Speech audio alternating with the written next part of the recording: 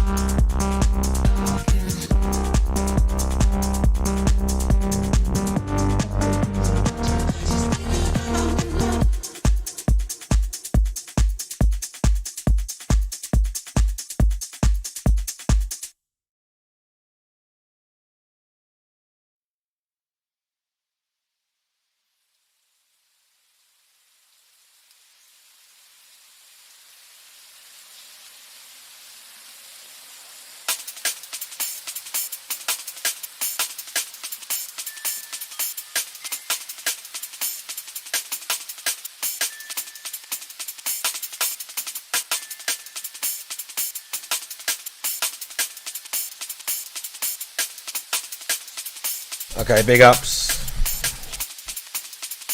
Welcome. Let's just ban a Twitch bot here. A kick bot, rather. I love the kick bots. Keeps me on my toes. Big ups. Welcome. I'm the guy. That marked one dude that for some reason people watch. I still haven't really worked it out.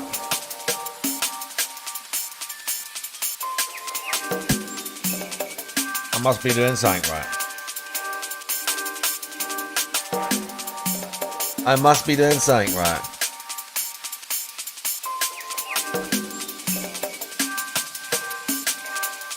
But good evening.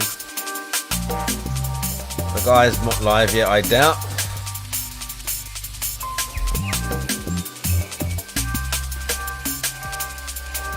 People in the chat are already ripping on him.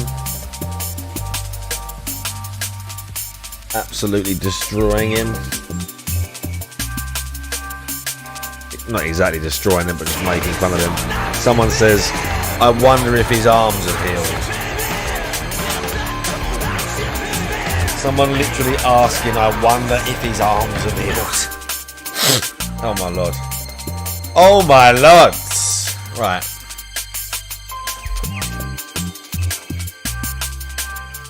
Anyway, big ups. I'm here. For some stupid reason. Marked ones here.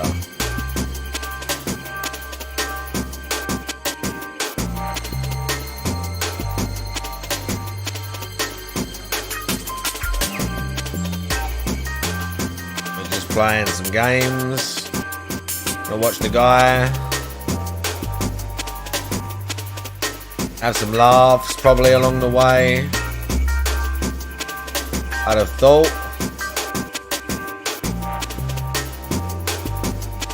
Oh, where have I got? What?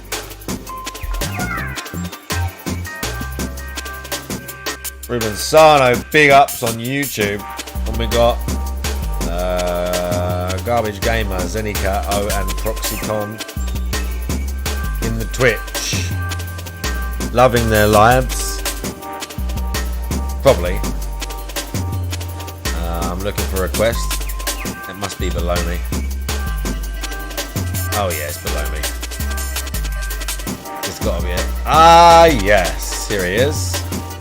Quest giver. There's a play going on. Interesting.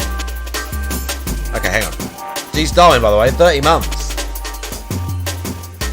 G Starwin 30 months on a 29-month streak. Big ups. We might play some Skate. We might play some Dying Light. We're still on a Borderlands kick as well.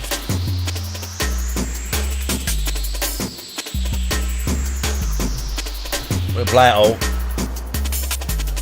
Chat to a lady. I'm going to let this song play out. I was going to say, you should always open these because I've got a purple gun out of one of these. I was normally half ignoring these things because most of the time it's ammo and shit. Ruben Sano, TBS are applying for new hosts, are they? I don't think I could commit to their schedule, if I'm be honest with you. They have a schedule and I think I'd find it hard to keep it. I feel like I'd find it hard to keep their schedule. Plus, like, people don't know who I am. You're gonna get like Ludwig or someone like that. Do you know what I mean? Like, people don't know who the fuck I am. Like, some people do. But most people are just like, who's some like, this is some like British dudes. Like, a few people know the Derek stuff. Do you know what I mean? It's fun. I feel like I gel with those guys when I go on there, but I'm not like, you know, I don't watch them enough and I don't feel like I have enough of a relationship with them anyway that it would be I have been a guest, but as I say, I do gel with those guys, but I don't think people would know me enough that it would be a success, if that makes sense. Do you know what I mean? I feel like they need someone that's oh, what the fuck? What's this lady doing? I feel like they need someone who they're more like probably a bigger name. A bigger name, do you know what I mean?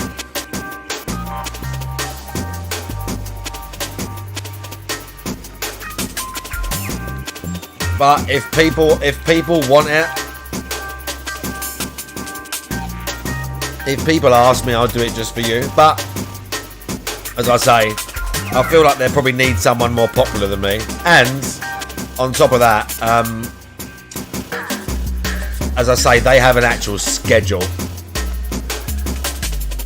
Those guys stream to a set schedule, and I wouldn't want to fuck their shit up by like not being available and all that sort of stuff.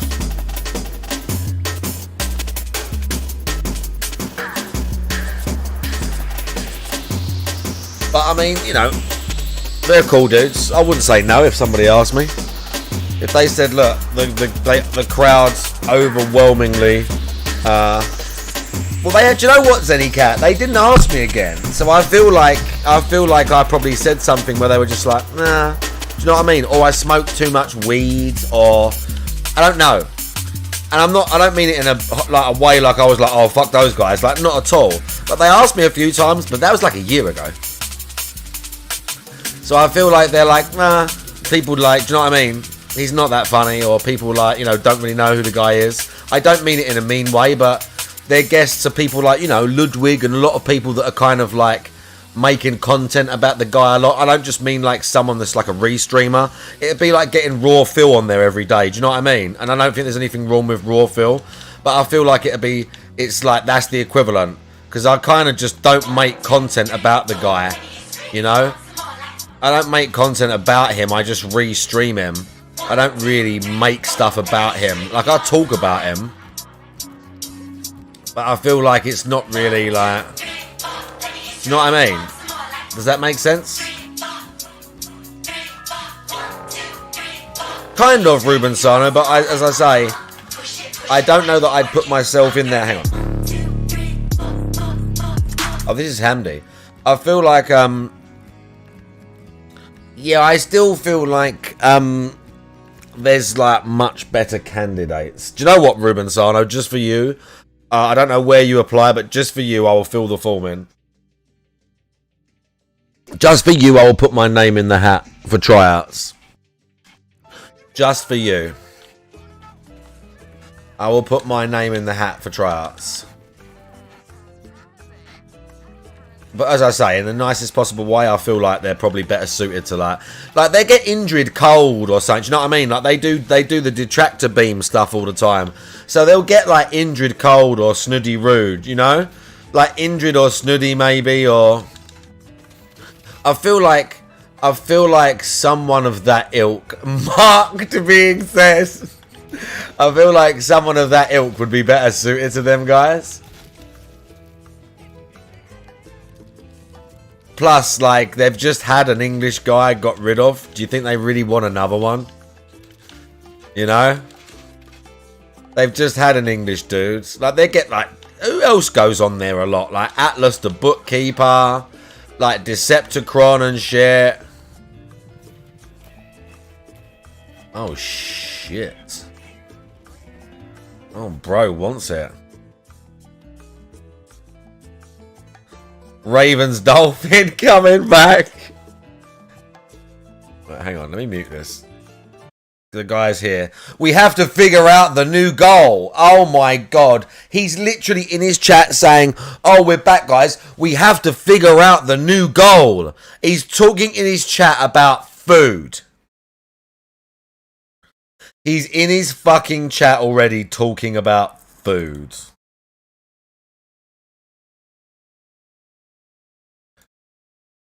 But yeah, if you watch them and you want to see me on there, shout at them and say Mark's one. Right, because I would fucking, obviously, again, I'm not going to go like seeking this sort of stuff for people, but obviously if I was asked, I would do it. It's all fun and games to me, you know what I mean?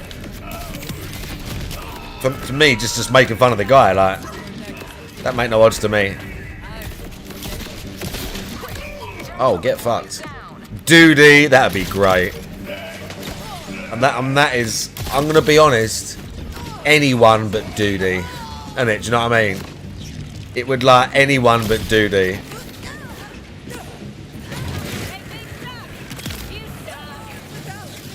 I have covered the whole I workout saga thing now, Ruben Sano. If you would like to watch my take on the whole I workout, I'm working out. If you'd like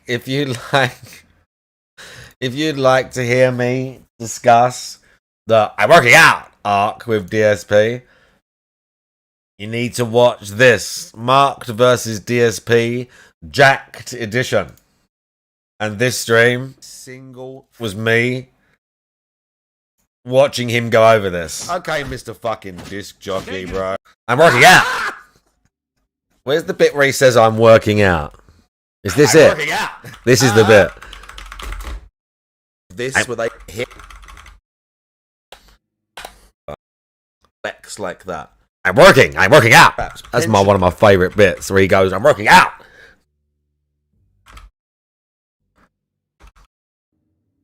I actually have muscle tone now because I'm actually working. I'm working out.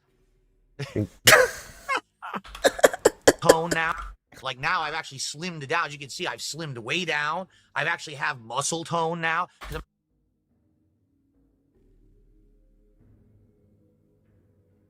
actually working. I'm working out. Big ups, King J Hags. So yeah, if you want to watch it, do you know what? Before the guy starts as well, can we get in a couple of rounds of Third Strike before he starts? I reckon we can, right? It's been a couple of days since I played Street Fighter. I wanted to play some the other day, but there was no one around to batter me on Street Fighter 6 or let me like just fight them. I might have to shout at the chat later and see if anyone wants to play Street Fighter 6. Because I haven't plugged my thing into Fight Cage yet, so we can't play Third Strike. I haven't plugged into to Fight Cage yet, so we can't play Third Strike. We could, because I did it last time, but we can't do it right now.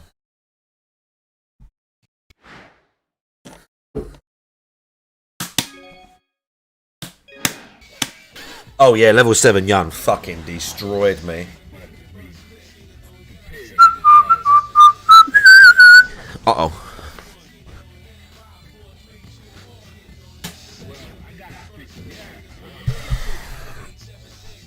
Should we try level 7 Yun again?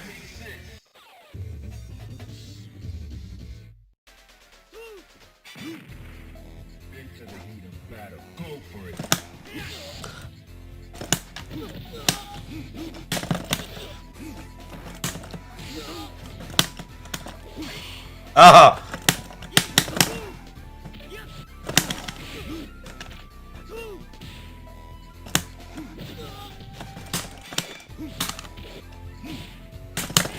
Ah!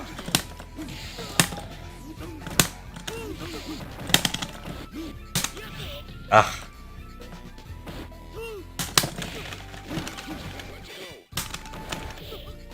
How did he? Oh, bro!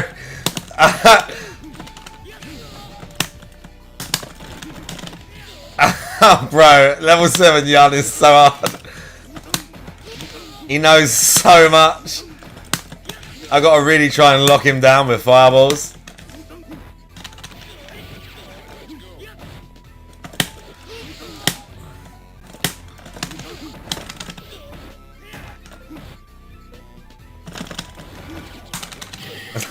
Oh, fuck me. Prepare to strike now.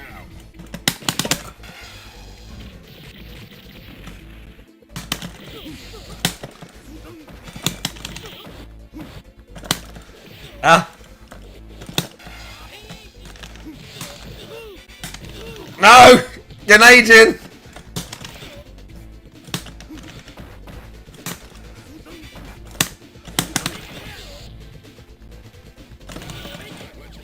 They're in air anti-airs, like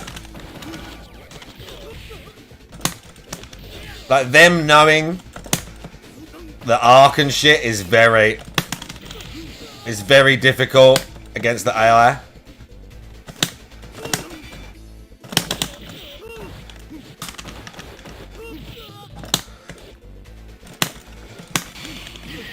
Oh! Did you see that clutch parry?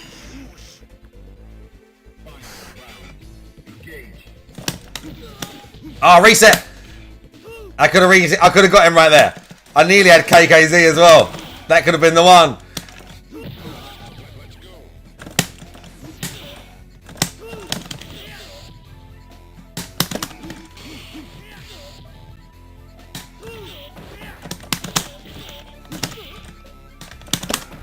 Oh.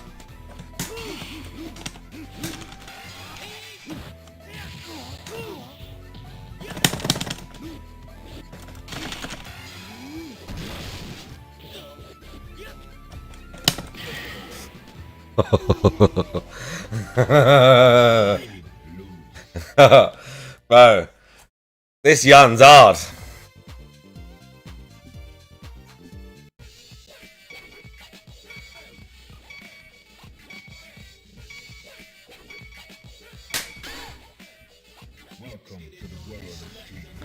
We go again. Should we fight Necro?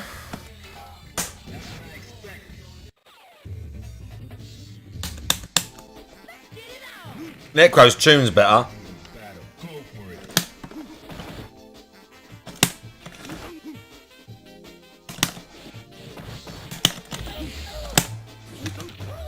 Ow.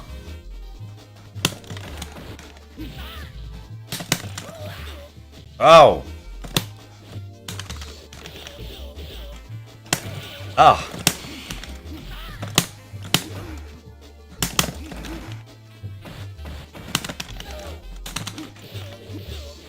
I really want to try and parry that attack. When he goes for that, it's probably a red parry. Like if I block the start of that.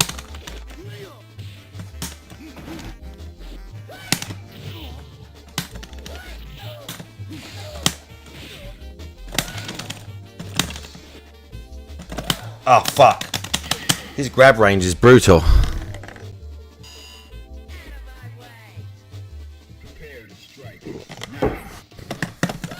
Ow.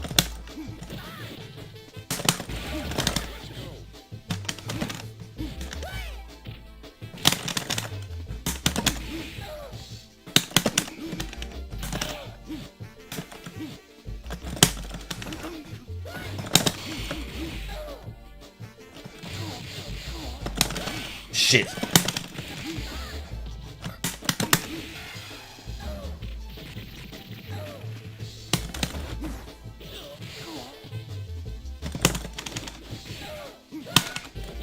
Oh!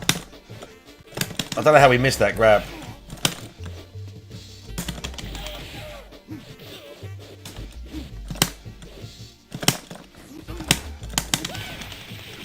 Oh, shit! Oh my god, I got so lucky there. Meanwhile, how you doing?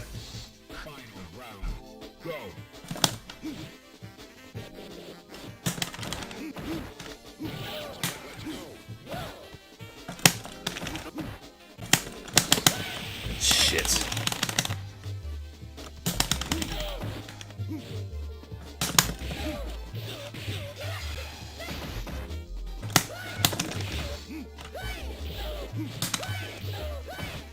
He tried his combo into super right there. Okay, I went to go for the thing right there, but it's fine.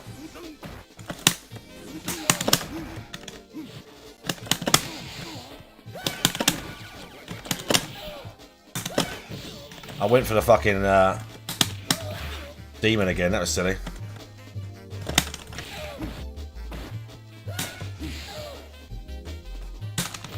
Oh! Oh, nice combo from the fucking AI Necro. Oh, I'm starting to sweat in these trousers. We need to change this up, dude. It's fine. I thought it was colder than it was downstairs.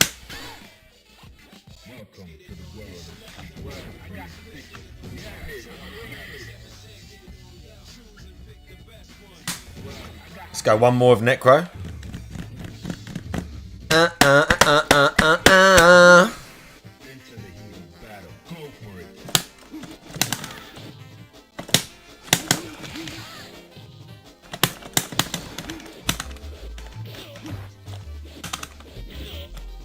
I need to get better at meaty grabs though.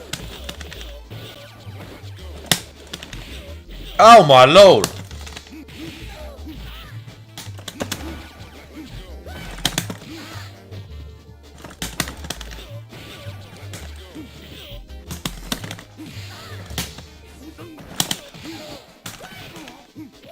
Shit.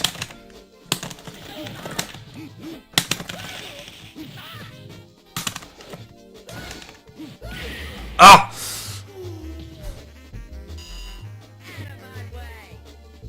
Are you ready? Go.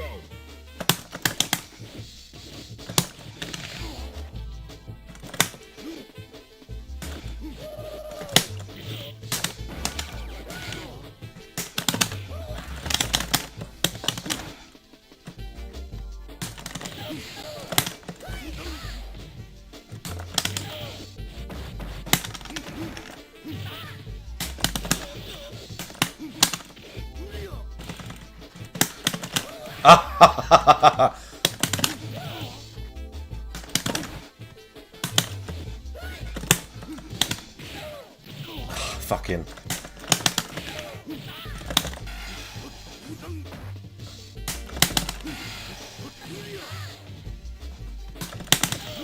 No! Okay, he kind of like... The AI was like being trash right there. Oh, the guy's here. Okay, hang on. Round. Now.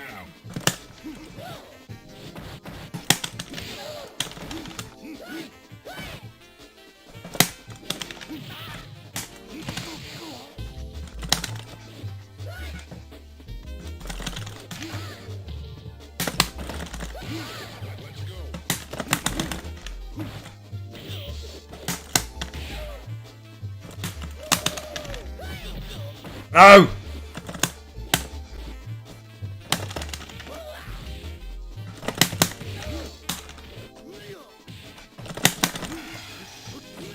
Yeah, let's go.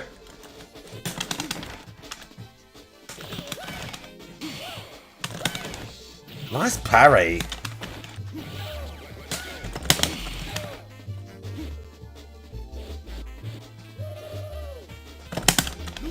No, no.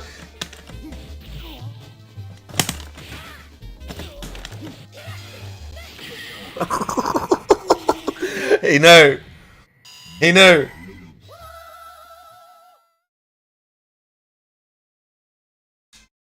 Necro done pretty well right there. Right, let's hear the Tism intro. I'm just gonna go and change my bottoms as well. Okay. Is it no podcast day today as well? Right, sit tight, hang on. Be right back.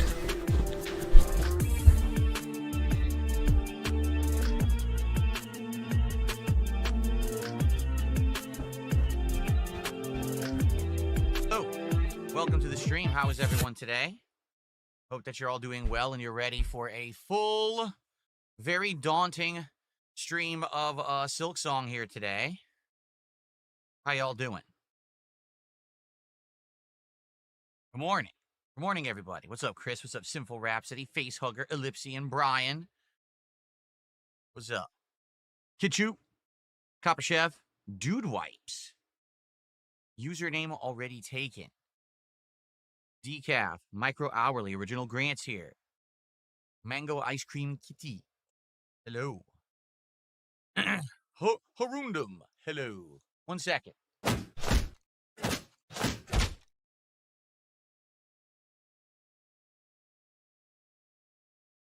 that was fast. Our first contribution has come in. It's a gifted sub from Lance Catamaran. Thank you to Lance for that. And I will say this. All right, this week, we are trying out this new idea. There is a sub goal that you can set up over on Kick. And I'm trying to hit 150 subs this week during my streaming week. Why? Because I lost something like over 200 subs recently. It was a bunch of gifted subs that expired. And we haven't had any major big events or things going on where people have really come by and dropped sub bombs at all. We've had a few subs here and there every day, which is great, but nothing, that would basically get us back those 200 lost subs. So we had a goal of 150. As of last night, we just got 8 on the late stream last night because we just started it. We just got another one, so now we're up to 9. Okay. Let's go over on Kick. Let's get some subs going today on Kick. Let's get that momentum rolling. Let's see if we can hit that goal by the end of Wednesday, because that's my streaming week. It's now through Wednesday, okay? 4 more days. Wow. We started off with money. Great. Gotcha, Let's how you get that doing? momentum rolling. We have not, no, Claude, we have not figured out the next DSP tries it. We're Come talking on, big about guy. Tell us about your it workout. last night on the late stream. And Let's get that momentum rolling. Up, which I'll be honest, I'm not really keen on either idea, but the first idea is Chick-fil-A. Chick-fil-A has a new sandwich that is a pretzel bun club sandwich. So it's like lettuce. Club sandwich. Yeah, you don't like fast food, by the way. Chicken on a pretzel bun. Am I sold that that's going to be like so unique and amazing? Not really. It pretty much looks like just what they would normally do, but on a pretzel bun. But so I'm not sure. Another thing that someone brought up, and this one I'm really not excited for. There is a Munchies meal again at Jack in the Box. This one they're calling the Monsters Munchies meal. What does that mean? It means that they have. Congrats that they're going to vote for that one now. That are huge. They have a giant mozzarella stick. It's like this big, and it's in this meal. They have a giant churro that's filled with something, and that's in this meal. Okay, so some large things that they have in this meal. But the last time that I had Jack in the Box, I had the T-Pain Munchies meal, and it was so utterly disgusting that like I was basically I had an upset stomach all day from eating pieces of it. So I'm not really sold on that one. Now, other people here are saying that there's something at Popeyes. Congrats, they're going to vote for that now. Look, Popeyes. They apparently have a hot one. Yeah, how about another flight of beers? An international flight of beers. It's just a sauce. Is it just sauce? A flight of beers. Popeyes and Hot Ones bundle. So it features a bundle of the sizzling sriracha dippers with a sriracha sachet, smoking rojo sandwich, and Darren Dab ghost wings, bone-in or boneless, with the last dab ranch. So it's a sandwich, it's sriracha dippers, and it's wings. Okay. I have never seen Hot Ones once in my life. I don't know anything about it besides celebrities sit down and eat hot sauce on wings. What? And basically, their eyes water and they like explode, right? That's all I know. So maybe I would do that. Let's first of all, before we even oh shit, let's turn this down. Hang on. Even available for delivery, right? Let's take a look here.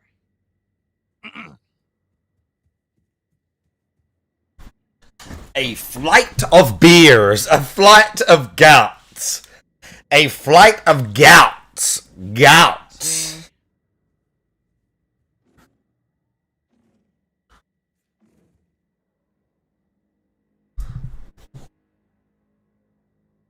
Yes, it is available. You can get it for delivery. This Hot Ones combo. So it's a sandwich, it's some kind of dippers, and it's wings all together. 3 different flavors too. I would say all right. That one I would consider. At least that's something completely different, and there's multiple items to try. Okay. All right. So I would say let's just eliminate. I would say box because it's disgusting garbage. So we so I would say Chick-fil-A, or we can we've immediately. Can you imagine, bro? You guys come up with, I know it's like very formulaic at this point, and I mean I'll do lots of other stuff as well.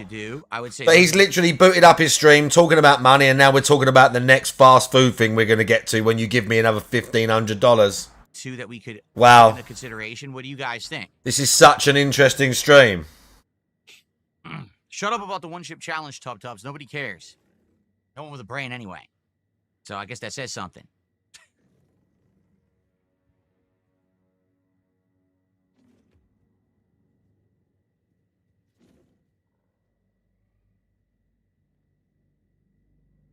Thank you, Euthanasia.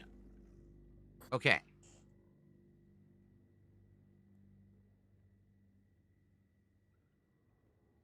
Apparently, one of the new hot things going on right now that's like a real popular thing is Dave's Hot Chicken. And I looked into it, but the closest one that I have is in Seattle, which is basically an hour drive, so I can't get it delivered. It's too far away. Oh, what a shame. If Dave's Hot Chicken moves out here, I will try it because that's supposed to be like virally popular right now. Everyone's talking about getting Dave's Hot Chicken. I've had Thai food before. Yes, I have. I've had Thai food. It could be pretty spicy depending on what you get. They put a lot of peanuts in their food.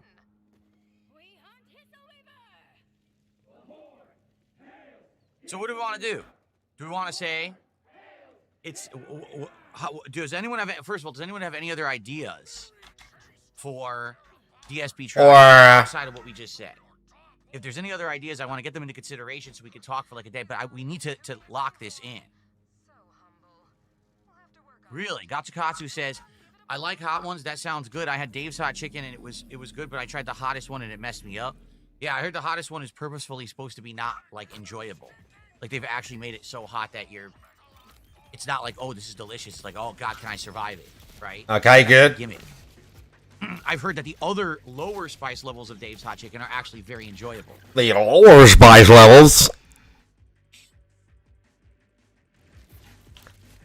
I've actually had an actual California burrito before, San Diego style. I don't know. There was a place out here called California burrito. He's normally always instantly talking about food, and I've had this and I haven't had that. Armand. 6-cent Canadian super chat. First contribution of the day via super chat. Saying, am I enjoying my PC? I'm amazing. Well, there's two separate statements. Yes, I am enjoying being a PC gamer. It's been about a year now. And time flies, let me tell you. Absolutely time flies. It doesn't feel like it's been a year, but it has been. And okay, yes, I am enjoying the PC for the most part. There's a couple things where games have not run well and we get it. Optimization wasn't great, or I'm forced to use the DLSS to get good performance. But at the same time, since I don't really care about that, I'm fine with it. A lot of like PC purists are so against DLSS and using it, and they're like, oh, the game should just run beautifully without it. But I actually am fine with using it, and I'm having a great time with PC gaming, yes. Yeah, we get it. Okay. So thank you to Armand. And thank you for the kind words.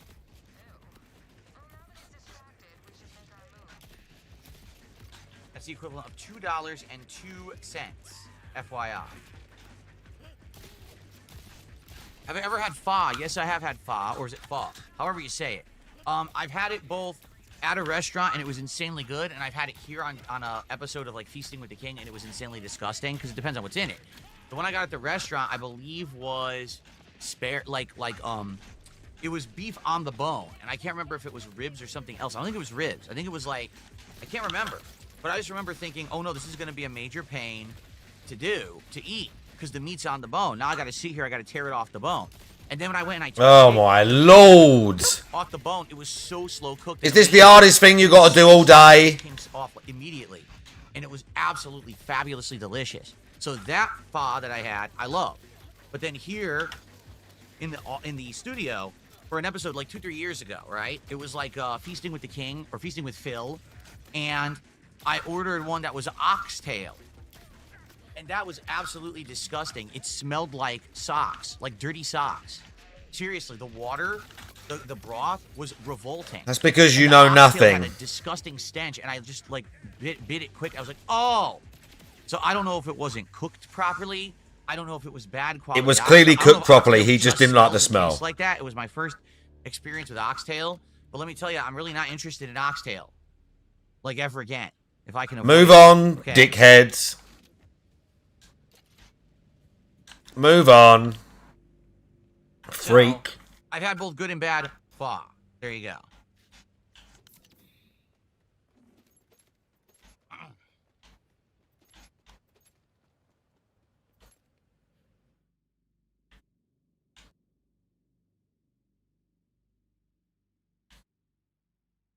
Okay.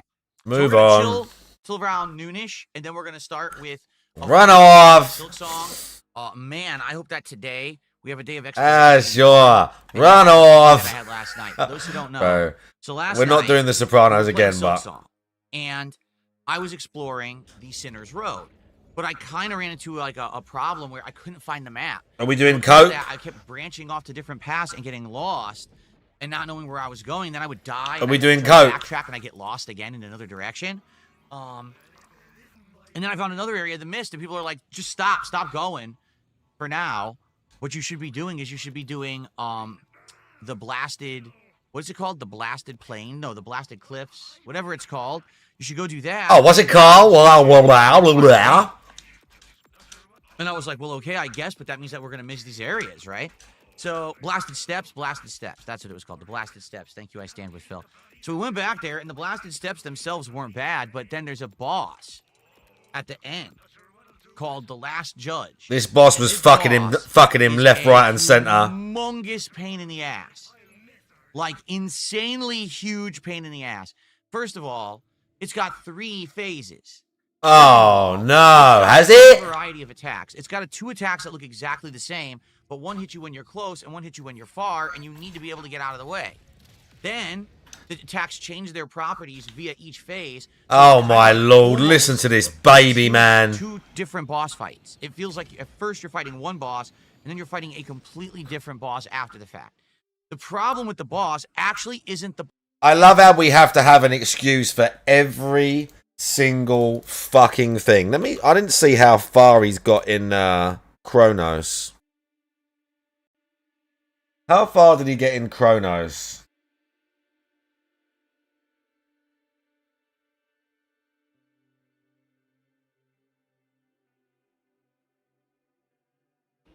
Okay, folks, welcome back.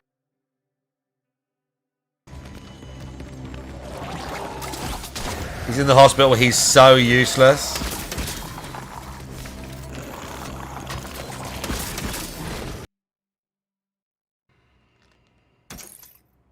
He's got some ammo and stuff now.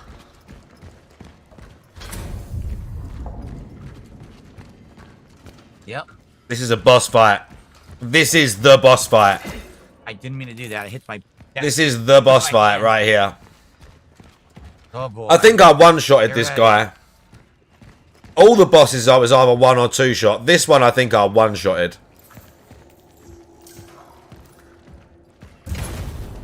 Hi. Oh wow, you look really surprised. I guarantee you he knows everything that's coming. This guy knows, he walks straight into the dark. At that bit, you're trying all the rooms and you're like, you know it's a boss fight, but you don't know what's happening. The lights went out and I'm like, oh. It comes back and there's this giant enemy in front of you versus most of them. And I'm like, and I just run. Look, he's immediately... Wow, he fucked that up. Wow, he really sucks. I didn't mean to do that. Fuck, I don't remember how to do these. I don't remember how to do them. I can't do the things. I haven't done it in too long. I can't remember how to do it. Wow. This is ass. How do I do these? Hold on. How the fuck do I do this? I haven't done it in long enough. I just tried left bumper and it shot a pyre.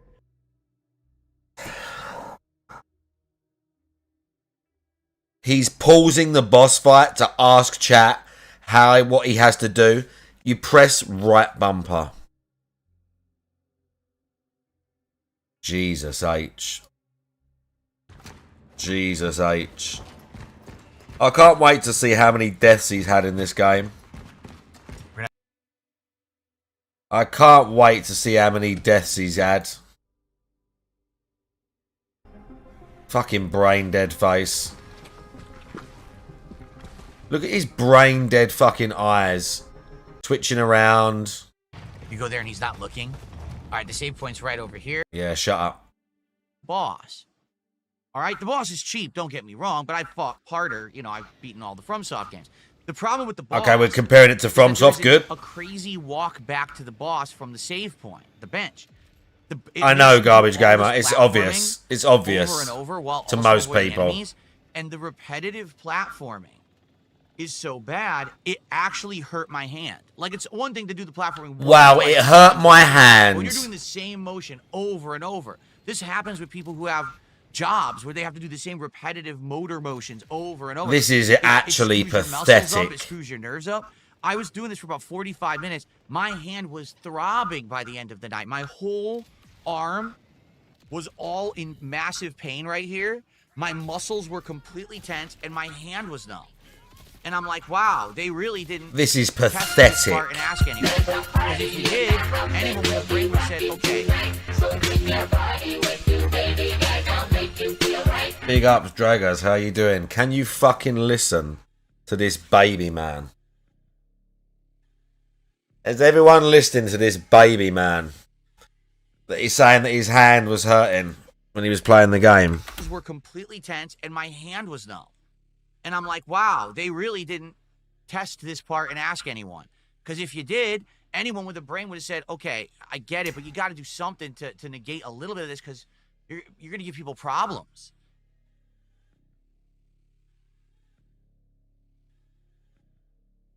It's giving people problems. Life Matrix, how you doing? They didn't fix this because the testers would have gone, oh, this bit's going to make people's hands, like, break.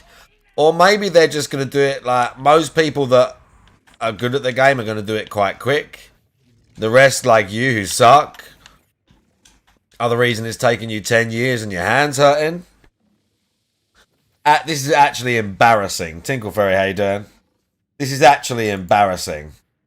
This is embarrassing. Embarrassing. In their fucking hands. Like, this is crazy what you're doing here. This is embarrassing. So, that was my problem. This with is it. It so wasn't embarrassing the to listen boss. to. It was the walk back to the boss was way too long. The and walk back to the by the way, boss? at the time, it's not like it was a big deal or like you felt accomplished to do it. It's just annoying.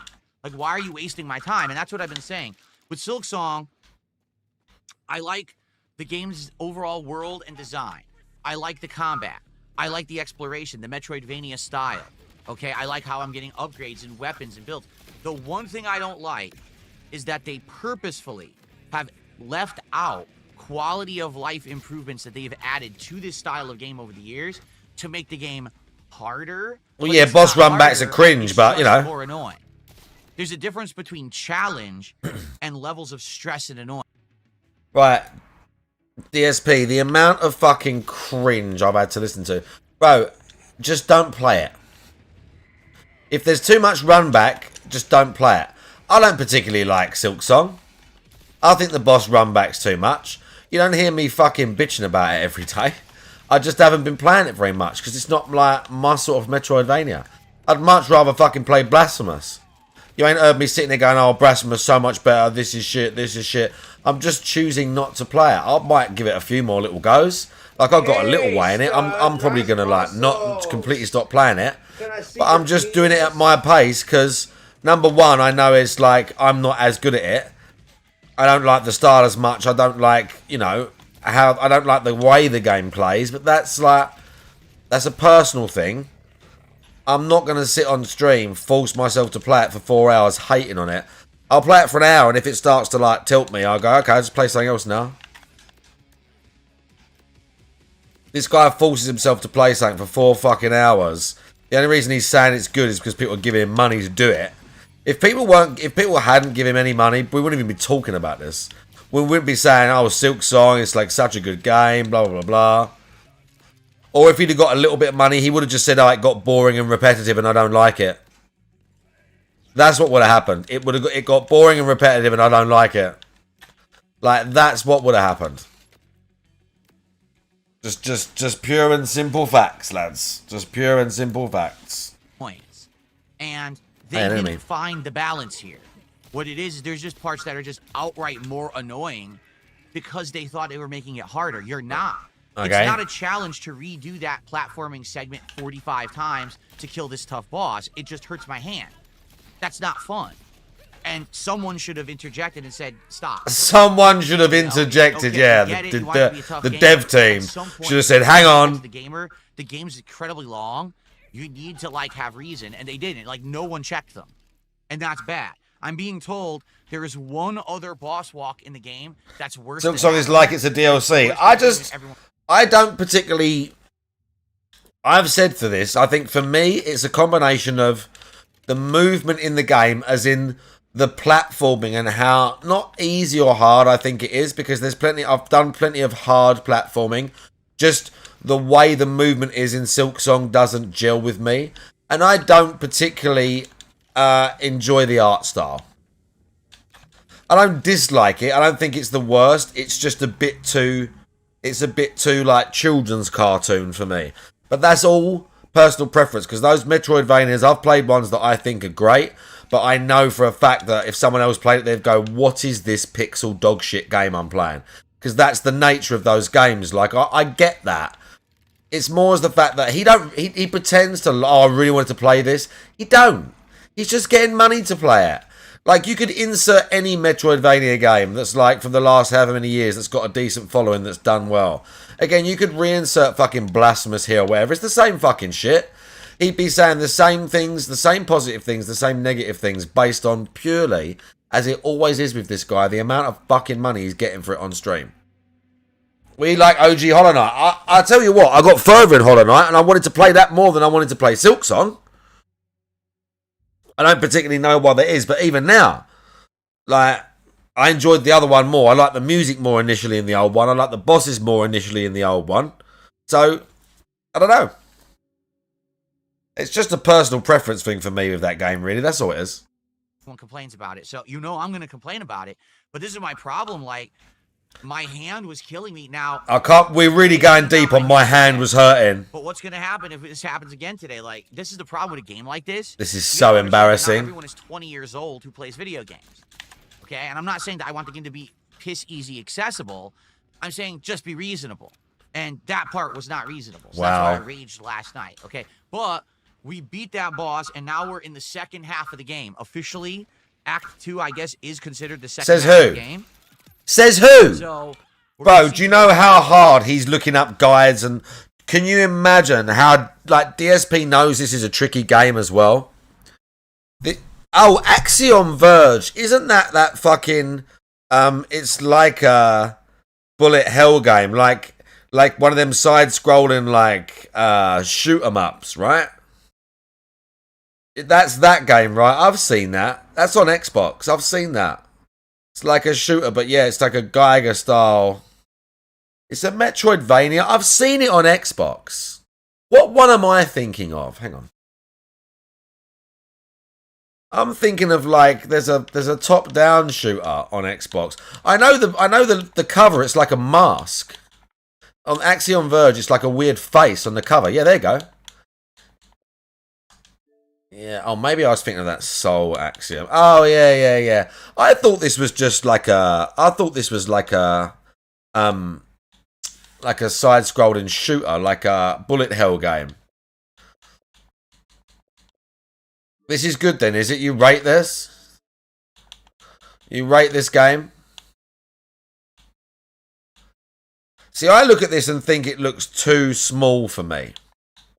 I look at this one and I think it looks too small for me. Like the character models and stuff, I feel like, oh, that looks a bit too small for me. Do you know what I mean?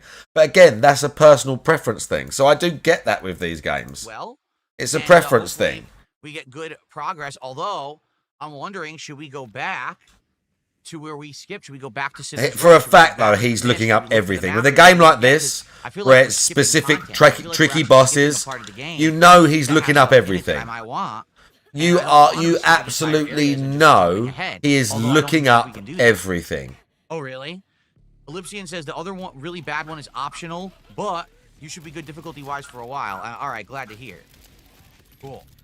Oh, yeah, oh, really? Oh, yeah, like you don't know. He's Googling everything. Check for Act 2. It's both thematic and by design to prepare for tougher He's bosses. Googling Again, everything, chat. Don't forget, I'm being honest. we're going all the way... Right. I wanted to have, like, okay, almost like a false... I remember watching him doing the Sekiro. I remember when he was playing Sekiro, and multiple times in the Sekiro playthrough, he knew things coming up and then said them without thinking about it. He was in Hirata, which is like at the end of the game, you go back to a starting game area. And he was there, and he was talking like he'd done a bunch of stuff there.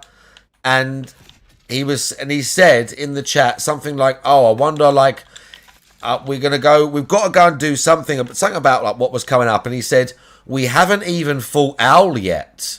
Owl is one of the bosses, yeah? But you don't, when you go back to, when you're in the Hirata at the start of the game, you don't fight Owl there. You just meet him there. So when he was talking about it, he said, oh, we haven't fought Owl yet. And then he corrected himself. I can't remember what he said after, but he said, oh, we haven't seen him or something like that. And it's like you have no idea the boss you're going to fight Owl. You've already fought him at this point in the game. So there's no reason for you to think you're even going to fight him again. And it was just so obvious. Like, the bit with the ape that was obvious. The way he fought, to me, the way he fought Ishin was very obvious that he looked at guides of how you fight him. There was just a bunch of things just in that game alone, because I was like so into that game at the time, that I remember just shit that there's just shit that you would never learn, just sort of like plutonically is maybe not the right word to use for a computer game, but kind of like that, just like shit you would have never learned naturally. But he just seemed to know this stuff and make comments about it, and you're like, oh, okay, yeah, sure. Like, it's obvious to me that he was looking shit up way, way before. Walrus, big ups. Second half. I get it. And the boss itself, I'm not annoyed with. It was the walk. If there was no walk back to that Oh, boss, yeah, the boss I itself. wouldn't have had a single complaint. Yeah, I would have raged at the boss, but, you know, the problem is, dude, I'm fucking 43 years old. All right? My hand isn't what it used to be. I like the game. I want to be able to play it. Why the fuck are you putting this annoyance thing in there that's fucking with my body? Like, stop. Oh, You know, DSP, again, shut it's not the challenge, fuck it's not up. like, oh, I overcame it. It's you're fucking hurting me for real. Like, can you have some like Jesus self-awareness Christ, and limitations DSP. to what you're putting in your game? Shut To the say, fuck gamers up. don't hurt themselves when they This fucking is play it. Like, embarrassing, man. they really should have had someone say, okay, that's enough. Stop. Have some reason. You know what I mean? And they didn't. Anyway, so I'm excited for today. I just hope that my hand holds out. I really do. Ah!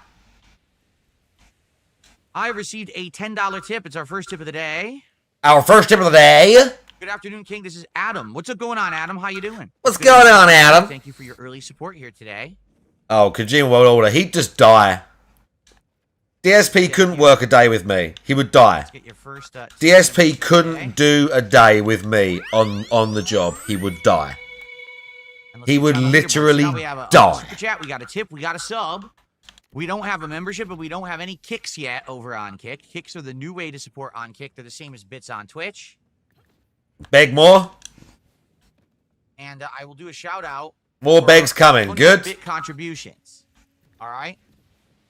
Again, I have a goal that I set up for subs this week. I'm trying to get back to where I was on Kick because I lost a ton of subs on Arbitrary sub goal where you get nothing. when I was off. I'm trying to get 150 subs by the end of Wednesday.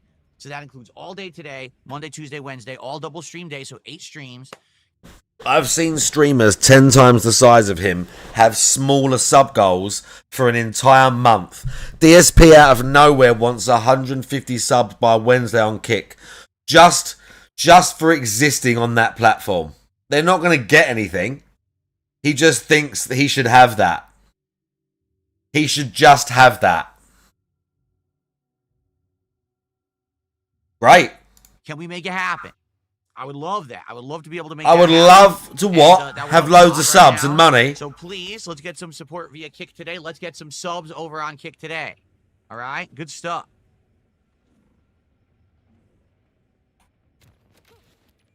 What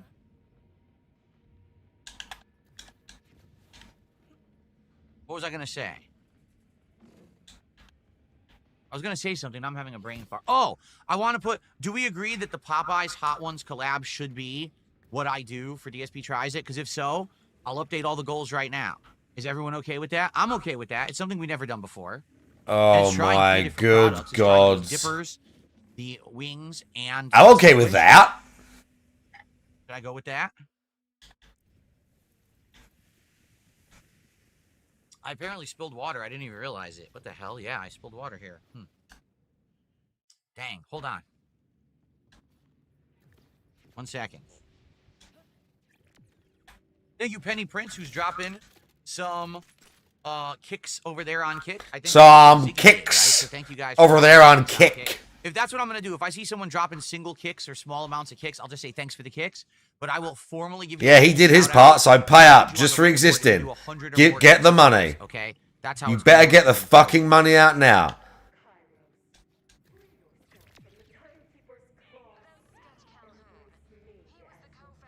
All right, people want Popeyes, you'll get it. We'll do the Hot Ones Popeyes collab. Let's do it. So let's put that into the goals. Let's do it. Here's the goals command.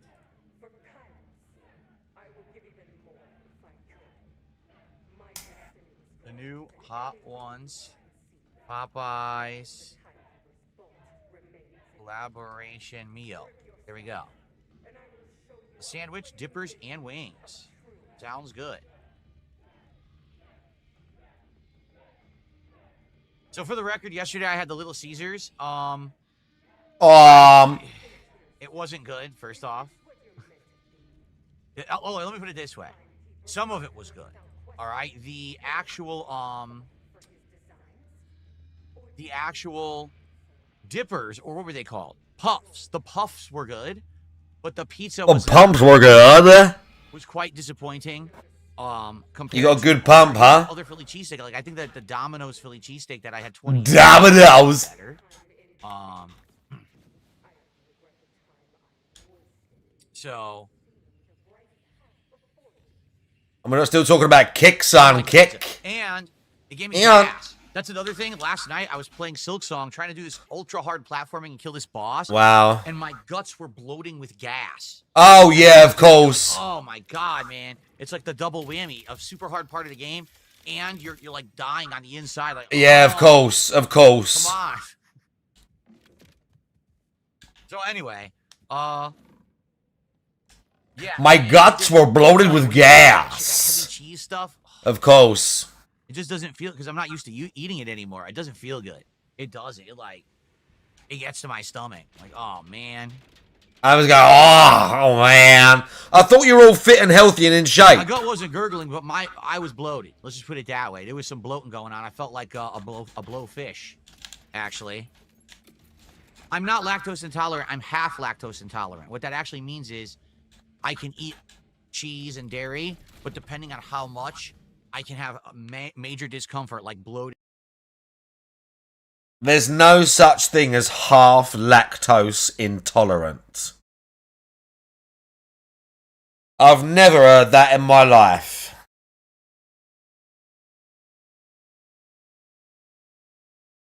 He just said, I can eat some stuff, but depending on how much. Well, then it's an amount, like, there's an amount thing. It's not that you... Bro. Or whatever. Do you know what? Let's just move on. I dyed my hair again today, chat. Look, we went rose gold today. Rose, like, that pink, the lighter pink. This is my favourite shade of pink for my hair to be. So, big ups. Let's move on. Putting gas and having to go to the bathroom. But I can digest it. It just gives me those gastrointestinal problems. Yes.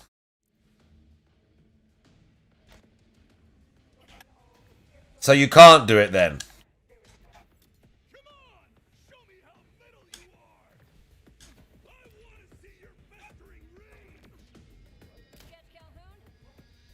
Okay.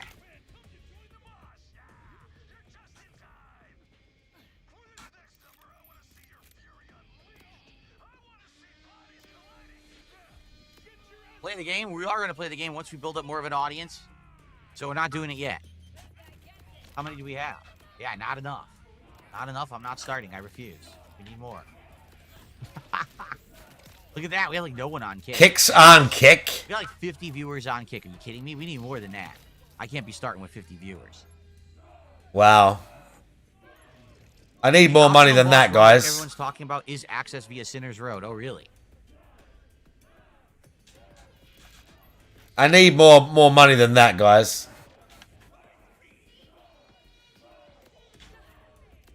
What is the lighting theme? It is supposed to be deep sea.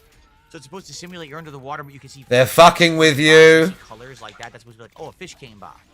Yeah, that's what it's supposed to be. He's so clueless.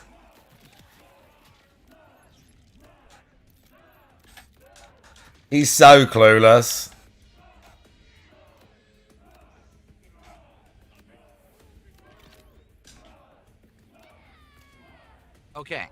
Can we get some support for Silk Song today? We're still begging. Let's keep it going. We actually have had good support for the last many streams. The only stream we didn't get support for last week was Suikoden 2.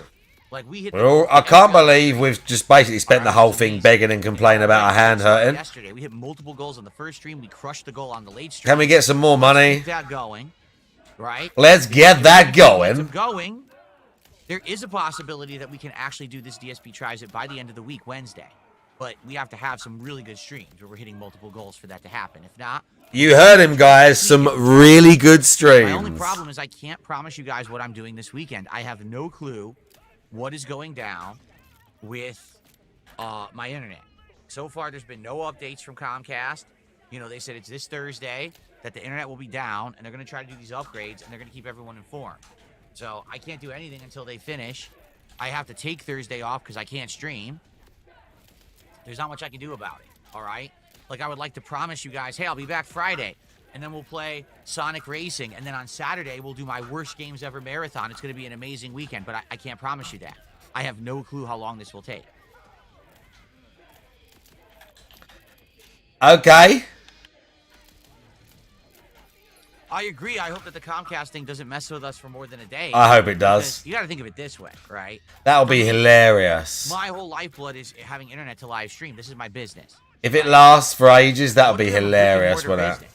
Right? Imagine how bent out of shape he's going to be. Shit. But you can't operate properly because you don't have internet.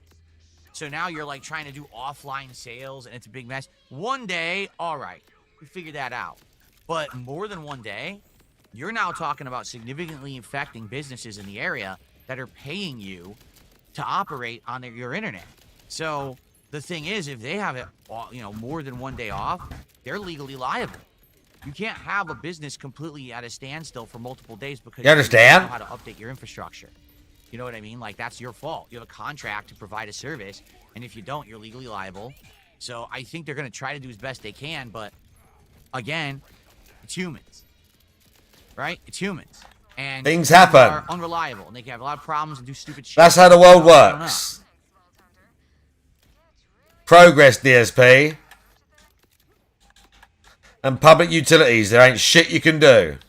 Thank you to Lance Catamaran. He did 100 kicks. Oh, great, Lance. Significant kicks of the day. The guy with the biggest social life in the stream chat. Lance Catamaran. A very well-adjusted individual, clearly. Yeah, thank you, Lance. Increase the price of Xboxes.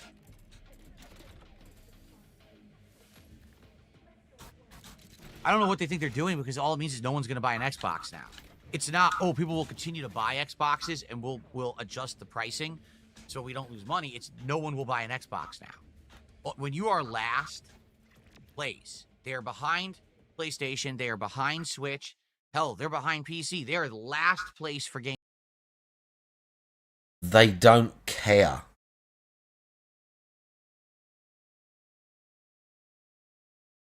I mean, I don't mean it in the sense of they don't want to make money, but they're not trying to fight everybody else.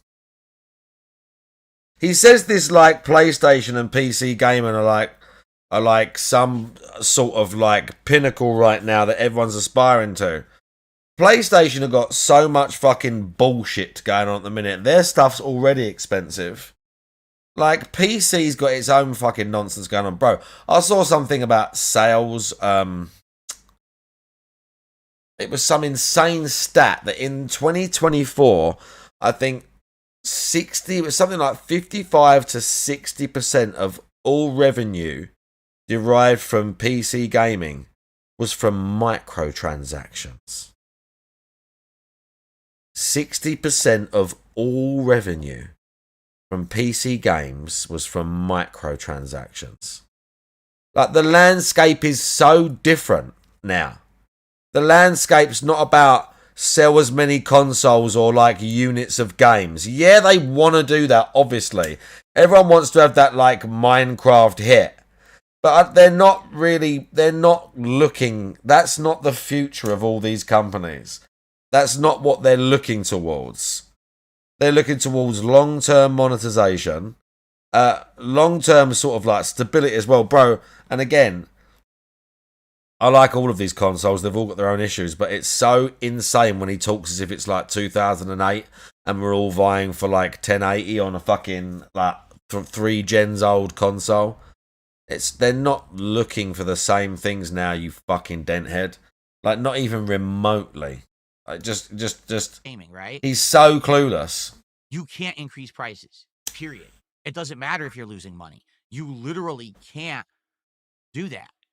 You're already in last place. You have But they just did. to try to be competitive.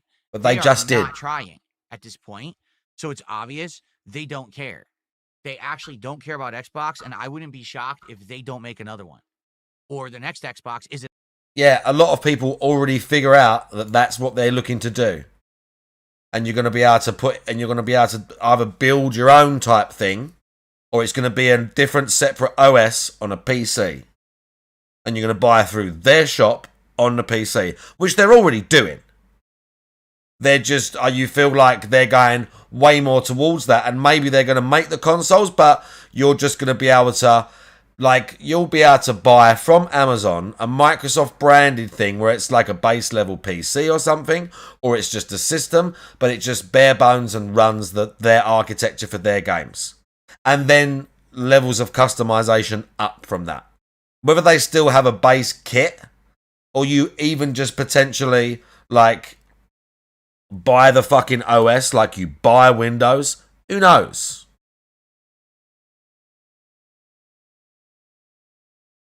But it's very obvious to everyone that they're trying to go with Game Pass and all that shit there, subscriptions. What we got here? What we got here?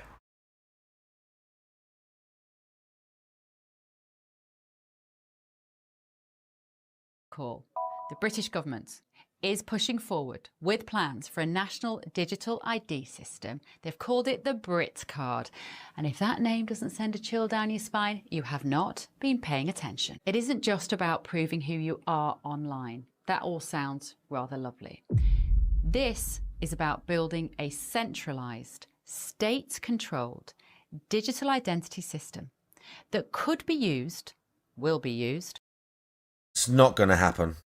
to link your finances, your medical history, your travel movements, your social media activity, even your social activity in real life, and more. It's quite frankly a digital dog tag. This is not going to happen. And once it's clipped around your neck, you will not be able to. They can fuck us over all we like for the social media stuff and the things we say, all that.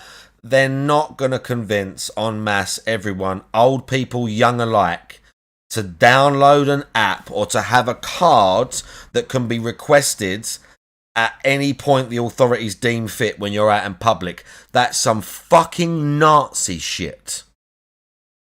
That's some fucking Nazi level shit, bruv. Exactly, garbage gamer. Exactly. There's no way, there's not a chance in hell, and there will be mass civil disobedience and people will not comply.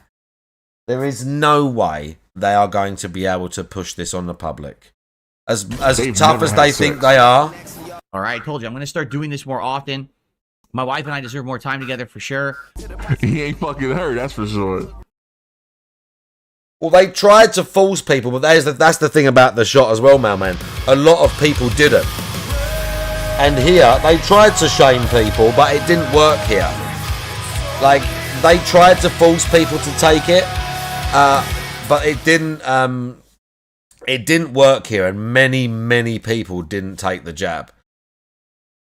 But there's no way they're going to be able to, like, force en masse and criminalise you not having some ID card. Oh, look at People that. will, like, want it. People will want it. As in, like, some people will lap it up. And people will comply, but many people won't. And there's going to be so many millions that don't. There's just, they can't, there's levels. They got a lot of control. They haven't quite got that much. I know those people do exist. They are part of the problem. those people are part of the problem. They want the government to step on us, or they think that their government, the people on their side, are like virtuous, and when they get into power, it's all going to be different. Like there are people who still wear masks. There are a few people who still wear masks. By the way, insanity as well, Hayden. There are a few people who still wear masks. That shit is absolutely wild. There are people still wearing the masks as if walking around with a paper mask that lets in all microbes and germs and bacteria, because bacteria is obviously tiny particles that go through the giant gaps in the mask like that, but they're still walking around with one on. There are some people who had like all the shots, all the boosters, yeah. I mean, they're just cheap. Those people would be, in like years ago, those people would be dead. Those people years ago needed the church, or they would just be dead. Those people are so clueless, like they would just die. Those people would just die. Would have died 100, 200, 500 years ago. It's survival of the fittest, Darwinism. Those people, they don't have the survival instincts. They wanted you to wear armbands. What? COVID shit. They do only listen to the telly. There's a man I see every morning with a mask. He walks centre of the road to stay clear of people. Amazing. Completely brainwashed. Yeah, but like, the world needs those people. The world needs lemmings. The world needs lemmings. Okay? They wanted to treat it. Oh, what? Yeah, again, like.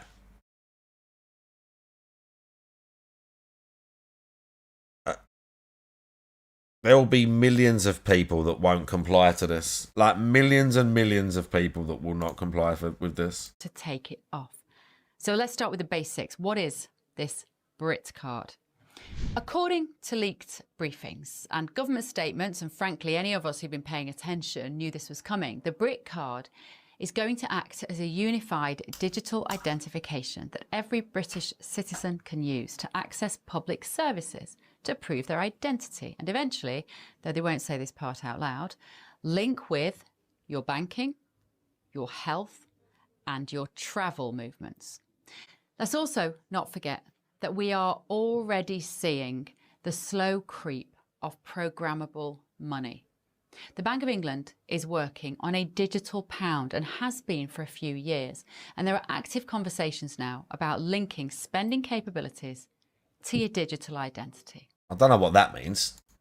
That means if your ID is flagged, limited, or suspended, I don't know, because maybe you said some hurty words on social media, that will mean you can't access your own money. Just let that sink in. The government already has a proven track record of making life extremely difficult for people who don't toe their Natural very born slaves narrow is correct. line. I've heard the term. From freezing protesters' bank accounts to threatening censorship online, the precedent is clear. Give power-hungry bureaucrats without sufficient conscience or imagination a system like Britcard, and you're handing these idiots the keys to your digital life. And just wait until it's tied to your carbon tracking or your health data. You didn't recycle this week? Points will be deducted. Bought too much red meat? You can tell they want a digital currency. Access denied. Did you say something misleading? Perhaps they some want all this stuff. The kind of stuff that they want you all this know stuff to be true on social media. Your account will be flagged. If you think that is far-fetched... Wow, man, you're not wrong, honestly. Honestly, the next... websites... I don't know how many years, but honestly, you're not wrong. You're not wrong. We're... And the UK itself, like, we are on the verge. We basically are a third world nation at this point. The money, the debt, the public services, the amount of people, the immigration issue, the social cohesion.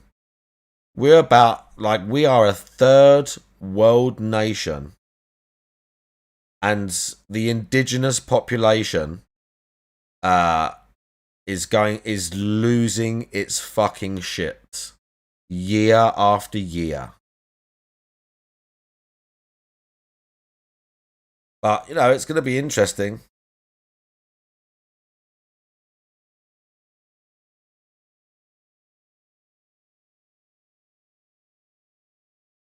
Yeah, it's true. I don't think it reverses.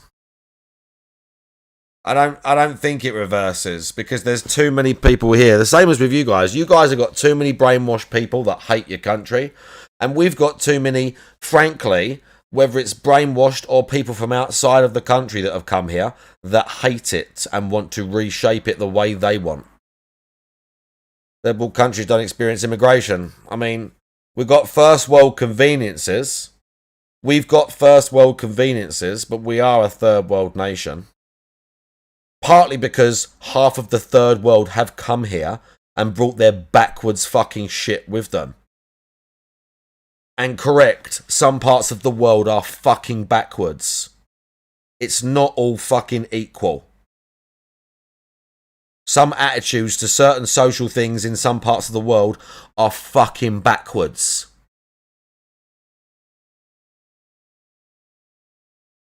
Yeah, but even money-wise, we might like even in terms of how much money we make. Yeah, maybe we make more than some fucking nowhere in the middle of the Middle East.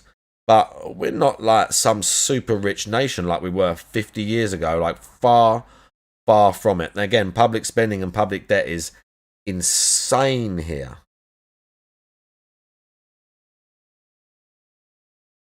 Yeah. They're gonna fix all the problems.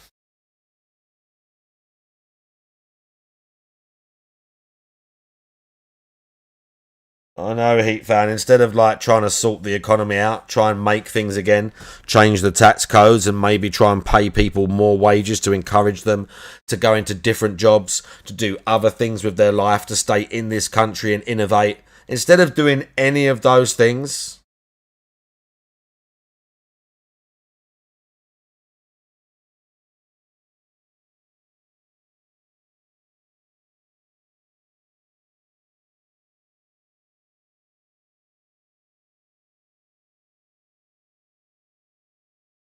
I mean, a lot of them aren't fleeing war, no. But the ones that are coming all the way here, and we're not for one specific reason. It's not even about regardless of all of that, it's it's just not going back. That's the point. It's at this point, regardless of all of that, and what side of the political spectrum you're on with regards to all this. It matters because it matters who fucking did this to us, but it's not going back. I don't think it's going back. We're not voting our way out of this. Hey, buddy. We're not voting our way out of this. Brian S. Big ups. Like Mailman says, America's probably not voting its way out either. Because whatever other lunatic they put up next to Trump this time, or whatever happens, the divides are still there. You just had a fucking political murder. And regardless of whether or not you're on that side of the politics, you got half the country lying and saying that a guy was a Nazi. You got actual politicians and media people saying that a dude who is just basically right-wing Christian was a Nazi and he was murdered over it. And half the country think it's acceptable, including politicians, media sources, and, leading political figures are basically saying, yeah, well, because he's on the other side, it's cool for us to kill him.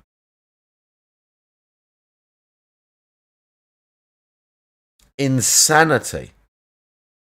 Insanity.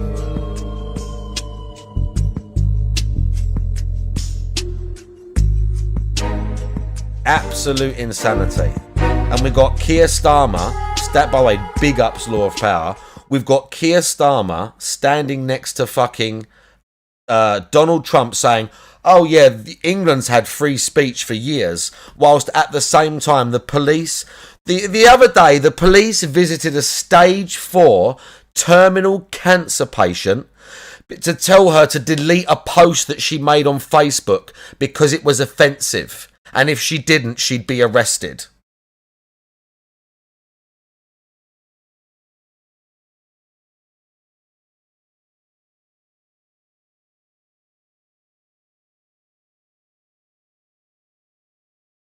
Let me read you something else. Let me read you something else about this absolute Nazi shithole of a country that I live in. I hope the state is listening so you know how much I hate you and how much I hope the fucking, like, everyone fucking revolts and rises up against you, the police. Like, I hate all of you. Like, it's a literal it's some fucking Orwellian shit that we're living through right now. This is Orwellian shit that they're doing in this fucking country. But let me read you something. This is a list from 2023. This is a list from 2023. Let me just find it. Hang on. I had it right here. Okay. Oh, look at that. 2023. This is 2023, right? This is the countries in the world with the highest number of arrests for online comments. Okay? Russia. Now, do we agree that Russia's a country where you're not allowed to say bad things about the leader and we feel like speech is less free than somewhere like Russia or America? Maybe particularly online or places like that. So in Russia, they arrested 400 people. 400 people in 2023. 400 people were arrested for comments they made online. Now, because it is very extreme there, maybe people know better and they think those things, but they don't post them on the internet. Okay? In Russia, they arrested 400 people. In 2023, Germany. Now, Germany, big player in the EU. They've got a lot of the weird nonsense, self-hating, woke shit that the UK's got going on. I'm not too familiar with them. But in Germany, quite like What's Name Society, they arrested 3,500 people. 3,500 people for comments they made on the internet in 2023. So, almost 10 times the amount that Russia arrested, yeah? How many people do you think they arrested in the UK in 2023 for comments they made on the internet? How many people do you think they arrested in the UK? 400 in Russia, 3,500 in Germany. You say 20k? 5k? Anyone else? 7k? In the UK, in 2023, they arrested 12,000 people for comments made on the internet. 12,183 people were arrested in the UK for comments there. But America arrested 50. America arrested 50. 50. And our Prime Minister stands next to Donald Trump and says that we have free speech in this country. What a fucking cunt.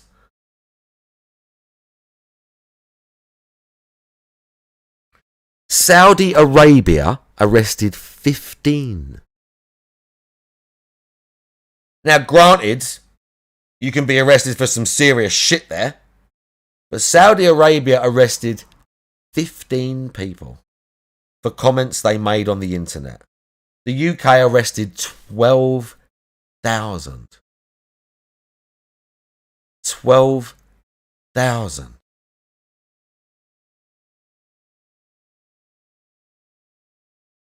Yeah, that was great. We watched that the other day, Trump shitting on Khan. That Mayor Khan, he just calls him Khan. Khan, Mayor Khan. It's well funny.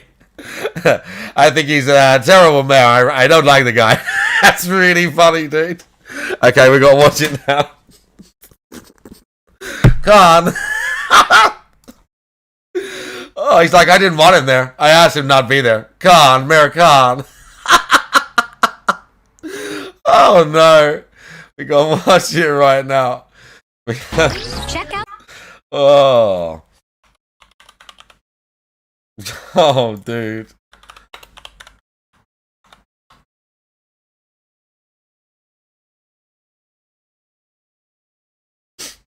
This is it. Oh, I need... Who had it?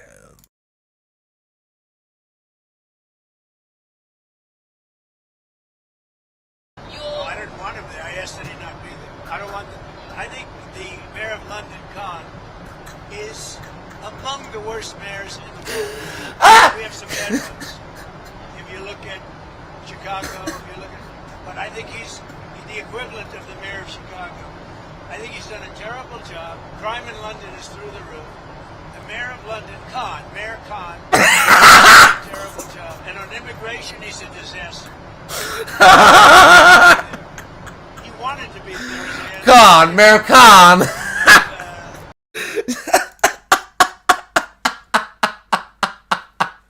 Said it twice, just so he knows. I'm talking about you, Sadiq, you piece of shit. Oh. Khan, Mayor Khan.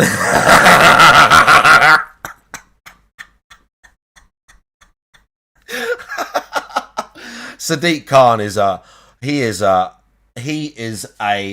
hideous. Sadiq Khan is a hideous, slimy, disgusting, abhorrent scumbag cunt. He's a fucking stain on the capital city of this country. He is a disgusting human being. A disgusting, despicable, racist, anti-English piece of shit. If you've been paying attention to him for the last 5 to 10 years.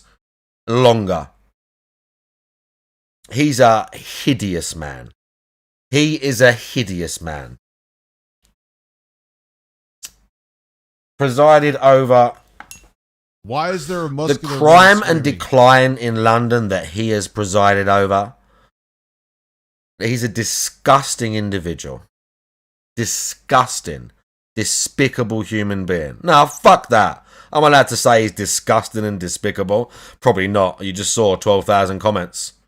They'll be knocking. You said Sadiq Khan was disgusting. He fucking is. Also, it's called an opinion, bruv. But yeah, that's what we get arrested for nowadays. Khan, Mayor Khan. Khan, Mayor Khan. Khan.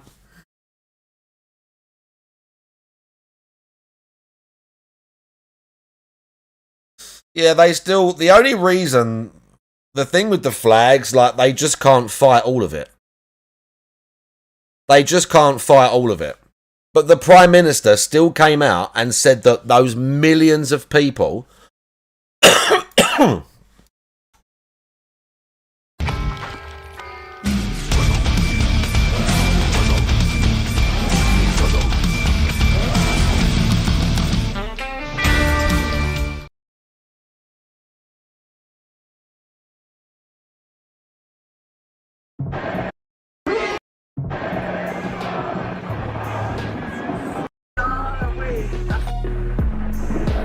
The Prime Minister said all these people are racists. They said that all these people are racists. He said that all of these people are just racists.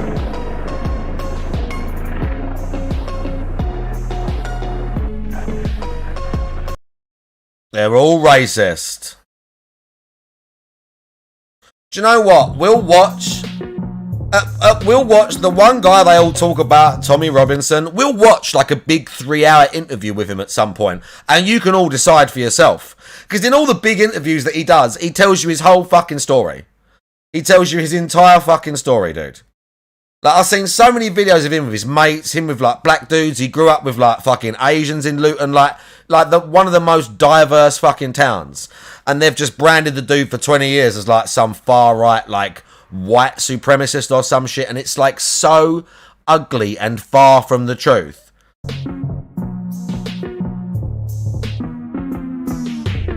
But, yeah, like it's mental. It's mental, ProxyCon, what they've done to him.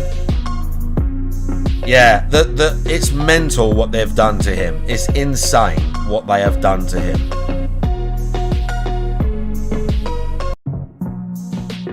These are all racists, according to our Prime Minister. All these people are racist. All these people are racist. They're all racist. Look how racist they all look.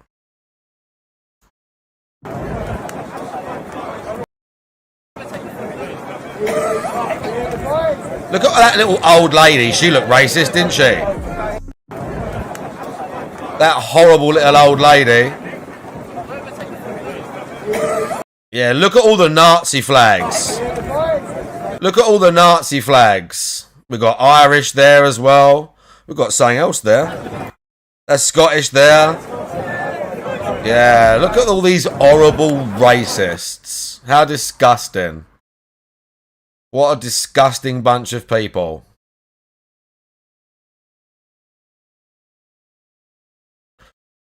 Imagine not, and as well, imagine hating your own country so much. Imagine being such a child. So mentally and intellectually weak that on the one hand, you can see that the flaws and the historical, issues that have taken place. But also understand that being born somewhere and learning about the history of it, your parents and your family, and a lot of people grew up, even if you're not from here from thousands of years ago, it doesn't matter, that this is the sort of crucible that built your family and your immediate, your surroundings, and that you're part of this giant thing that's been going on for thousands of years through history, and that having national pride and enjoying the culture and being from somewhere does not mean that you think that you're better than somebody else from some other part of the world that you've never met just because of the place that you're born or your skin color or some bullshit like that, and that most of you judge everybody as individuals and we judge actions. We don't just look and say you're a different color, you speak a different language.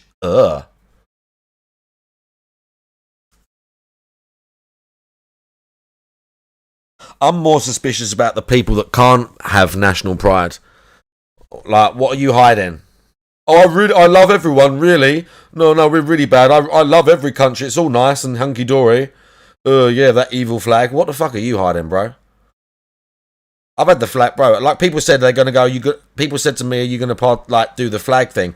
I've had a flag outside my fucking house for 2 years, mate. Longer. I'm not fucking scared. I've had a flag outside this house for 2 fucking years, mate. This is England. I like where I'm from. This is a great country. The countryside and that, there's nothing. I've been to a bunch of places. The countryside here, there's nothing. I've never been anywhere like it in the world. But it doesn't mean that I think it's way better than France, or some of France is gorgeous. The French coast, the west coast of France, we used to go with my mum and dad. It's so idyllic. It's beautiful, dude. Brittany, where we used to go, it's fucking gorgeous. Amazing place to visit. Doesn't mean I think it's better than here or better than there or better than wherever. It's just experiences as a human being. It's embarrassing. It's embarrassing. Correct, Riahan. They want to be something. They want to be part of something because they haven't got any self-worth.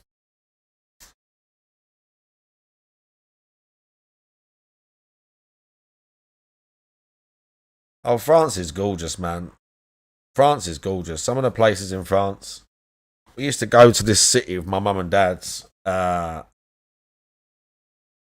Street view it up.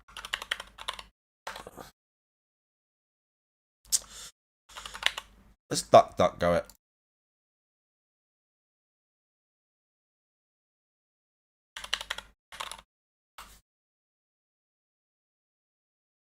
We could get a little street view going on maybe, but there's this this city. It's like about 20 minutes from where their house was. There's like, yeah, there's got the cathedral in the centre of it, but like, mate, this city is like one of the most gorgeous places I've ever been in my life.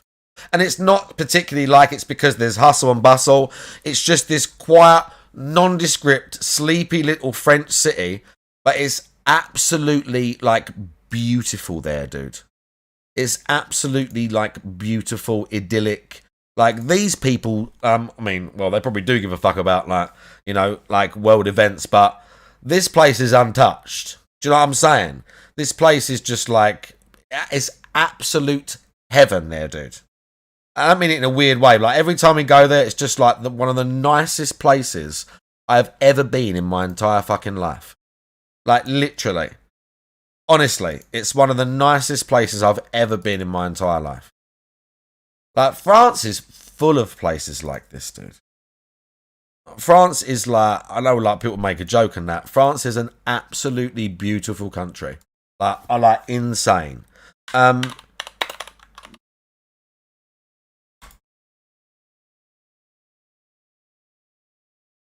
You can go to this place and stand on all these, there you go.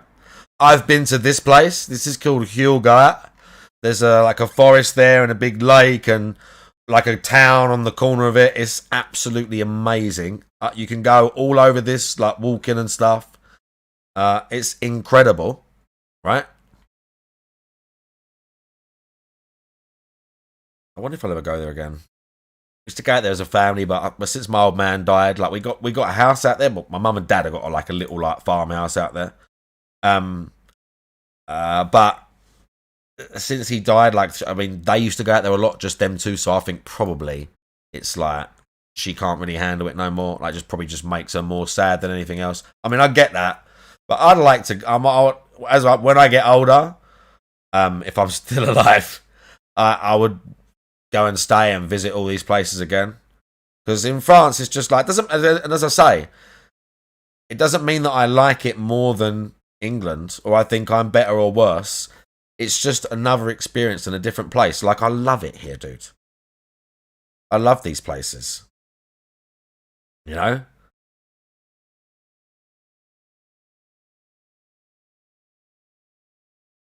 But yeah, that's it's a bit of a drive. We go Portsmouth. We used to go Portsmouth to St. Malo. So you go here to here. And then you drive from here. It's like 2 hours. Their spot is in a place called...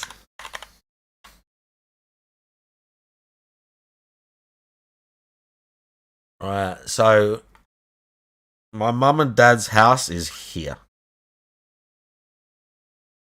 That's their house. We used to go out there as like... We went out there when they bought it when I was like, bearing in mind, we're not talking about normal house price. This cost them like say a house at the time, average house that size with that land in the UK is like 400 grand, something like that. It cost them like 12 or something like that. It was a farmhouse, yeah. It had some like electrics and some stuff, but it weren't like, my dad done a load of the plumbing himself. He done a load of the electrics and shit. But like, yeah, we used to go out here like summers and stuff. The French, like, they built this section. When we first started going out there, it was just a turn here. They built this entire section to service like this little bit here, here, here. And then I think this side is for maybe just these two. I can't quite remember because you got like the old. But like, again, they've had this years now. I can't remember how many years mum and dad had this. Like, a long time. 15 years maybe. But they had to like... My mum learned the language, like, they had to, like, as I say, they knew about all this stuff because they got, like, caretakers and they had to, like, go out there and you get letters and, like, all stuff. They still had to, like, buy it in France and not deal with the government, but deal with all that sort of stuff. So the idea that just, like, you can be nationalistic, but not also like feel some amazing like love for another country because of memories or whatever the reason. It's such a fucking like myopic juvenile view of the fucking world. It's such a simple view of the world. It's a suspicious view of the world, really, as well. Like I would be suspicious of someone like that doesn't understand that thinks that a flag like by default is racist. Like, what the fuck's wrong with your brain? How much of a child are you? Do you know what the word nuance means? You know, life is black and white, isn't black and white. Sorry, like honestly, Ria Harness, France is gorgeous, dude. France is honestly gorgeous, man. At least, well, not all of it. I don't know about Paris and that. I don't know about Paris. But like lots of places that I went in Brittany was like just absolutely lush. France, Brittany feels like it's about 20 years behind. When you go there, it's like a little time capsule. For a start, they see, yeah, I mean, that's true, Proxycon. But for a start, they have their own like language and culture within Brittany. They have a separate language. It's kind of like Welsh. I can't remember what it's called. But it's to do with, I don't know why, like, historically, but a different group of people settled there. But there's already a subculture there anyway within France. They have their own language, and some of the signs are in French. And then they're in this other language that looks like Welsh, but it's not Welsh. Like, I think the region's called Finistère. I can't remember the fucking language, but yeah, it's like, it's a real weird place. And then it's like, as I say, the hustle and bustle, like, it's almost like it's 30 years ago. Not always just because of like fashion. I mean, it's not quite like that fashion wise. But it just, life is Flemish is the language, I believe. Correct. Yeah. I believe that's it. But yeah, it's like life there is really slow and just, it's honestly, when I was younger, I didn't like it as much, but we used to go out there on holiday when I was a kid, and I would like skateboard in the car parks and stuff. They had skate parks there, like more than here, so I'd love that. Occasionally we'd go to a city. I was like 14 or something, 15 in my last year of school. One year they had like Decathlon out there before Decathlon was round the world, and you could buy cheap skateboards and shit in there and parts. And I went out there after the summer holidays, and I had like a list of like my friends who wanted skateboard stuff. But we went, and they had like skate parks and shit, and I'd take my board, and like parents would walk around the fucking town and that, and then they'd let me like sit in the skate park for 20 minutes, like whatever. So that was cool, but I didn't appreciate it. Like, I didn't appreciate like the sort of how peaceful it was out there, you know, and how like the pace of life. Like, I envy them now. I envy those, like, the people in them sleepy little towns now. I can imagine working out there in some quiet little gym, like in one of the medium-sized towns, and how fucking nice and quiet and dead it probably is most of the time. It's not like you ain't got crime anywhere or nothing like that. I don't mean it in those terms. But holy shit, dude. Just on a day-to-day basis, how much less fucking just, like, amped up you're going to be. Like, living round here, bro. Living around here, everyone's on edge, man. Everyone's on edge. Everyone's got a fucking agenda around here, man. In the cities, it's just like, you can just feel the tension. Even if it's like, you know, not necessarily like a crime thing or whatever, you can just feel tension. That many people that close together, especially now in 2025 with all these different cultures, you can just feel the tension, bruv. You can feel it. You can just feel it all the time. It's palpable, you know? Cola Bear, how you doing? Do they do parkour in Paris? I've never been to Paris. In an Xbox, it's a PC that they claim is an Xbox, but it's really a PC. What's life without a little risk? Safer? That seems to be the way they're going. Safer? I'm not saying risks don't build character, but I don't want any more than I need to have. I don't want my children to have to grow up, you know, taking risks all the time or being in danger. Me is one thing. But trust me, you don't want any of that shit for your children at all. You don't want any of that stuff for your children. Not about not building character or them not understanding. You just don't want that shit for them, you know? So they have more opportunities to do something else in their life. I don't think they care about Xbox anymore. I think they've actually given up. 100%. I believe that now. Like, they just want to publish games, and that's it. They want to have Game Pass. That's it. That's where they're making money, and they're not making money on the console anymore, so they're just they're dropping it entirely. Because no one is going to buy an Xbox now. He's so clueless. If you buy an Xbox Series Move on, S you're for like clueless. $400+, Move on. It used to be $300. Right? Like, what? They're out of their minds. They're legitimately out of their minds if they think that this is a good business strategy. But again, the people in charge aren't good business people. They're morons. Says the guy that went bankrupt and had 14 maxed out credit cards, by the way. Says the guy that literally went bankrupt and had 14 maxed out credit cards. They're morons. Mr. Bun the Juice Are they? has been the most stable business I've ever had in my life, and I've been doing content creation full-time since 2011. I've had fast food jobs, retail sales jobs. I know, ProxyCon. Insurance. Okay? I worked on a... He's so clueless. I worked at It's a embarrassing bank how where I clueless did he is. all kinds of financial stuff like loans, credit cards, and mortgages. And then I worked at a helicopter company for 4.5 years where I did customer support, and then I did continuous improvement work, and I was certified to do it. And throughout that entire time that I did all those different jobs and I wore all those different hats, none of that was stable whatsoever. It was always fluctuating. It was always getting threatened, depending on market, depending on jobs, everything. Never was steady. There is no job security anywhere on Earth unless you're rich, in which case you own the company yourself or you're in a rich Because family. it's the reason he's still talking about the job over a decade ago, because it's all he can do to try and pretend that he has authority on this subject. I had all kinds of jobs, like literally 15 fucking years ago. Like, you know nothing about getting a job now. It's been so long since you was in the job market, made a CV, had to do anything like that. It's just, you like, just stop. And even then, he only had base level experience. He wasn't even working for that long. Do you know what I'm saying? Even if you've been in working for a couple of years, yeah, okay, you've had a job, but you still don't like...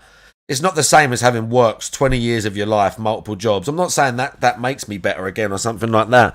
But he talks as if even those like 18 months at one business somehow is equivalent to 10 years of experience. Do you know what I mean?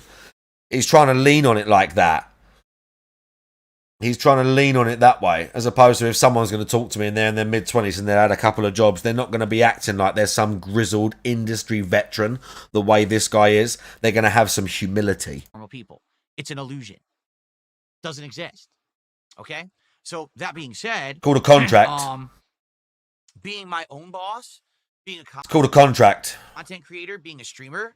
Despite the fact that, yes, it can be risky and there can be fluctuations in the market. There could be one day YouTube's the place to be. The next day second Twitch there is were the place to be, difficulties. The next day Kick is the place to be, right?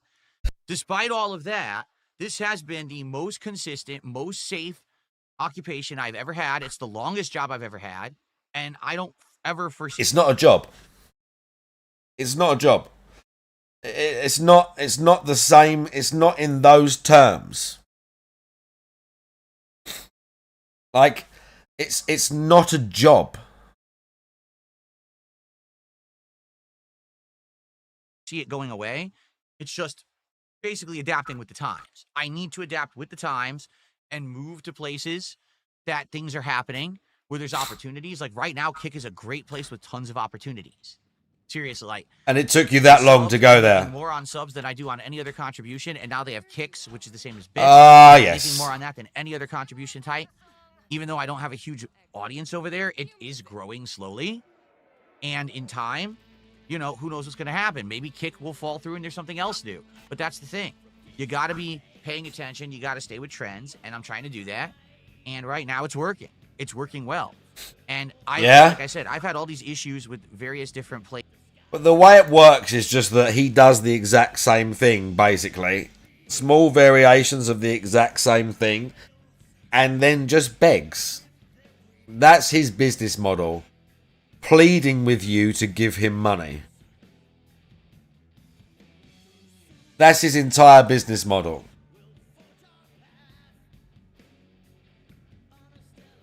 Basically. First it was pity, but now he's established enough that he's allowed to beg, so he just begs nakedly. He used to have to dress it up in a sob story. Now he's just kind of accepted that he's just the beggar guy, so he just does it.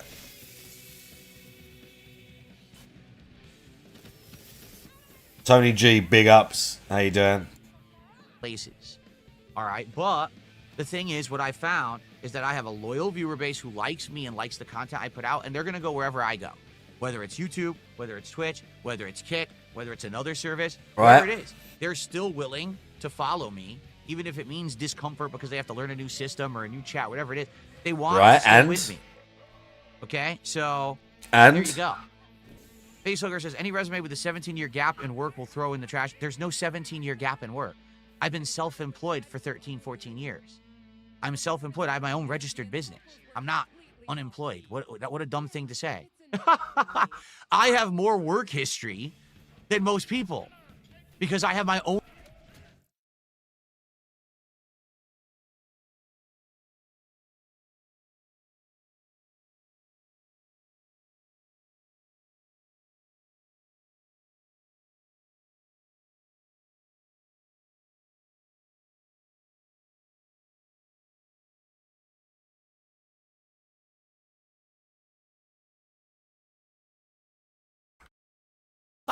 I have more work history than most people.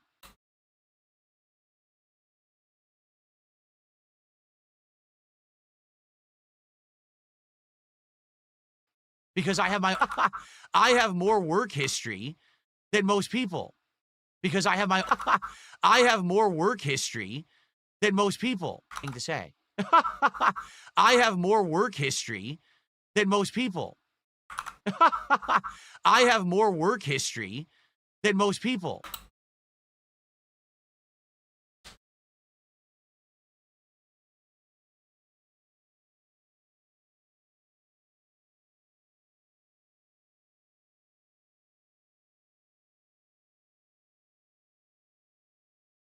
I'm honestly stunned.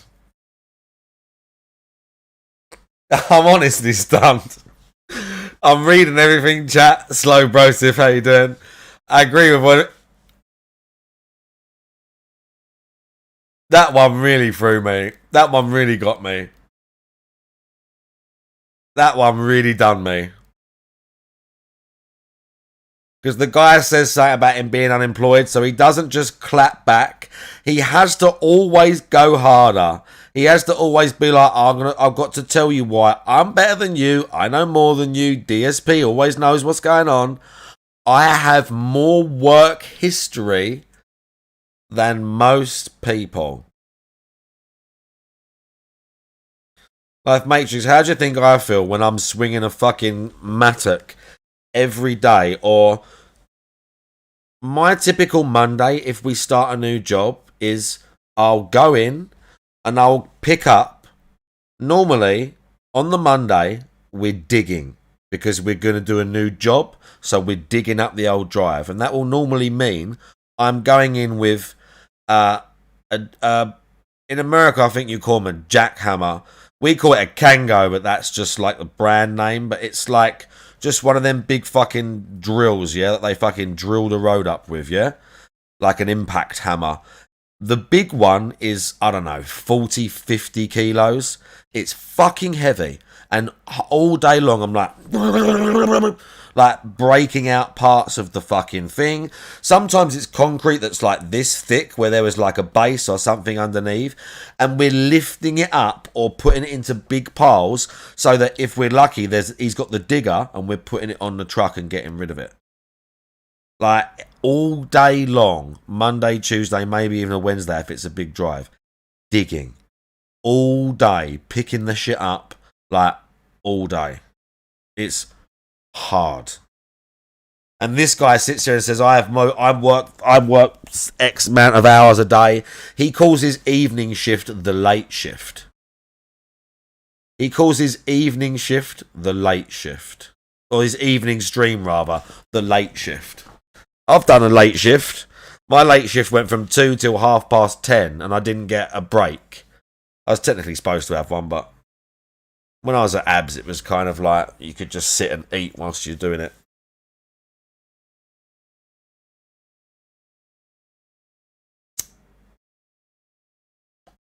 Then I had to actually drive home. If I have to do that again, I'll have to ride my fucking bike home. What do you think about that? That's a late shift, mate. That's a late shift. Actually being at somewhere and turning the lights off. Actually being at somewhere, locking the doors and turning the fucking lights off. That's a late shift, mate. That's a late shift. Because I have my own business that I've successfully operated for 14 years. And I have the track record to prove it. I'm not unemployed. What are you, stupid? What a dumb thing to say. Wow. What a dumb thing to say, wow, after saying you have more job history than most people.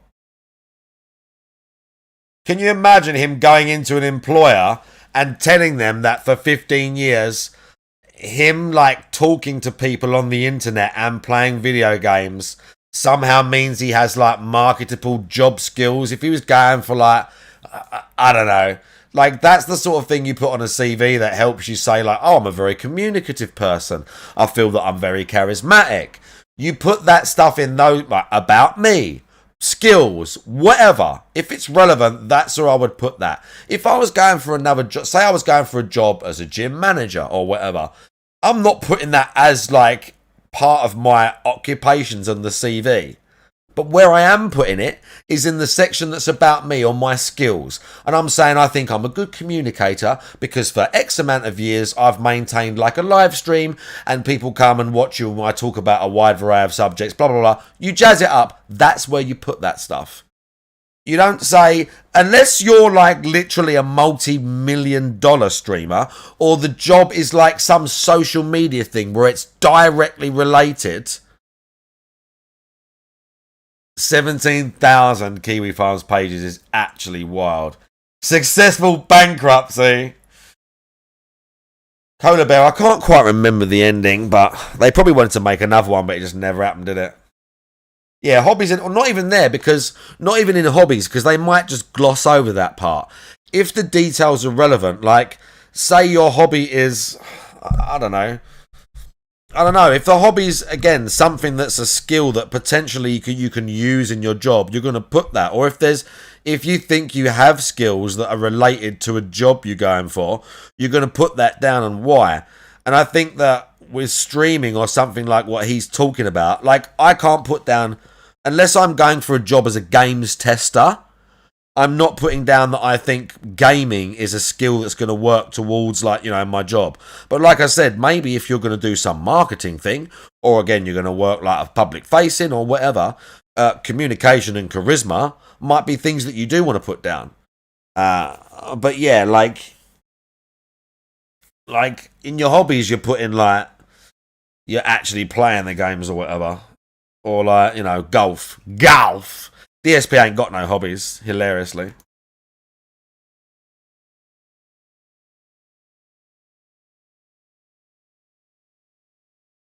Okay. I got a $1 tip. Someone says Xbox is behind the Ouya at this point. People are more excited for the freaking Virtual Boy. It's pretty crazy. Yeah. No one talks about Xbox or Xbox exclusives because they don't even exist anymore, right? There you go. How many million people on Games Pass?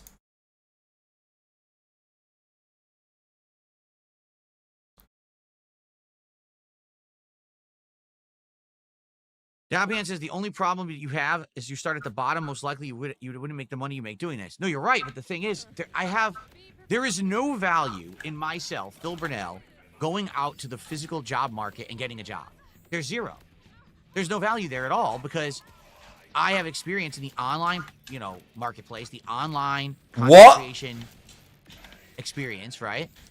That's where I thrive. Whether it's I'm doing gameplay or I'm doing something else, there's always going to be an audience here. It just depends on when. There is no value in myself, Phil Burnell, going out to the physical job market and getting a job. There's zero. There's no value there at all because I have experience in the online, marketplace, the online content creation experience, right? That's where I thrive.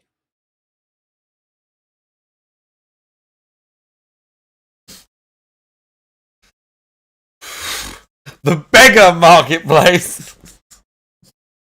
Whether it's Right. I'm doing gameplay Tony or I'm G. doing something else, there's always going to be an audience here. Think he has Oh, so he autism. thinks he's going to do this forever. He thinks he's going to do this forever. He just said there's always going to be an audience here. He thinks he's going to do this forever.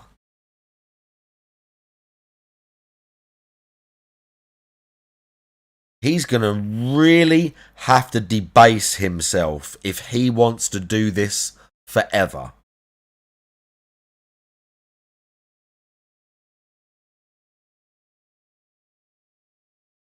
He's in big trouble. Imagine when he's 50. Imagine when he's 60.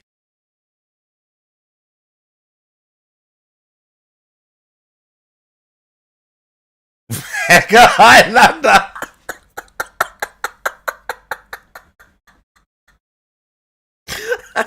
There can be only one.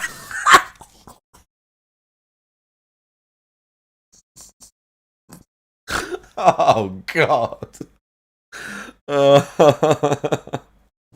Oh God. No future. No offspring. Light. My line has ended.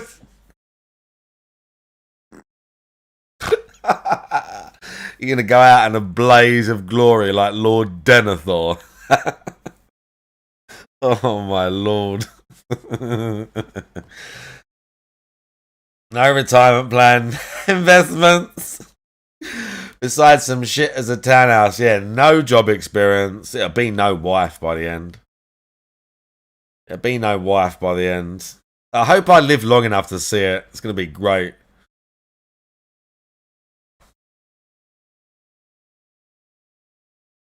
When you look at the top selling games on PlayStation any given week, month, it's dominated by Xbox published titles, which really makes this whole Xbox is dead rant retarded. Yeah, and again, it's not just Xbox either. They bought like Activision and all these companies do. Like, bro, you're so right. We shouldn't even give it any credence. Like, I should have just skipped through it. I should have just skipped straight through it. There's certain things I don't want to do, and you guys know that. You guys know I don't want to do drama and content like that. It doesn't mean that I can't. It just means I don't want to right now. Okay? There's other things too. Other things I could definitely. All the time you guys are asking me, will you do this? Will you do this? I say, no, I just want to do games. There's nothing else you can do. What else can he do? What else can he do?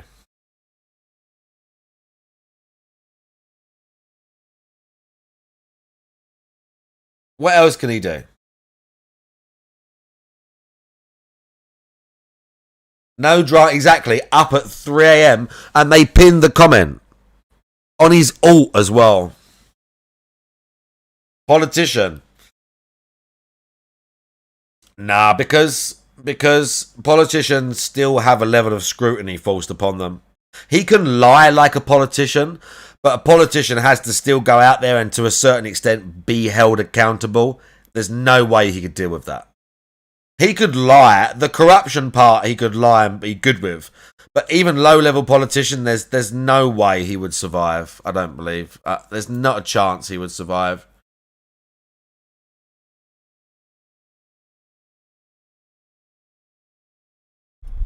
When you spend 80 billion on game companies and port them to the PS5, you better hope it appears in the top 10. Yeah, basically. Drive the suburb to the ground. Yeah. Mayor of Renton. Xbox made like 25 billion last year. Yeah, and again, as you said, they've obviously spent a load of money and bought all these studios, but they're not in it for the short haul.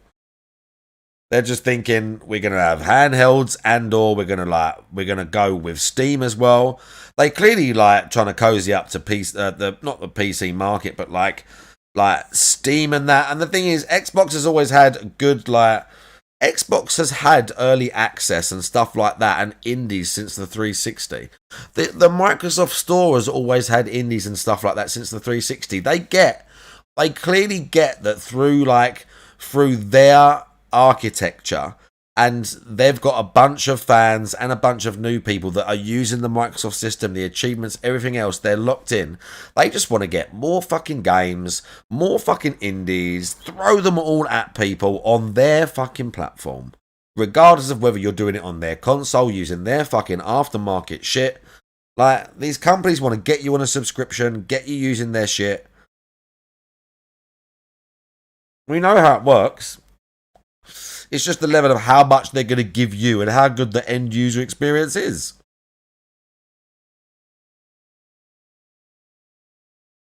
Right? There you go. But there's no value. Yeah, the DSP politics died so hard because he was so poor at it. It made him it made him some money, but almost no money. And his takes were absolutely dented on everything. The worst takes about everything. Because none of it's thought out. None of it's any sort of genuine feeling. Something that he's passionate about, that he's put thought into over decades at sometimes. Like, political opinions a lot of the time. Political opinions and, like, stances on, like, deep social issues are normally things that you come to over years. Over years of thoughts. Over years of, like,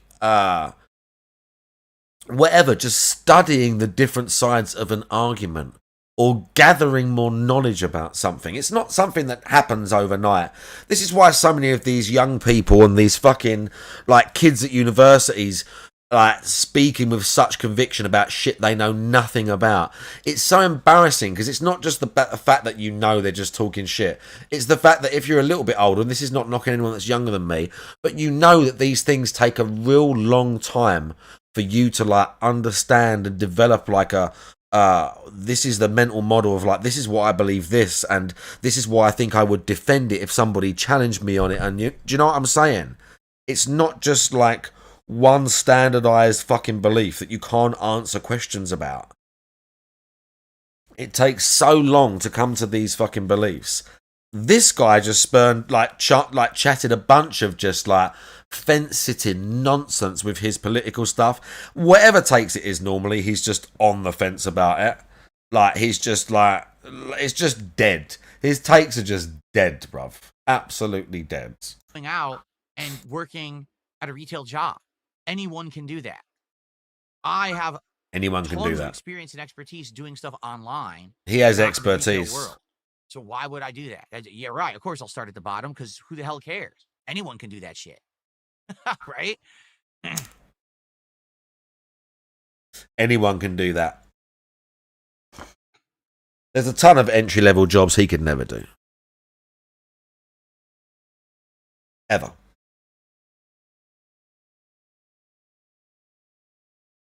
Ever. You're right. Banana Jose says, Phil could dip his toes into so many kinds of entertainment. You're right.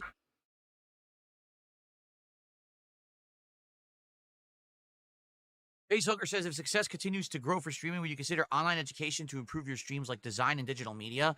You mean like how I make all my thumbnails now by myself? And have been pretty much all this year? You mean like that? Is this guy seriously going to try and gloat about his thumbnails? But we're not serious now, are we? You're not really going to do this, are you, DSP? With that layout? With that layout that you use? Your thumbnails? You're going to sit and be like, as if you ever put any effort into how your stream looks? Don't do this. Don't do this.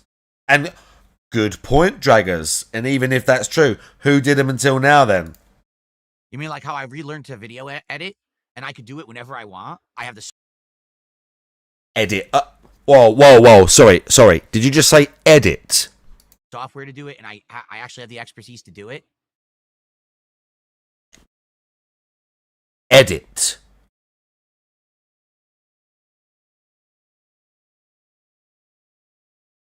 Edit.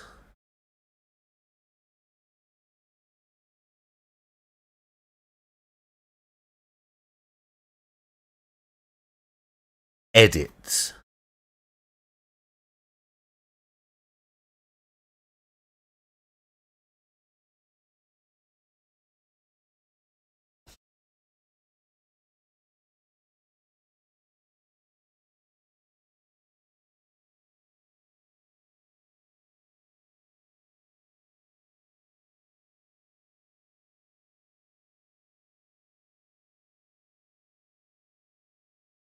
I mean, like that?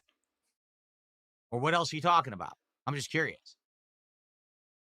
The way he just is so blasé. Yeah, I can totally just edit everything and like make thumbnails and do stuff. Oh yeah, it's so easy. Like, this is embarrassing when he gets like this. Embarrassing.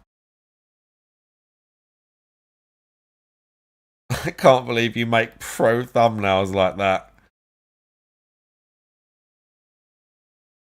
He's just looking for like someone that agrees with him because literally everyone's making fun of him and he knows it. Well, rock some more. Oh, all right. What else you guys want to talk about? We got a couple more minutes. How are we doing on viewership? What happens to the editing team, King? You have enough on your plate. Finally over 200 on YouTube, thankfully. How are we doing on Kick? He cuts out the begging. 65, that's it? Where is everybody? 65 viewers on Kick? That's pathetic. What is going on? I thought you guys liked Silk Song.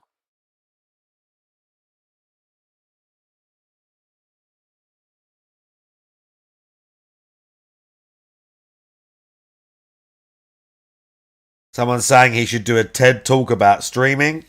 I wonder if he'll read that out.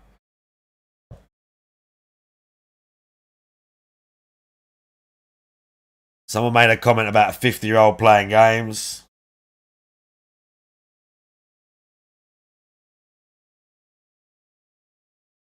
Okay. Just I fucking the Kick chat, bro. This is what he thinks people are gonna pay him thousands of dollars a week to do when he's 50, 60. Just sit with his ever so like more balding head, swaying from side to side, reading shit about people that agree with him.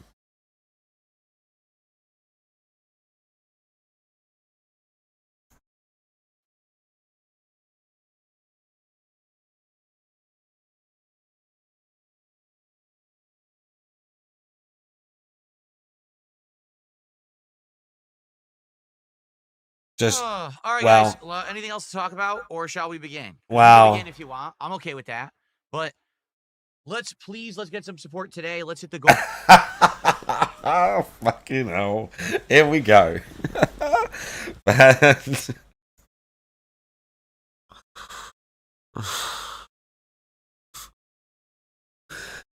He's begging. Oh. You have no dignity. Ba-bum, ba-ba-ba-bum.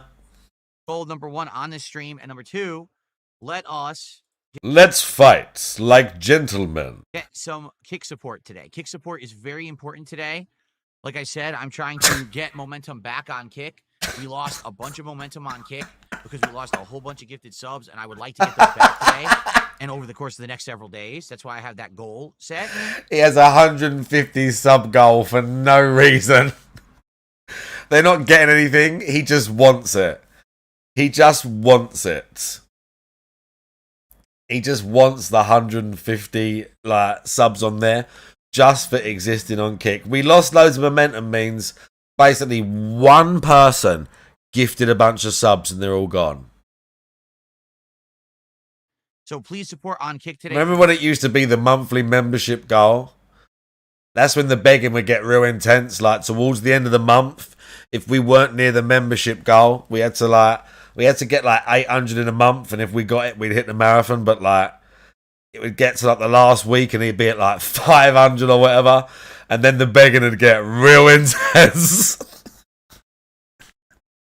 Then the begging would get real intense, dude. Immediate moral support. Holy shit. Oh my god, big ups. Detractor beam? The detractor beam raid from the YouTube. I appreciate that. Indrid, of course. The lovely Indrid Cold. And the what's name dog, Snooty Roo. Demented Hile, how you doing? Jordan Fadeaway. I hope we had a nice time. I've kind of been watching the guy, kind of just like laughing and chatting shit.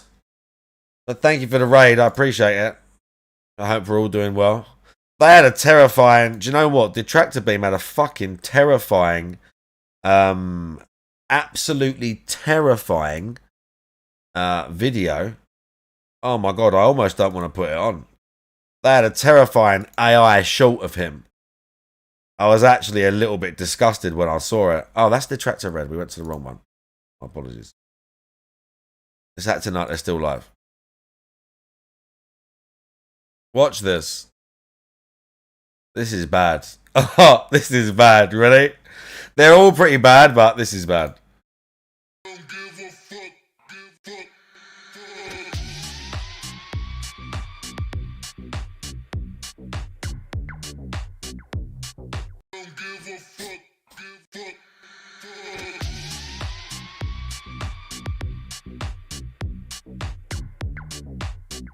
You have a worse one coming in 3 days.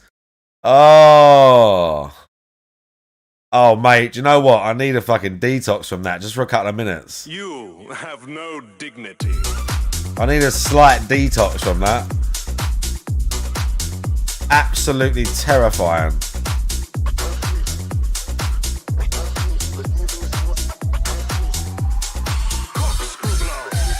Oh, with the gun show. I mean, come on, son.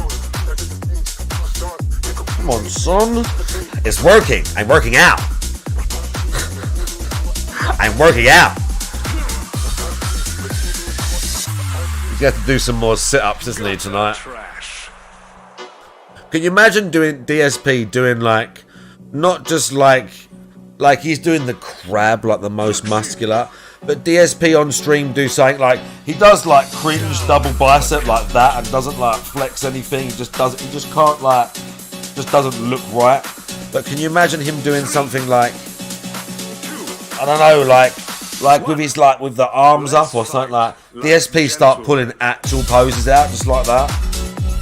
Can you imagine? That'd be bad, dude.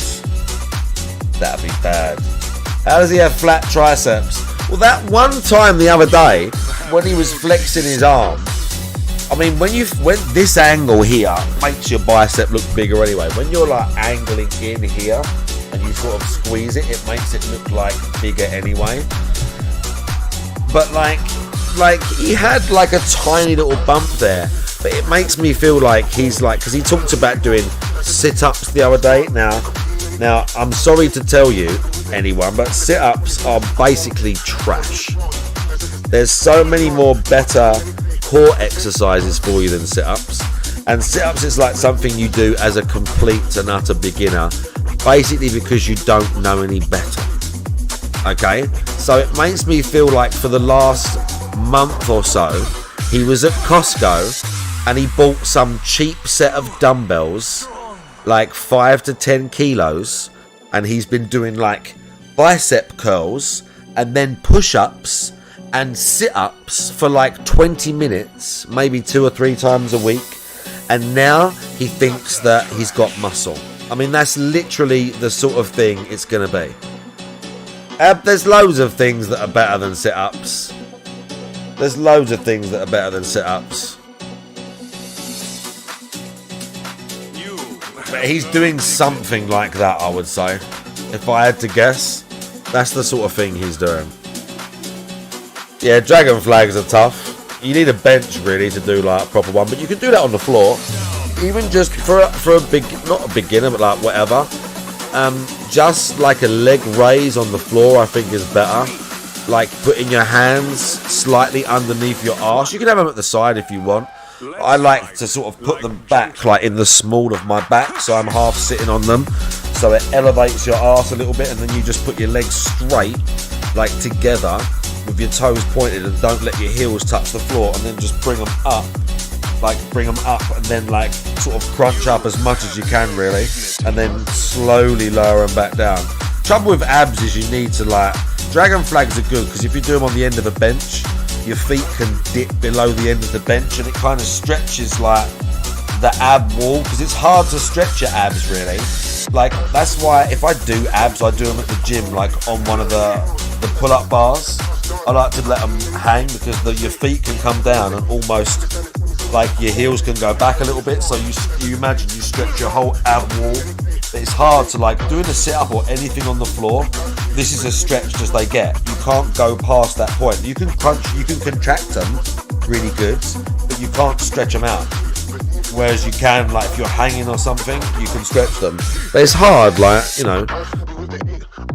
But yeah, push-ups and stuff, sit-ups and stuff like that as normally trash. I want to know his workout routine so bad. Watching on Kick, please support the channel. All right.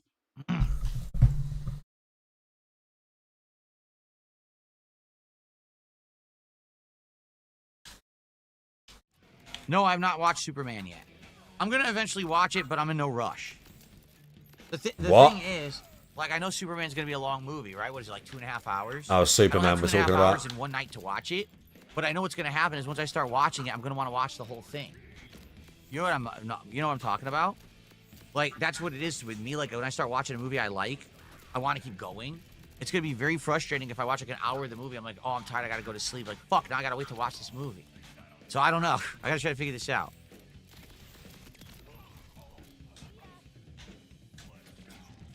Okay. Carrying milk jugs from the grocery. He did say that.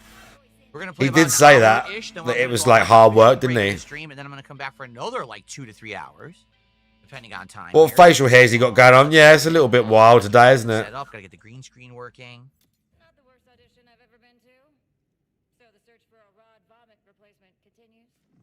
By the way, Dev the dude, how you doing? That was perfect. I recorded the whole thing. It'll go viral.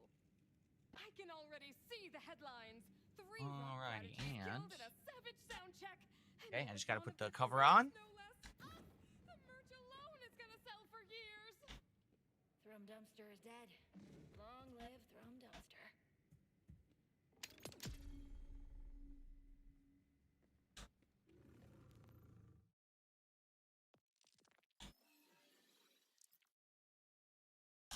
Oh, I got a new head thing. Let's go.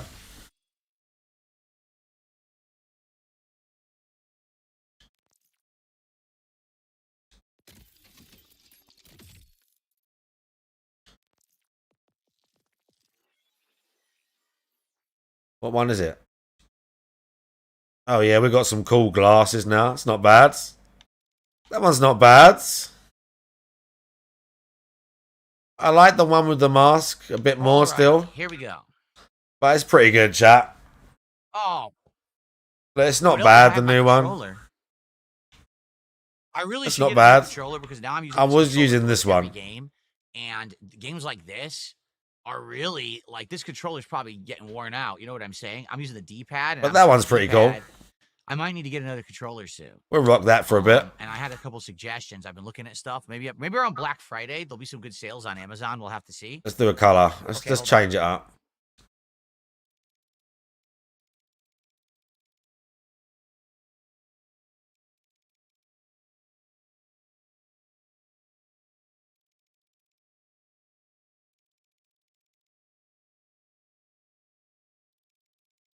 Okay. All righty, folks. Okay, good. Started.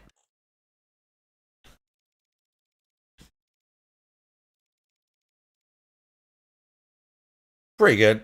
I do not have a residential internet package. You are incorrect. False. Once again, people who love to talk out of their buttholes, thinking they know anything about anything. You know nothing. You're stupid. Oh, yeah? Oh, yeah? Use your Xbox Pro controller and you like it? Where the hell's the game? Hello? That was weird. It didn't even make it full screen. Okay.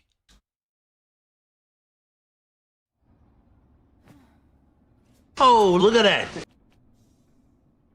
Hello, everyone, and welcome back. It's time for more Hollow Knight Silk Song. Man, Hello, everyone. Last night was hectic. We had to defeat the final judge, and that was The final judge. I'm in YouTube mode. Hello, everyone. I'm in YouTube mode. The spa restores silk. Okay, thank you. How much money have we That's got? all it does, then forget. I'm not doing it with that perv. Ew.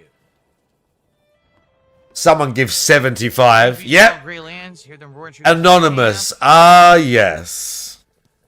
A $75 tip. Troop, all are welcome, but something about this one sets my foot to raise. His carriage offers a streaming service. But A $75 tip. very few. The companionship we provide and the safety of our numbers surely some discount. Alright, let me watch the shit from last night. There was a thing from last night.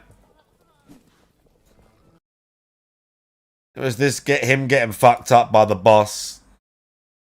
I ain't actually seen this. Yeah.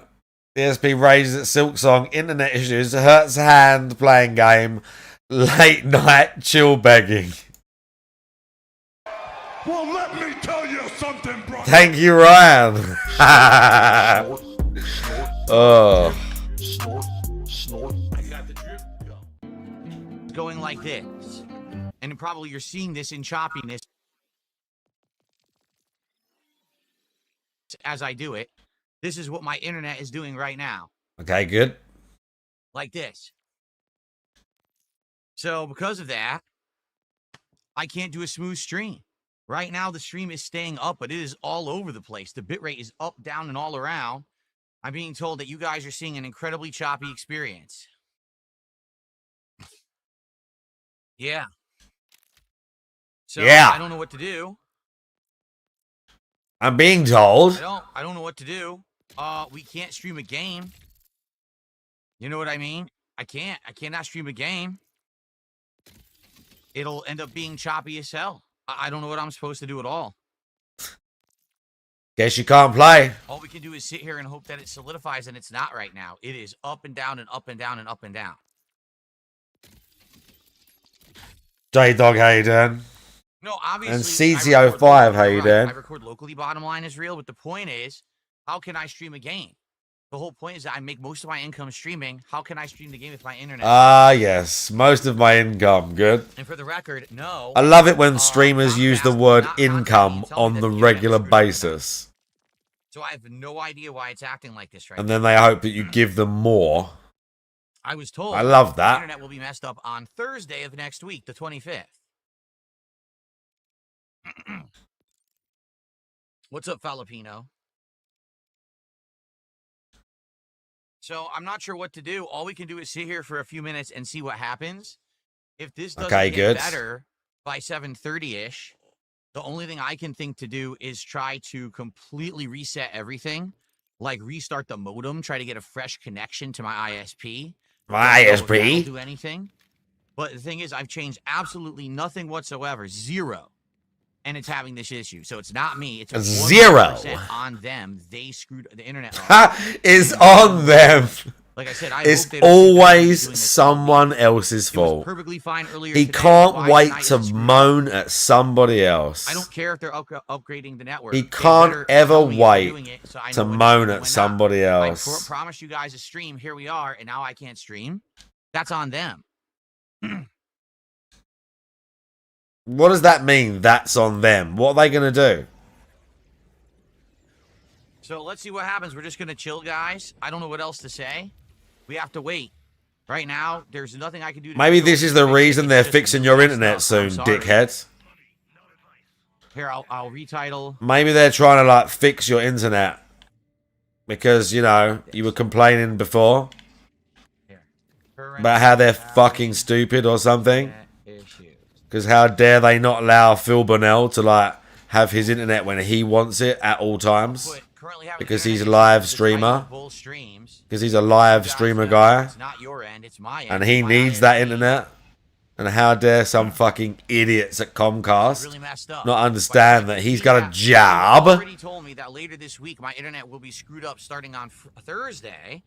I have to get as much streaming in as possible before then, and now look what they're doing to me. How dare they? Fucking idiots.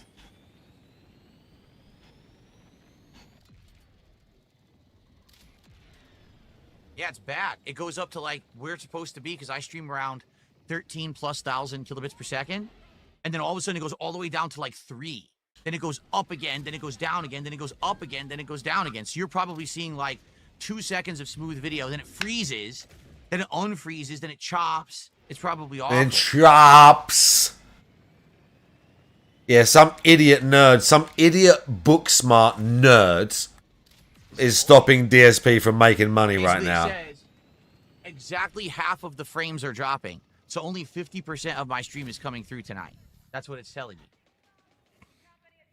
Oh, but he is absolutely livid when I... DSP's not having that. Maybe it's... You guys are saying it's only on the YouTube side? Are you sure? How does the Kick side look? Are you guys on Kick getting... Are you sure? And smooth video? I love him winding him up. I can tell you on the YouTube side, it's awful. On the YouTube side, it's like... I love him winding him up. Kick looks good. No, Yeastlord says it's stuttering over on Kick, but Dunsfelter says no drops. I'm looking at Kick. It looks like Kick is fluctuating a little bit, but not nearly as much as the YouTube side. Like Kick is fluctuating? From like 6 oh my God. all the way up to 8.5 megabits per That's second. terrible shooting right now. Yeah, it's going from like 6 to 8, 6 to 8, but that's probably enough to hold at least a 1080p signal. I bet you're not seeing a smooth 60 frames though. That's even more suspect. How is it that I'm streaming fine to Kick but not to YouTube? That's even more suspect actually.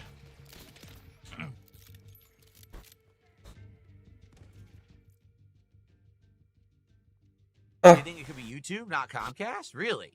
Someone just said maybe it's YouTube, not Comcast. Do you think that's what it would be? Like YouTube's having issues? Nah, this is from last night, Draggers. Maybe. I mean, maybe. Hypothetically, I mean, that's happened before, but I just find it funny that I've been told that later in the week I'm going to have internet issues, and now I'm having internet issues early. Yes, Kick is reduced bitrate. We all get annoyed when we can't like stream. Like it does fucking suck. But like as I say, there's nothing you can do about it. As you say, you just got to get on with it. Correctly, while YouTube allows you unlimited, so you could go way high up on, well, not unlimited, but like 4K, so you could go like way high up, and I don't even do that much on YouTube. I don't go that high on YouTube.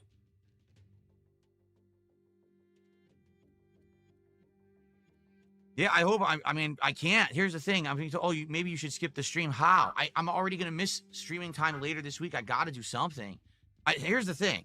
I don't want to do another Chill with Phil with you guys. We just did one. We just did one on Thursday night or Wednesday night. I don't want to do Chill with Phil. I want to play Silk Song. That's why I changed the schedule around to play Silk Song tonight so we can have progress. If we don't play Silk Song tonight, we're going to be really behind on stuff. So I really hope that we can play Silk Song tonight, seriously. Hopefully it's going to level out here.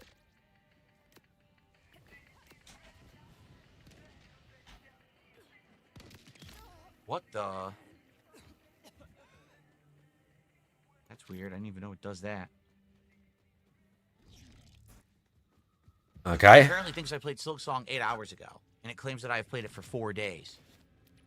The Game Pass app is getting worse and worse, or the Xbox app. It's having more and more problems.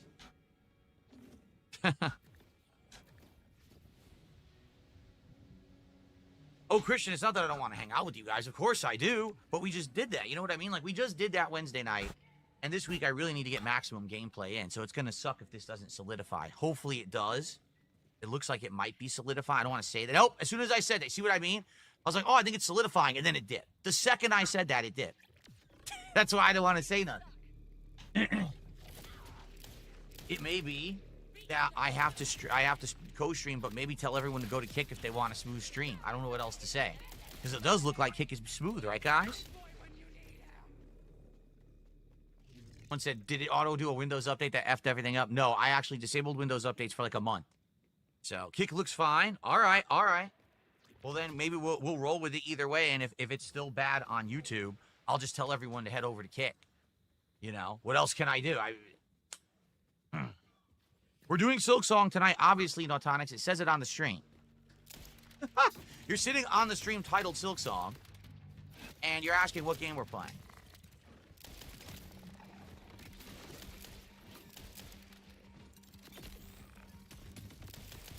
By the way, I'm starting to get gas from eating the Little Caesars earlier. It's hitting me right now. Like, oh no, it's digesting, and the gas pocket is hitting my intestines. I'm like, oh no. Oh, stupid Little Caesars. Okay. What do you guys want to do for the next DSP Tries It? What should we do? Dr. Lexus is officially back. Is Dr. Lexus Brock Landers? Is that who that is? Because it looks like their name changed. Yeah, it is. 100%.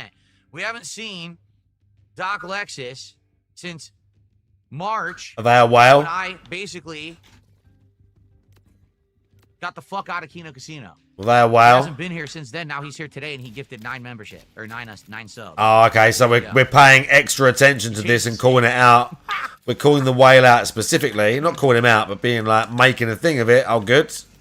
But listen, Doc Lexus or Brock Landers, I have a question. Yeah, more normal Why behavior. didn't enough subs to be 220 like last time. Then I really would have been felted. I would have been. No, I can't believe it. Someone just gave me $220. Please, no. You always change your name? Well, I don't know. I mean, you haven't been here since March, so no one's seen you change your name. And I think you were always Doc Lexus when you were on the streams previous, but it's all good. Listen, I appreciate you coming back after like 6+ months, and I do appreciate the support earlier. That's very nice of you. Okay. You never had to come back again. So thank you. This is real weird, You man. were away for work. You just signed in to Kick this week. Well, welcome back then. If that's the case, if you were gone for 6+ months, welcome back, Brock Landers, also known as Doc Lexus, or whatever you want to go by now. By the way, Brock, are you aware of something new? If you just signed in right now, they have Kicks now on Kick. Oh my God, he's begging direct to this one guy. A whole bunch of these, and Wow, he's begging straight to this one so it guy. actually looks better than if you do subs. I'm serious. Like it's more. It's To the exactly same one support to a dudes. person. Oh, by the That's way, stopping subs, but there's if another you way make you something cash, specifically the can highest give I've me had so money. far is I think 1,000. Someone did the other day, and this is brand new, brand spanking new. The bummer is I can't do animations for them yet because they're so new. No service has a tie-in to do animations for them yet, so I can't have something on my stream for it. But we can. It'll be in the chat. Someone wants you to do the grenade, which I think is the equivalent of $500. There you go. You could be my first grenade tonight. There you go. $50 kicks. All right. The internet is solidified. I think we're ready to go and play some Silk Song. Who will be the Silk first to support Song? the stream tonight? Let's get Silk Song up and running. Let's get all the stuff off here. Yes, Kick got a lot more confusing since you've been gone, actually. It literally has gotten way more confusing since you've been gone. They added a lot of stuff, and now it's like a bunch of menus on menus and shit. There you go. You got your moral support you just gave. The moral support is just something silly for viewers. It doesn't actually help me. It's just something silly for the chat. Oh Is my he God, explaining I'm that doesn't guys, give him I'm money, just just in starting case they don't to know? And now my internet is buffering again. So I apologize if you're He's watching explaining on that Kick, don't give him it's money, just in case they're not relatively aware of smooth. that. For some reason tonight, YouTube is going crazy and giving me tons of issues. So I apologize. If you're watching on YouTube, you probably are going to see a stuttering stream tonight. It seems like there's nothing I can do to fix that. If you're watching on Kick, the Kick stream looks like it's fine. So if you guys are having issues on YouTube and you want to watch me on Kick tonight, you might want to do that. I'm sorry about that. On Kick, it's kick.com/DSP Gaming Real. That's the address of it. And again, I apologize. It seems to be a YouTube side issue tonight because I'm staring at Kick and my Kick connection is fine. Seriously. Sorry, My YouTube. Kick connection is absolutely fine. It's only the YouTube side, so that means it has to be a YouTube issue tonight with their server. Really? It don't look like it. That sucks. So, sorry about that, everybody. But, yeah, there's not much I can do about it. All right? I'm telling you, it was the YouTube server that I was connected to was probably having issues, but let's see if this resolves it. This might Really? resolve it. Okay. So far, so good on YouTube, actually. It's showing pure green. Hello, everyone. Are we back? So all I did is I stopped the YouTube stream entirely. I waited about 15, 20 seconds. I restarted, which gets me to a new server, and now it's fine, right? So it's YouTube, which is exactly what I said. Great. It's YouTube's problem, not mine. That server I was connected to was ass. Knock, how you doing? Are we good? All right, let's go. Here we go. Okay, it seems like I restarted the stream on the YouTube side and it's resolved, so here we go. From Royal Guard, I spent 8 hours since this morning in the attic, back and forth all day doing electrical work. I was listening to your stream and you were talking about being Did I say sore and Juzzy how my entire how body you is doing? sore. I think you actually Probably. cursed me. No, I was sore from... Yeah, there you go. Dump and hauling There is a jump bot and out dump there with yesterday. Then I worked out, Kicks when I integrations. got home. I knew there would be. And it's just like I knew there would double, be. maybe And double for sore. overlays and stuff, I knew there'd be something already. Thank you, Royal Guard. But you're sore because you also were doing physical labor all day. Makes sense, right? Oh, yeah, You got your right. electrical work done, and thank you for the support. We're now up to $40 in climbing tonight on the Silk Song stream. Thank you so much. Oh, that's bullshit. Are you kidding? That's bullshit. I hate that the heal is so slow. I had it, man. I was kicking its ass. I was totally doing good, and then fucking so fast. The friggin'... By the way, Joe, man, thank you for 52 months as a member. I appreciate that. That really sucked, because I was doing good. You improved. The best part is it looks like you're having fun. Even when I feel like I'm in hell, I'm still loving the positivity. Don't listen to the negativity. Working out is great. Never too late. Kick ass, king. P.S. This pisses your trolls off. Oh, I know. Anytime that someone says something positive to me or someone supports me, it pisses my trolls off. I'm well aware of that. Oh, God. So thank you so much. Yeah, dude. Now, the $50 of support. And It climbing. really pisses us off. One We third don't of just our goal think, for tonight. what a lunatic. My apologies for the internet issues earlier with YouTube server. It looks like the issues are resolved, and hopefully you guys are enjoying the stream. What a lunatic. Thank you to your future stepdad for another gifted sub over on Kick. So far, your future stepdad, the only person tonight gifting subs. We're up to 55 with support. Please, let's keep that momentum going and hit that goal tonight. Please. Let's keep it rolling. We're either going to be doing a pretzel club chicken sandwich and a new berry lemonade drink at Chick-fil-A, or a Monster Munchies menu over on Jack in the Box for our next Right. XP tries it. If one of my contributors offered me $5,000 to put on the Sonichu medallion, would I? No, because I'm not stupid. All right. So I believe in the curse?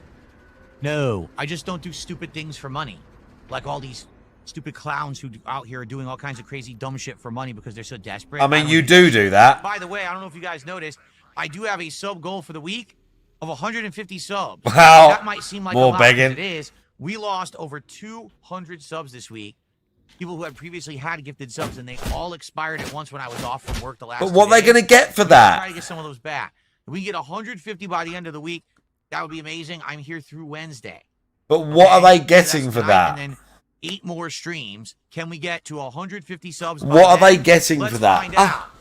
Let's get those subs back. Let's do it. All right. Quick break. When I come back, let's get it going. Let's hit that goal tonight, a 150 of support. We're already more than halfway, and thank you for that. I'll be right back. Right. He grabs you through the special attack. Wow. He literally grabs you through your special attack and ignores it. So this is probably one of the most annoying enemies in the game. Do people still give He Argentinian? tanks I out all think hits. so. I think they did. By the way, J-Dog, how you doing? And Daniel Brown, how you doing? Just think about this. Just listen to Bullshit, this. come on. What do you think about this? You don't want to do that. The game fucking knows it. I didn't want to do that clumsiness of the control there. Where she like fell through and I couldn't control her to get back up. Fucking frustrating. I don't have a map, so I don't know where the checkpoint is. This is fucking stupid. It shows a bench you can't get to. So where the hell's the bench? I broke it, but now I have.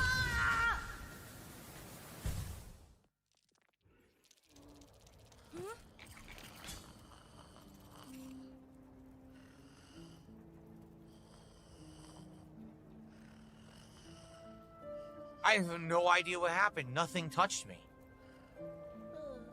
There must be something about getting those bugs on you that's really awful and they kill you, but I don't even know what happened. I have no idea what just happened. I don't know.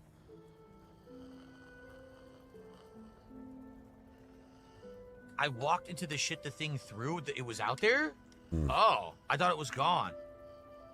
Oh, really? Dunsfelter says someone did 100 kicks. Let me take a look. Dunsfelter chilling to check up on the money. Some more support for the second half of the night. I'm only here for about another 30, 40 minutes, and we're more than halfway to the goal. Let's hit that goal tonight. Let's hit that goal. Let's hit that goal. It was down by the rafters. That's not the right name. You got it wrong. But thank you for 100 kicks down by the rafters. We're now at 84 of support. Excuse me. Let's go. Let's get another sub on kick. Let's get some more kicks. Let's get a super chat. Let's get some memberships and a tip. Let's go. Okay? Great. I love that.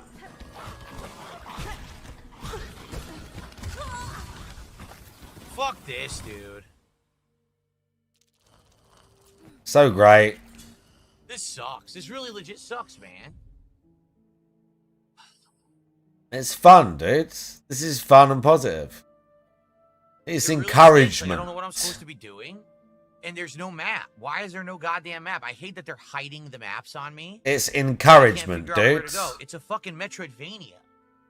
They should let you get the map so you know where you're going. The fact that you have to buy the map before you can even plot out where you are is pretty ridiculous, in my opinion. I am getting upset that it takes so long to get it. Just tell me where the fuck I'm going. And In my this opinion. is so frustrating. The map girl is in Bellheart. You can always buy it from here, from there. No, you can't. She would still be there now. Why would she be in Bellheart? Why the hell would she be in Bellheart right now? They wind them up.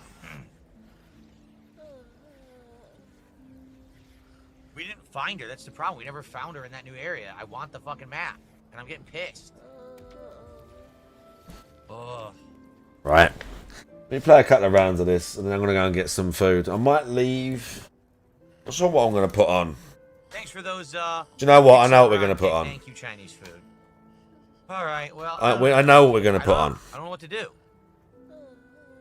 She moves to Bellheart after Bone Bottom. Oh, really? So I can go there now and find her? Are you sure she'd be there? Can we get some support for the stream, please? More begging. More begging, dude.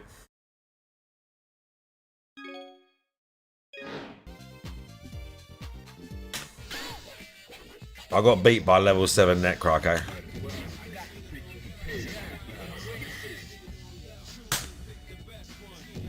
We'll try level 7. Yun is hard as well. They're parrying and doing combo into super now. It's real bad. They still don't punish though. Oh god. They still don't punish.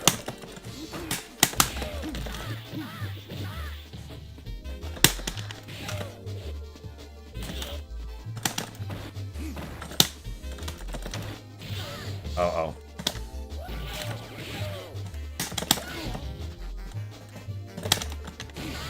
And they get hit by that a lot.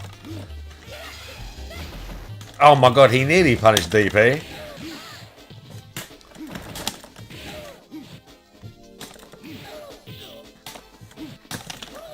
Oh my god.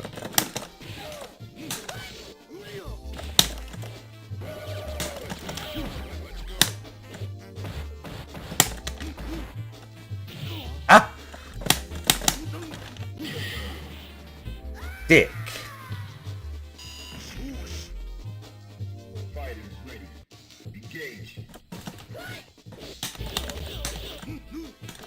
Oh.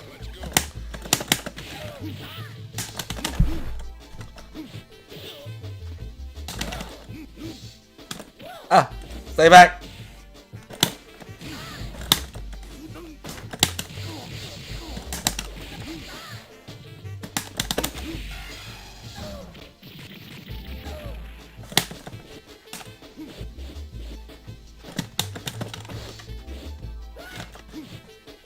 Bro, corner.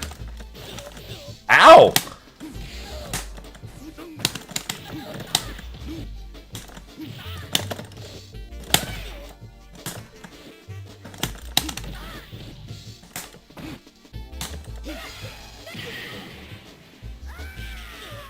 Oh, we tried. I got lucky right there.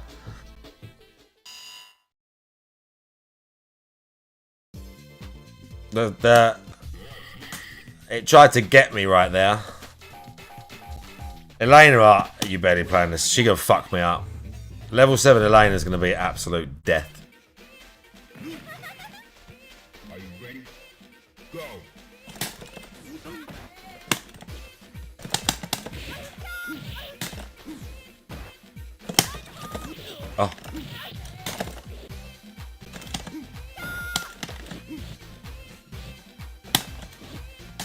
Oh. Uh-oh. Uh-oh. She punished.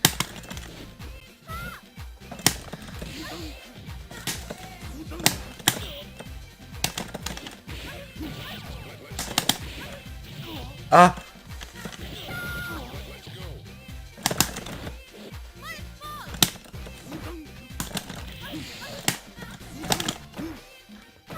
Oh my god. She didn't punish there, though.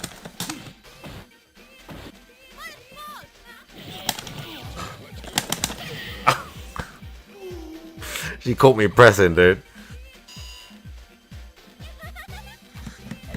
We couldn't get in.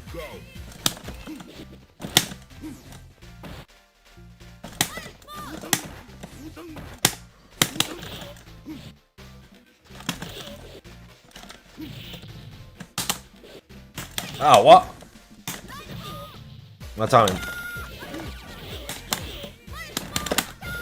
Oh, see what I mean? Oh, bro, she's fucking me up now.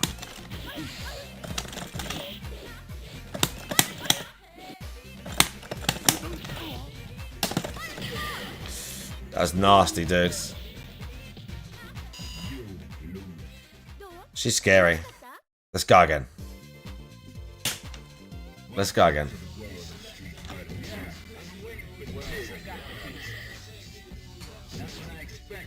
Let's go again.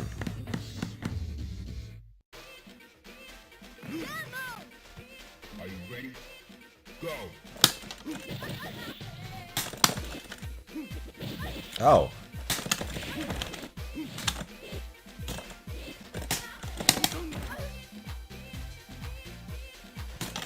Oh.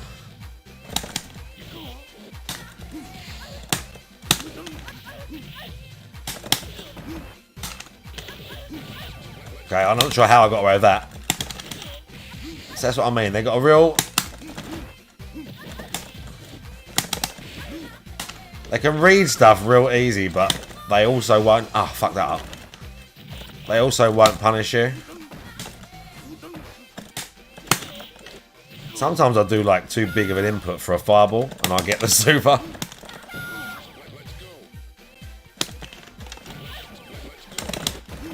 No!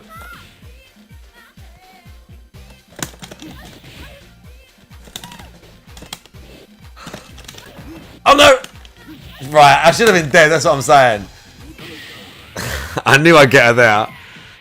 I should have been dead there. They don't punish properly. Sometimes they do. But sometimes you're way open. And they just like... Oh, she parried a jab. That's nasty.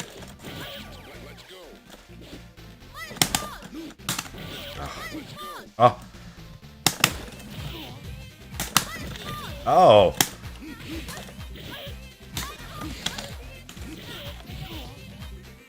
Oh, shit.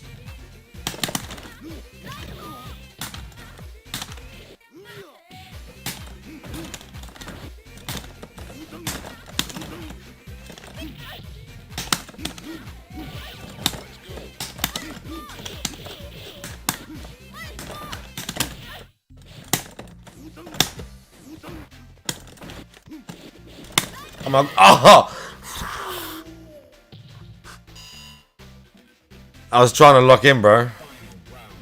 Engage.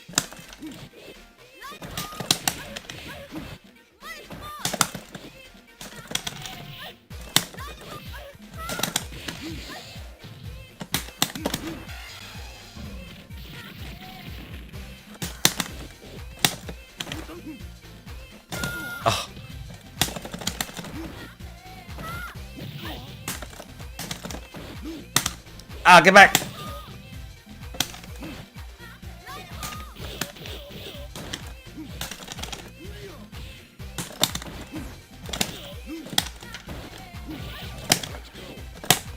Oh shit, that was the bubble.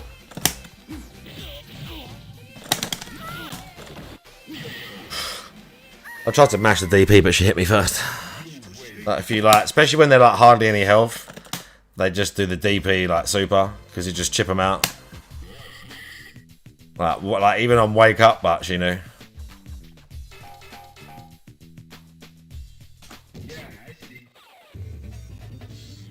Let's try Alex. Into the heat of battle. Go for it.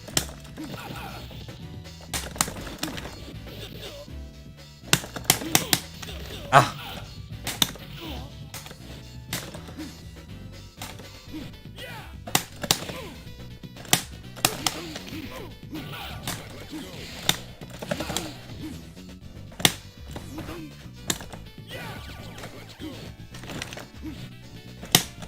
Ah.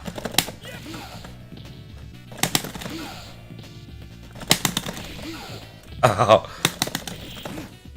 Ow! I tried to get the super there.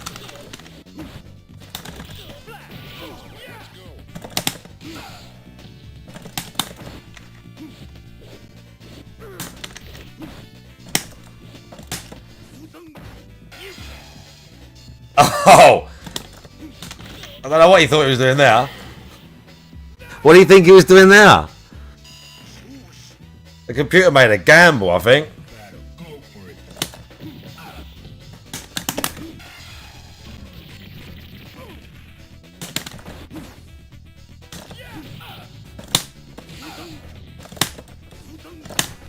Ah.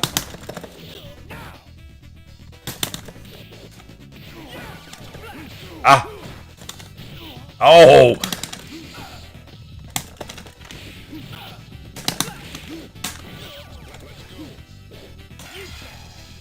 Ah. No.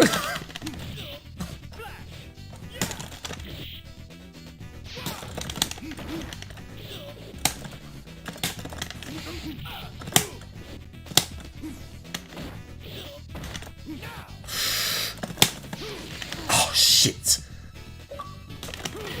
Oh. Oh. Brother Alex really that fucking. Go for it.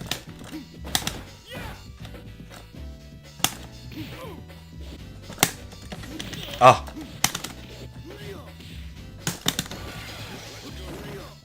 Shit.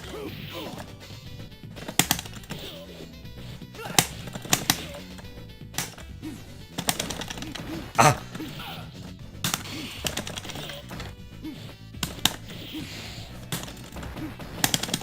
Ah.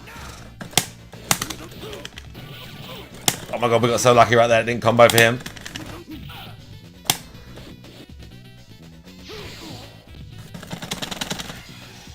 Oh, I meant to try and get the teleport. Fuck, I need to like not mash that. I was trying to teleport out the corner.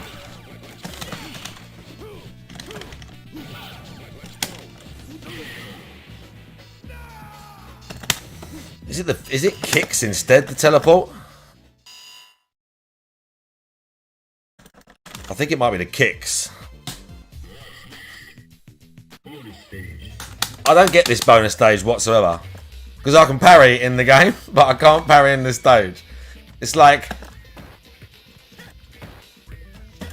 I don't know if it's supposed to be like low parry or like what we're doing here. But I don't parry like a single one.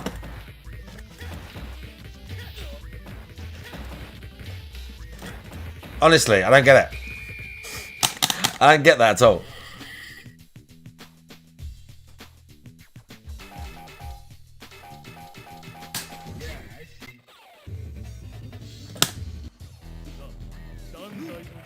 Prepare to strike. Now. Ow! Uh oh.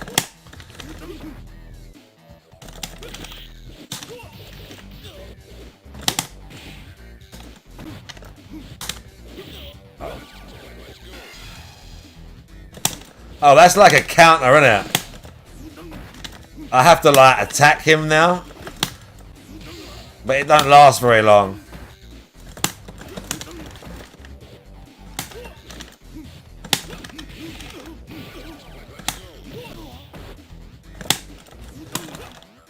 Oh.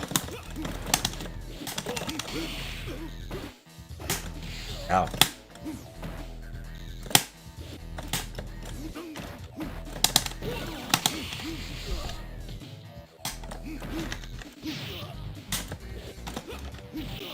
Oh, bro.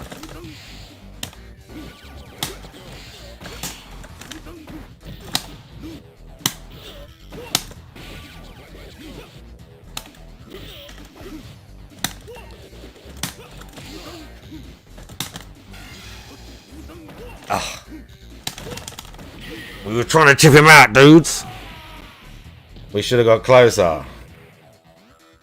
Into the heat of battle. Go for it.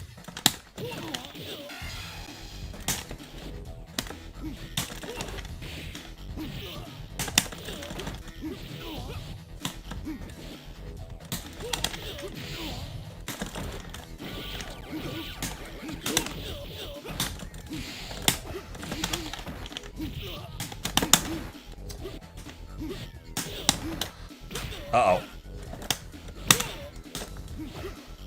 Ah.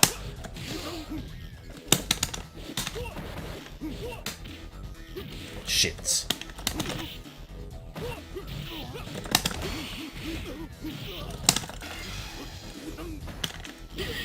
Oof.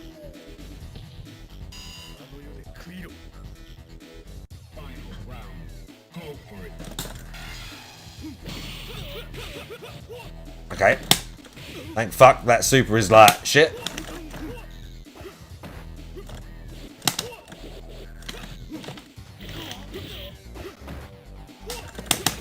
Oh. I don't like his fireball. Like it feels weird to parry it. I don't see it coming type thing.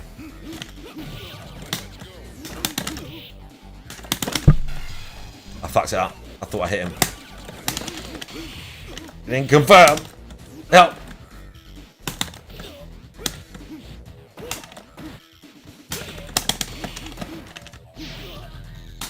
I swear, like just tapping. Just tapping a little bit. Just in case. He's pressing. It's like so good. Oh. A bed, like a carriage, whatever, like a baby's bed. Ludwig, how you doing? The other way around. Thank you for the raids. That's Big ups LWO with the raids. got to live with and be raised How you by. fucking doing, And I bro? met that I'm just person, playing obviously. I Third love Strike her. against the CPU because I'm basically too trash to play against real people. And that's not exactly true, but So amazing. the kind of caliber 100% people that are left Christian. playing this game online, So I'm too amazing. trash So to play my against. sister was not abused in the home that she was adopted.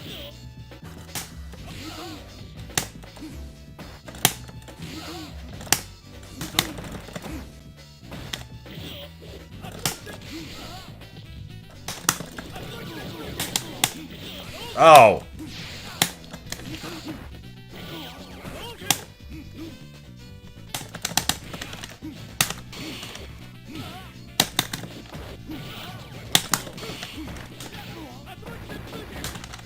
Ah.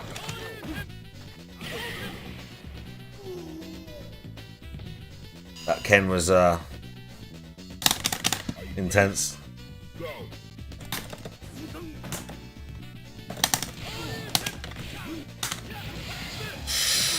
Oh.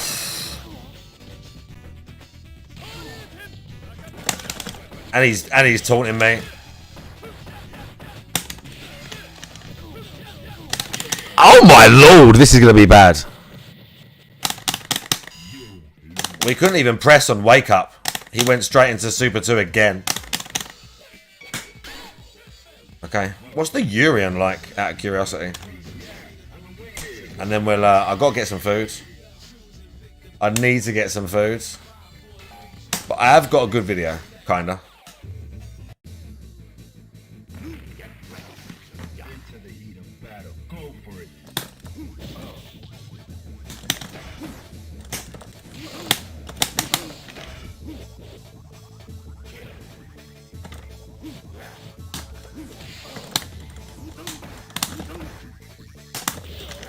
Ow.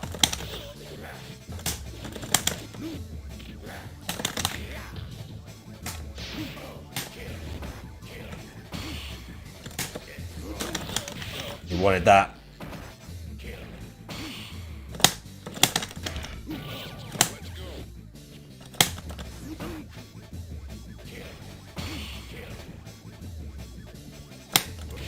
Why is there a muscular man screaming?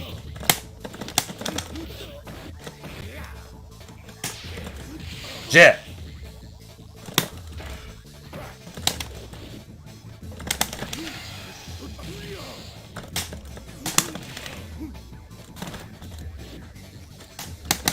Someone said something. I know you did.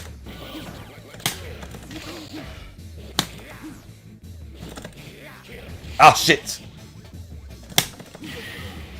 Oh. I keep being told to play. I booted it up once.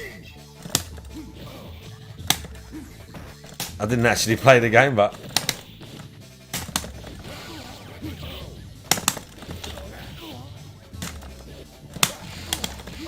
shit.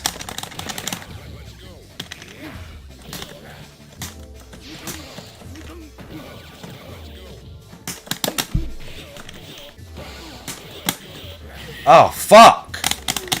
Bro, I came in there and it was over. I missed the demon input on the overhead. It was over.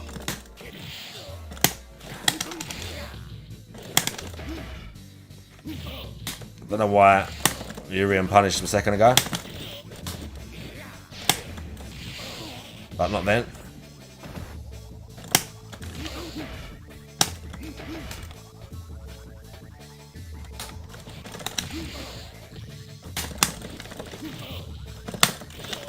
Oh. No!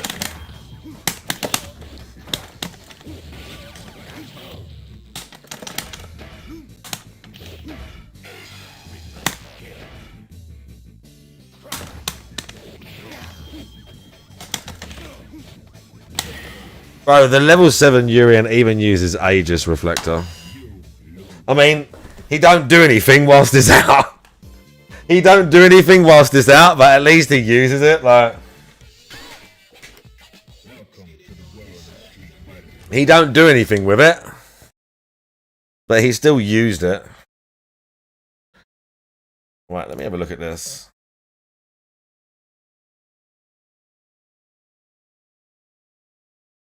See if I can find this. Let me see. Let me see if I can find this. Although this is a good video as well.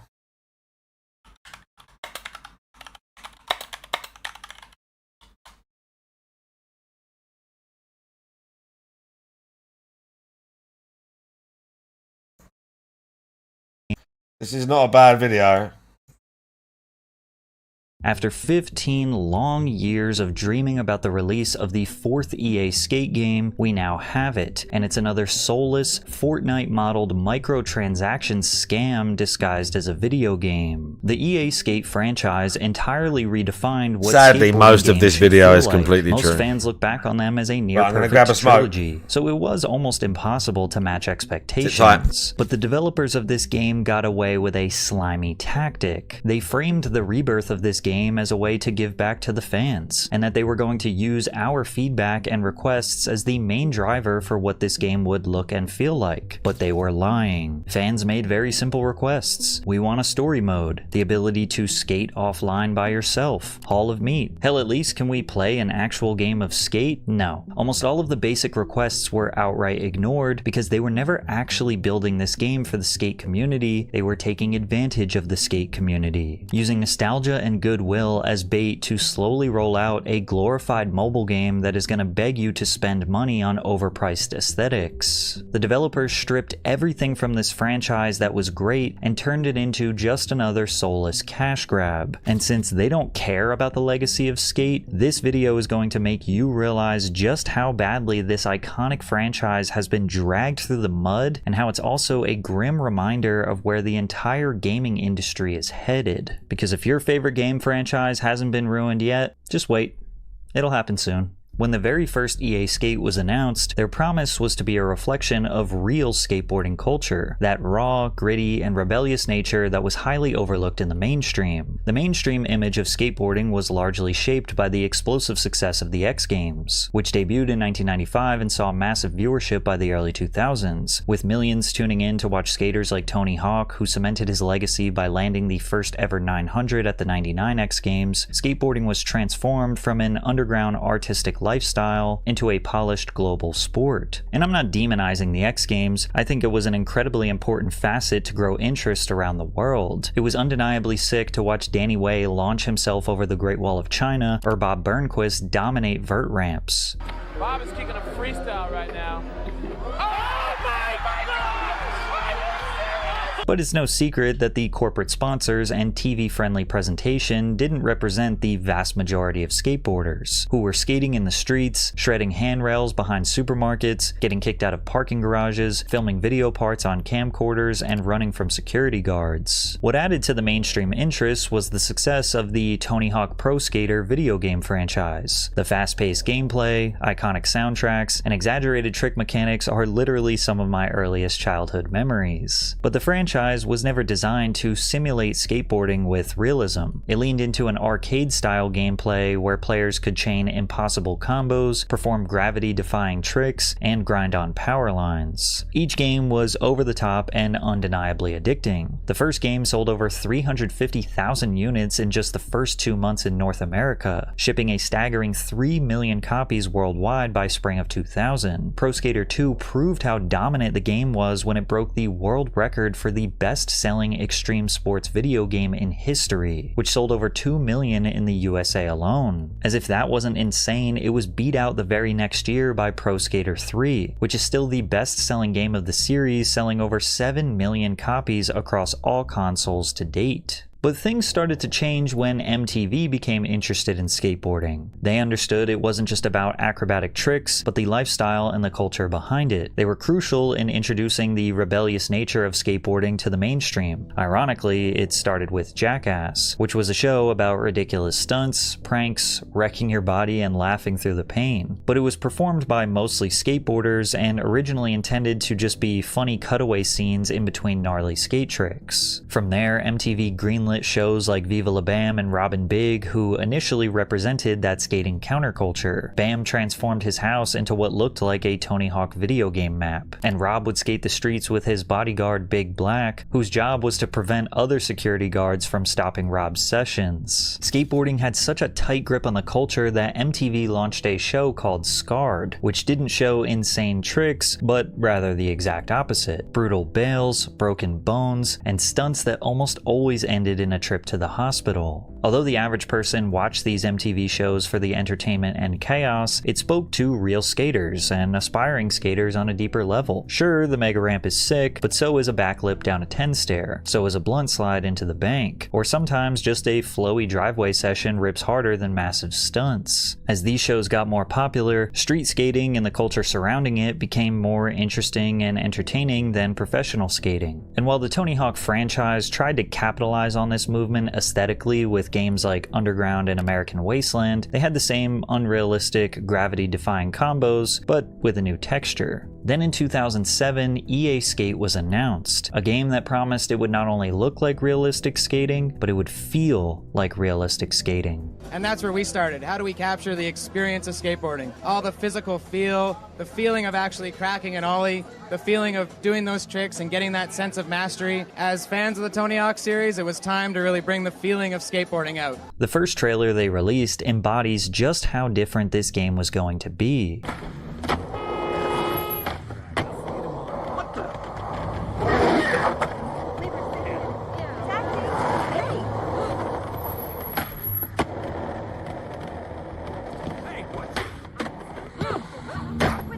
You didn't need to grind on power lines above a city. Just bombing a hill or hitting an 8-stair was exciting enough. It was about hearing the realistic sound effects of the wheels sliding on the concrete. It was about feeling the freedom of cruising in an open world. From the beginning, EA marketed Skate as a real skater's game, saying just like your real first time on the board feels a bit awkward at first, but with some practice, it opens up the more you play it. What made these trailers even more impactful was that they were being posted across YouTube at a time when most game studios were still relying on magazines or TV commercials. Black Box, the game's developers, leaned into the internet's growing skate community to spread the word. I have vivid memories of searching EA Skate updates on YouTube in 2007, and every day after school watching the same few videos over and over again, just dying to play this game. I was devastated to find out that they announced it would be exclusively released on next generation consoles, which at the time was the Xbox 360 and PS3, and at that time I only had a PlayStation 2. So this was the first time that a game would be literally unavailable to me, and as much as it sucked, it kind of gave it this aura, like it was a new chapter for gaming. And it took months and months of begging, but ultimately I was able to convince my parents to buy me an Xbox 360 as well as Skate for Christmas in 2007. I still remember buying the console at Walmart, setting it up in my dad's living room, and sitting on the floor and staying up all night to play the game. Not to exaggerate, but it kind of changed my life. EA Skate actually introduced you and included real street skaters into the fabric of the story. You had P-Rod, Chris Cole, John Rattray, PJ Ladd, of course Rob Dyrdek and Big Black. They even threw in real footage of real skaters and some cutscenes to remind you just how rad these dudes actually were. But easily the most exciting new feature that Skate was introducing was their Flick It technology, which totally dismantled the button mashing style of the Tony Hawk series. When you're playing the game, your left stick, that's your body. So you're steering left and right, pulling it back to get into power slides, push forward, your guy will crouch. And then your right stick, that controls your board. So I'm gonna pull back, crouch for a little bit to get ready for a big ollie, and then flick it forward. That's why it's called Flick It, because you do flick the stick forward. It's that simple. And off to the side, in our game, that'll give you a kick flip. So you actually get something out of whatever you do with the stick, including swinging it around to the side. And so crouching and then throwing it forward, however much force you put into it, that's what your ollie is. And you can also push forward and pop off the front to get nollies, and a whole combination of gestures to get all the different flip tricks that are out there. Skate also introduced small details that felt realistic. You couldn't just land tricks from any height. If the gap was too high, it was impossible to land. You'd fall no matter how many times you tried if you didn't know the glitch. If you were going too fast, your board would wobble. It would be a lot harder to power slide if you were going too fast. You couldn't grind infinitely. You'd lose speed on rails and curbs if you didn't have enough momentum going into the trick. You could pump your body on vert ramps to gain speed just like a rail transition skater, not needing to push your board in between ramps. It was clear that the Black Box developers had consulted real skateboarders to depict the physics as accurately as possible while still giving it a video game feel. And even though they included the X Games and Mega Park where you could hit a mega ramp and get some big air, it kinda still felt limited to something Danny Way could do in real life. The map felt like a regular city that happened to have some sick skate spots. You had clean corporate plazas, dark and dirty alleyways, brand new skate parks, and decrepit old skate parks. A perfect mix to fit whatever vibe you were feeling that day. They also added pedestrians to make it feel real and occupied. Although they added an extremely annoying feature where they would just kind of mill around wherever you were skating to get in the way. There were even banned locations where if you skated them, a security guard would chase you and try to knock you off your board, which created these tense moments where the pressure was on. And overall, they had this gritty aesthetic, with a vignette over the screen and a low camera angle to mimic a cameraman following you capturing your lines. But it wasn't just the controls, physics, and aesthetic that made Skate feel like real skateboarding, it was the challenges and career mode. Instead of cartoonish missions or collecting floating letters, Skate gave you the kind of goals that mirrored an actual skater's career. A photographer from Thrasher magazine would text you and challenge you to do a trick. He would snap a photo of you completing the trick and post it on the cover of their next magazine. You'd also be challenged to film lines for a fictional skate video, and you could also edit those video clips and upload them online for other players to see. Your videographer was essentially your right-hand man throughout the game, who was hyping you up whenever you landed something sick or holding you accountable if you were messing up. There were pool jams and tight bowls. They had intense downhill death races through city streets where dodging pedestrians and carving past cars felt like something straight out of a video. And last but certainly not least, you could play an actual game of skate. For those who don't know, skate is basically the same exact thing as horse and basketball. One person sets a trick, the other has to do the exact same trick, and if you don't, you get a letter. And the game ends when you spell out SKATE. The inclusion of the real-life version of Skate was a love letter to the culture. It felt like something skaters actually do because they do, and the developers knew that. As you completed missions, you would secure sponsorship deals with real skate brands like Lakai, Girl, and Plan B. You'd earn gear from those brands and ultimately build up your respect as a skater. And even if you weren't doing challenges, you were just casually skating around, you'd visualize and map out the trick line in your head and try to land it. You had to work for it, like a real skater did. And when you finally landed the trick, you felt accomplished. You weren't just mindlessly playing a game, Skate made you think like a skater. For anyone who grew up skateboarding or watching skateboard videos, the media's representation of it always felt off. But this game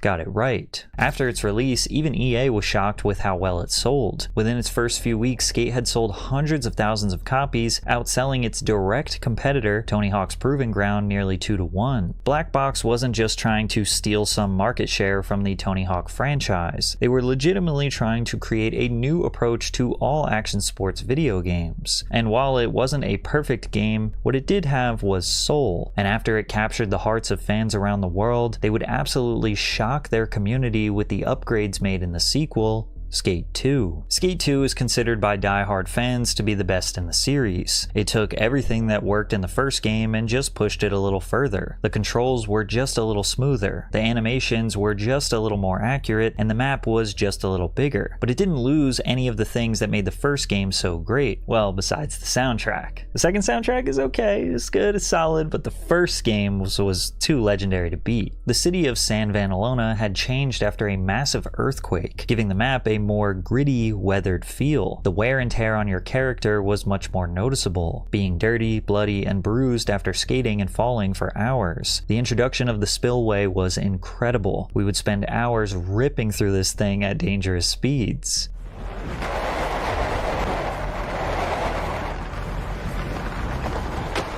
One of the most celebrated features in Skate 2 was the ability to get off your board and move objects around. I can't tell you how many times I played Skate 1 and just thought, man, if I could just get off my board and walk up these stairs. This was an absolute game changer. You could now drag ramps, benches, rails, and pads into position to build your own lines or reconfigure iconic spots.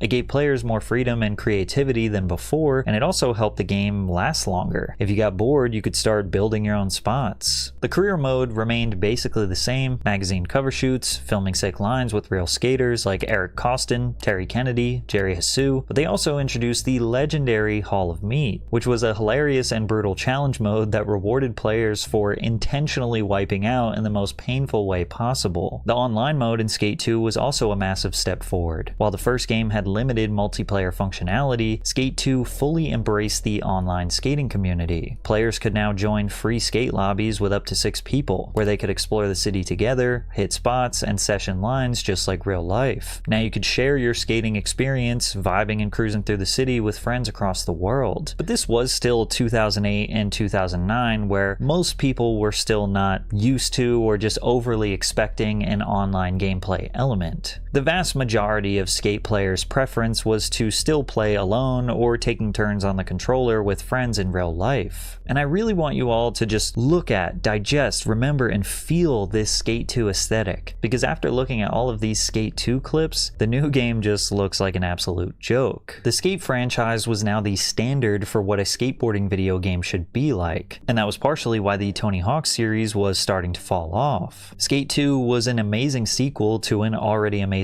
game, and it received strong reviews across nearly every major gaming publication. Skate 2 is technically an improvement over the first title, and anyone who hadn't yet played the original should skip it and go right to the second. It's a really fun game that allows you to play it the way you want with a control scheme that is second to none at the moment. Unfortunately, Skate 2 did not have as strong sales numbers. It didn't have as explosive numbers as the first edition. They were still okay, but they needed to make some big changes if they wanted to see financial success with Skate 3, even if it meant slightly abandoning their initial promise. If Tony Hawk Pro Skater represents totally unrealistic arcade-style skating, and Skate 1 represents more of a simulated reality, Skate 2 would be dead in the middle, and Skate 3 would be closer to Tony Hawk's arcade style. Skate 3 kinda did the opposite of what made it a breakout game in the first place, and leaned further into a more arcade-style gameplay. Firstly, the aesthetic felt a lot more cartoony. Everything was a little rounder, a little softer. Your character would get dirty and bloody from falling, but it was nowhere near the grit and ruggedness of Skate 2. The new city, Port Carverton, was a stark contrast to the destroyed San Vanalona. It was cleaner, brighter, less textured, more open, and most importantly, it felt perfect. In fact, the entire lore of the city changed. In Skate 2, skating was outlawed. In Skate 3, it was encouraged. Cops were gone, security was gone, and you were now skating in a world built for you. There's even a very believable conspiracy theory that you are actually dead in Skate 3, because in the beginning of the story mode, your character has a huge bail from possibly 50 or 60 feet in the air, one that any real human could not survive. But then you wake up and the rest of the game is you in heaven in the ultimate skateboard utopia. In Skate 3, the difficulty of the game dropped significantly. You could land impossible tricks way too easily, the board physics were more forgiving, and the raw tension that made the first two games so rewarding just wasn't there anymore.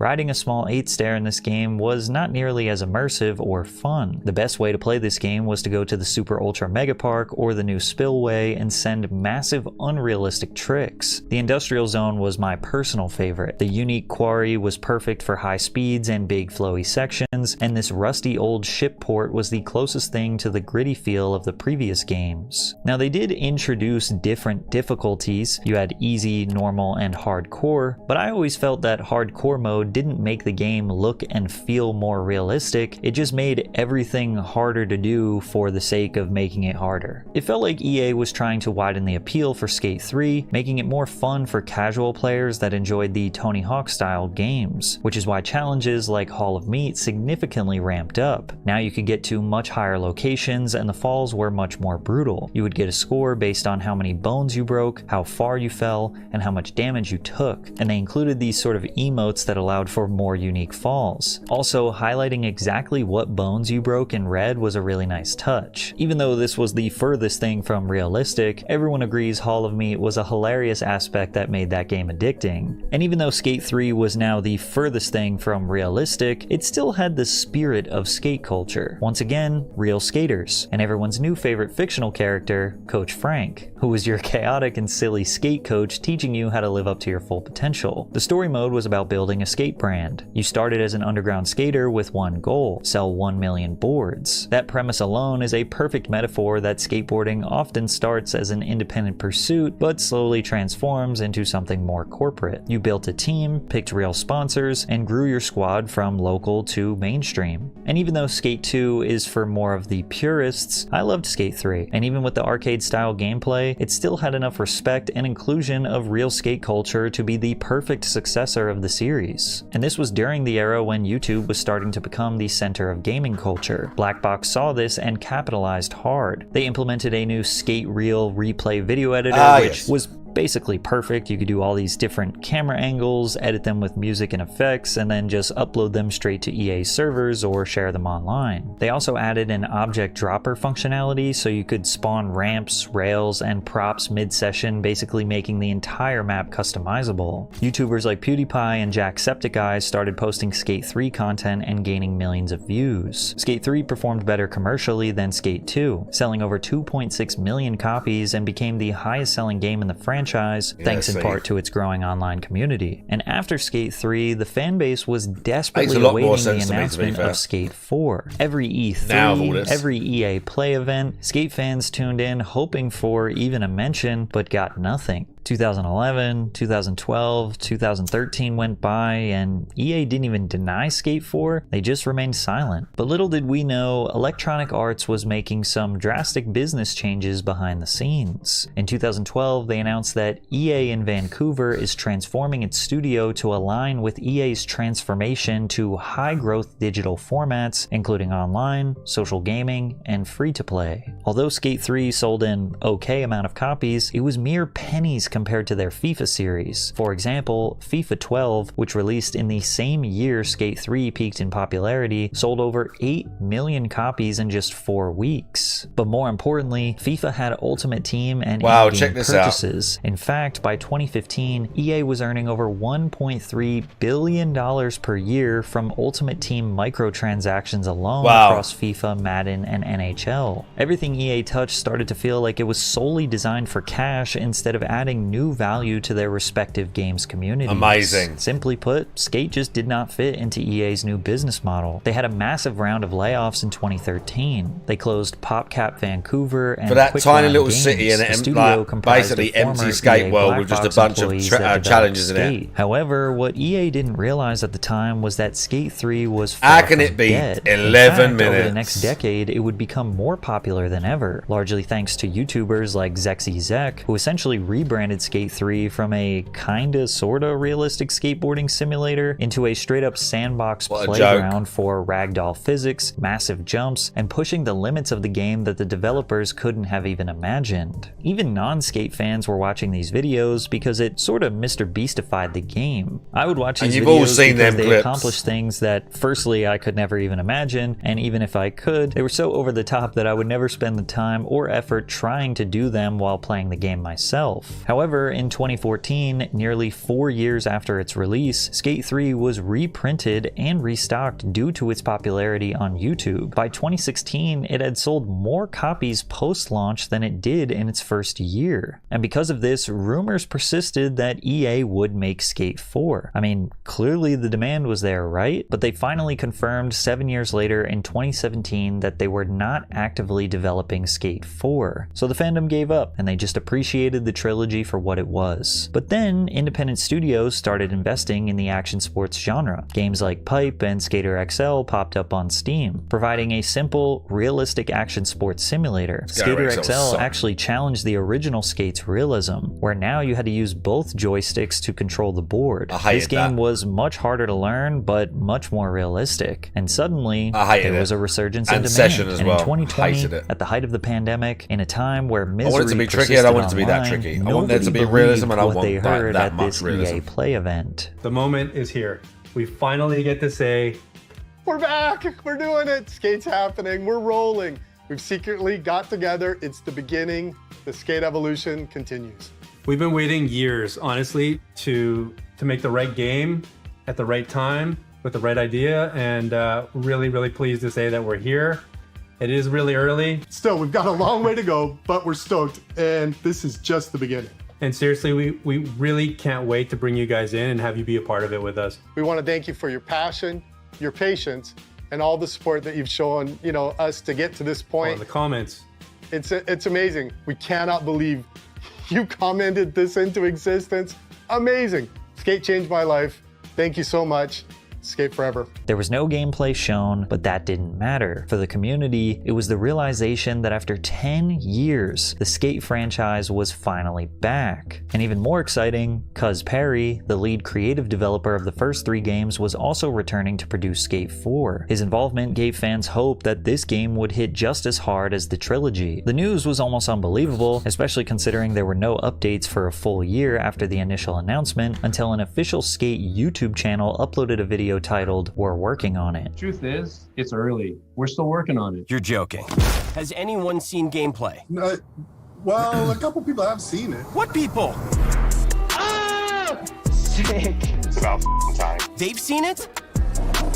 It just looks beautiful. This whole Playing open online world. sessions like that Picking up the would be board so and looking funny. back. It reminds me of Skate 2.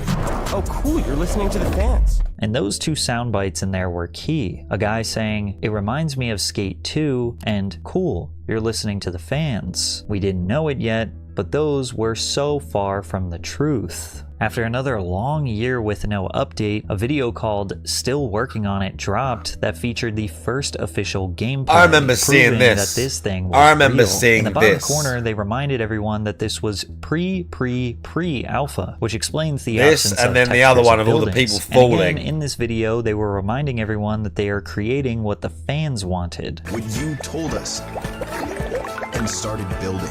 With a community as passionate as Skate's, it seemed like a no-brainer for the developers to This. treat their I core remember all fans this. as a massive free survey pool to help guide them in building the best game possible. And I can't express enough that they made it clear that transparency was at the forefront of this game's development. Skate released a show on their YouTube called The Boardroom, a developer sit-down where they discussed the game's progress and directly addressed community feedback. The series ran for 5 episodes, alongside other content the team was regularly putting out. They read comments and provided answers to the community. It was this type of communication with fans that is almost never seen in the development of other games. We wanted to remove as many barriers to entry as possible so that everyone can play together on day one, regardless of price or platform.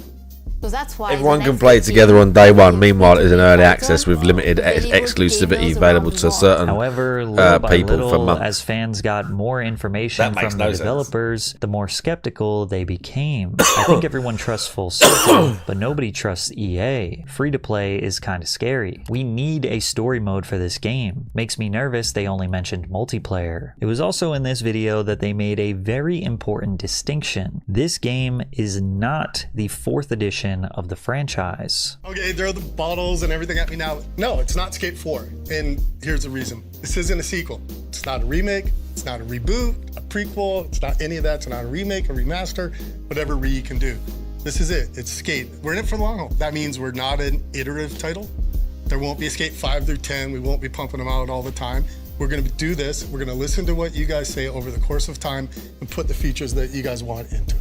Basically, they are saying this is an entirely new game, not a continuation of the original franchise. While that might be true from a developmental standpoint, it also kind of felt like a slimy strategic move. By avoiding the Skate 4 label, they gave themselves more cushion against backlash. If the game didn't live up to expectations, they could always fall back on, well, this was never meant to be Skate 4, because it was evident that they were capitalizing on the fandom of the original, using similar branding, a similar map, similar playstyle, comparing to previous games, but ultimately dismissing anyone who says this was Skate 4. For the love of God, just call the game Skate 4, not Skate, for the second time.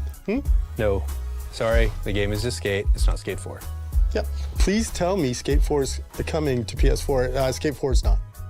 Skate 4 is not coming to PS4, but Skate will be. In 2022, they released a bunch of updates and playtest videos. You could feel the game getting closer and closer to looking complete, but it wasn't necessarily matching with the core fans' vision. As the devs read more comments and responded to fans, it became extremely clear that they were cherry-picking non-critical or super niche comments to give the illusion of transparency while ignoring the major concerns from the players. Like how nearly all the top comments are about wanting an offline mode and story mode, which is never addressed. But in the video, you get random, pointless questions answered. Do you guys even play the game? Who's better?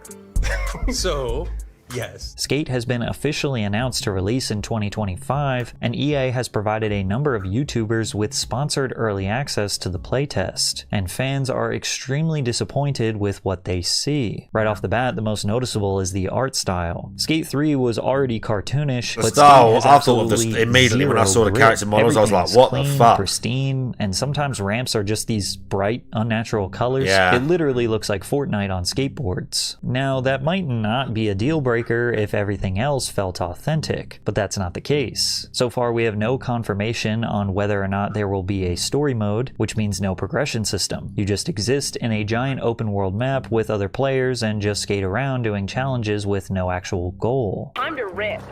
Use your skater eyes to visualize and utilize the grind potential here.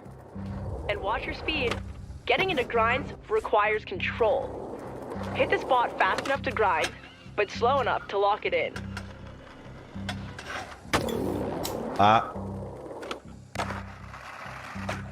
Know the ledge. It keeps resetting my assists Those as skater well. eyes are working. Oh my god, I've turned off all the assists. Is there like Getting actually... sponsored, taking photos for magazines, filming video look at parts, that. that's all gone. The first question they ask the players during the playtest is, how interested would you say you are in skateboard culture? I find myself wondering what they will use this data to interpret. The hopeful side of me says that a lot of people will click, yes, I'm very interested, and then they will include some actual skate culture into the game, but the realist in me says most people will probably say that they're not interested, and they'll continue to make this children's game, because there is really no skateboard culture in this game at all. There are no professional skaters involved that gave skate its connection to real skateboarding fans. There are no death races, another classic fan favorite mode. There's no custom parks, which is what let the community thrive for so long after Skate 3. But the biggest slap in the face is that you can't even play a game of Skate. How are you going to have a video game called Skate and you can't even play the game that has been a foundational part of the culture for decades? Your cameraman is actually just the camera that's been Pixarified to be your cute little sidekick friend. There it is. Your very own board.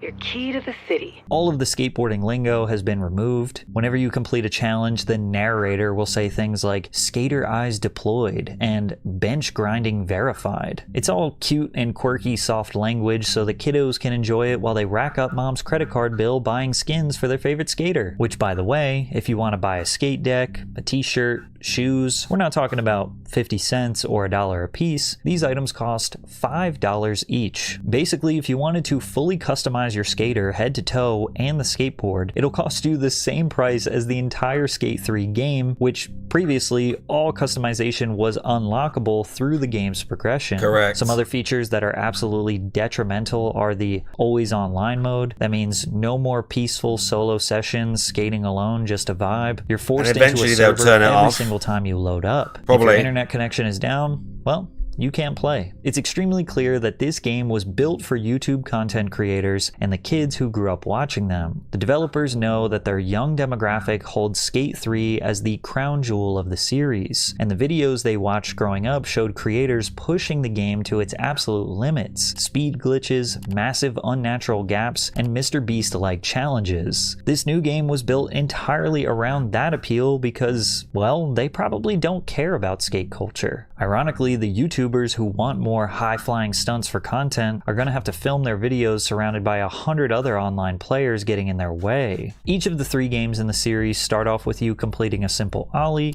kickflip, or small stair set, similar to how any other real skater would start their journey. The first thing they make you do in this Let's game have a look. is parkour scale the side of a building and then jump a massive mega ramp. They changed the only the people products defending in this the game shop are already. children who grew up in this free-to-play model. at The this. ones who don't remember a time when you could play a video game and not be constantly asked to buy more shit. Unreal. This game is for the kids who thought skating as Oh a my piece of lords. raw meat in Skate 3 was the coolest part of the game. And I know I'm coming across as harsh, but I'm not blaming them. They don't know any different. But when they play this game for 3 to 4 months and get bored and wonder why a game that had 15 years of hype died in a few months, rewatch this video and you'll see why. Then again, if you do just change your mindset a little bit and just accept that this isn't a true Skate successor and it's more of a acrobatic parkour game with a little bit of skateboard mixed in, I can even live with that. And it actually looks like it could be pretty fun for a bit, almost like a mobile game you play for an hour every once in a while. But the free-to-play model is something that literally every video game fan should be against. We have been purchasing video games for decades. We all understand that a company needs to make money, but buying something should mean that you own it. And if it's free, you don't own the game. Once they decide to shut down the game's servers, you will never be able to play it again. Plus, I find it telling that even though this game is in its beta release, the only thing that is fully functional is the microtransaction store. In case I haven't been explicitly clear, this game is not a love letter to the Skate franchise or skate culture. This is a massive corporation using the die-hard skate fan base as a vehicle to sell digital cosmetics. The free-to-play model unfortunately has taken over gaming. It sounds good on the surface, but it mostly just ends with studios releasing incomplete games or good enough games, because in order to justify a $40, $50, $60, or $70 purchase price like they used to, they would have to actually make a game with depth. Making AAA games is insanely expensive. When a studio charges a one-time entry fee, there's a cap on how much money they can realistically make. Even if the game sells millions of copies, that fixed price can only earn so much money. But if they release the game as free to play, they won't make money up front, but way more people will try the game out, and they've essentially opened the doors to an uncapped year-over-year revenue stream by people buying it in their shitty little fucking store. And this approach isn't just limited to electronic arts. Studies show that more than 50% of revenue for many major game publishers now comes from microtransactions. Games like Asphalt 9 have transformed into entirely ad-fueled casinos, where progress is deliberately slowed to nudge players towards spending real money. Even worse, the microtransaction model discourages innovation. Instead of building great games from the ground up that will last a lifetime, publishers focus on maximizing engagement, extracting more time and money from players through cosmetic items and pay-to-win features. You don't need to sell a complete game anymore, you just need to keep players hooked long enough to open their wallets. So for Skate, yeah, they might add real skaters in there, but you have to purchase them as a skin. There might be sick new maps that mimic realistic skate spots for purchase. I wouldn't be surprised if they made in-game challenges or competitions that you have to buy into or wager just to play in hopes of winning more whatever dumb currency they have. And you might think that you have the willpower to avoid these transactions, but statistically speaking, most people will ultimately cave and make a purchase. No, I'll buy something. Gamers made at least one microtransaction purchase in 2023. If you've spent dozens of hours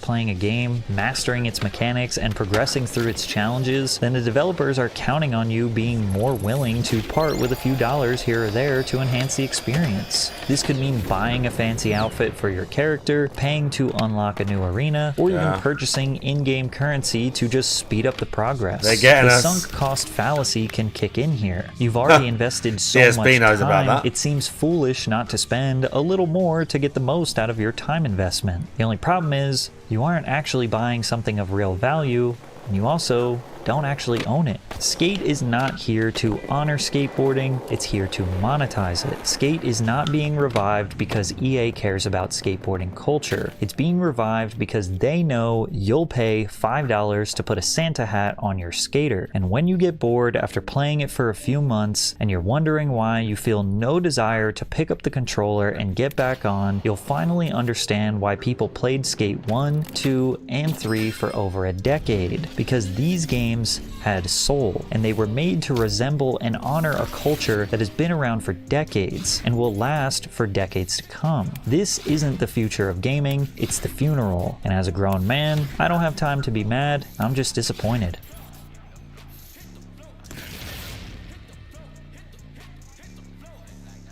I mean, bruv's got a point, hasn't he? Do you know what I mean?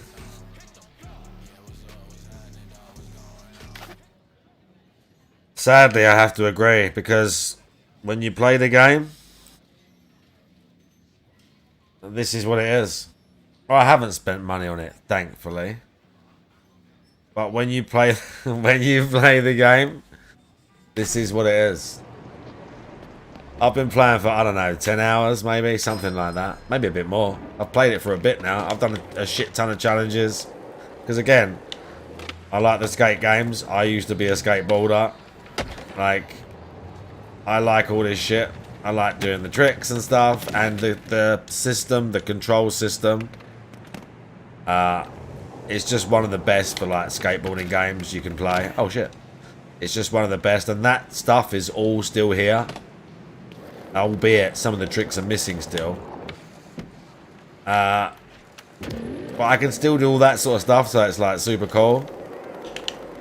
But yeah, it's not.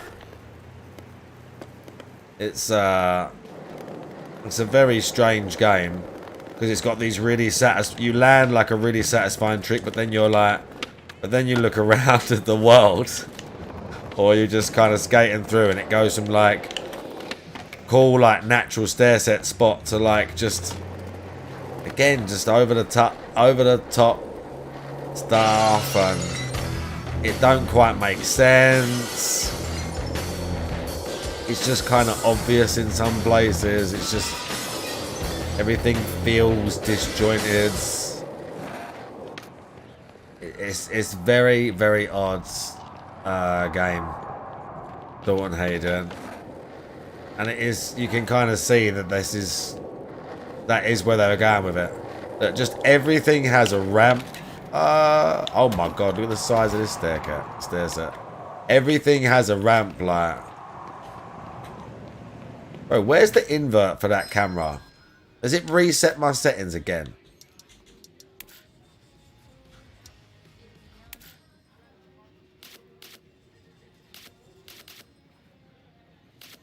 No, it's thank fuck.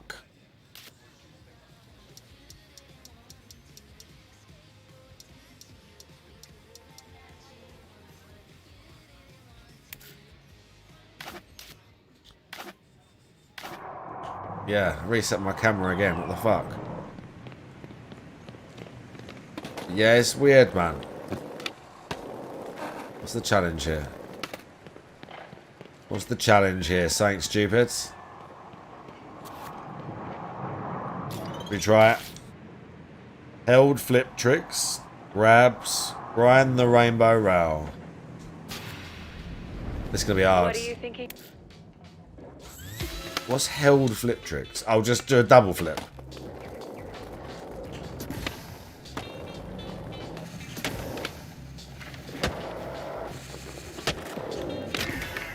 Okay, I think I'll go through there. Alright.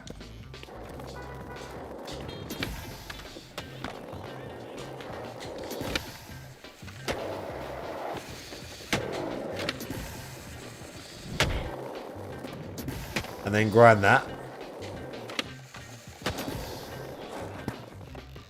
Oh, I've got to do more flips though.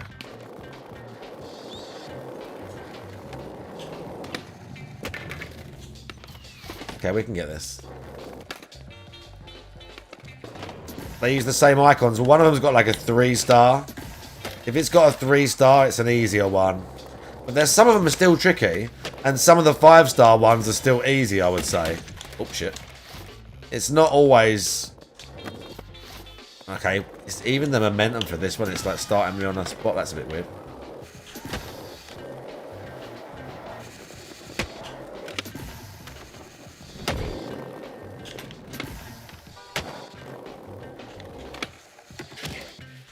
Ah, we was getting it. Help.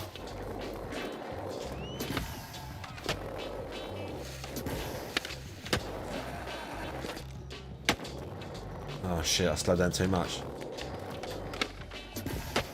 Okay, we can make it work. We can make this work.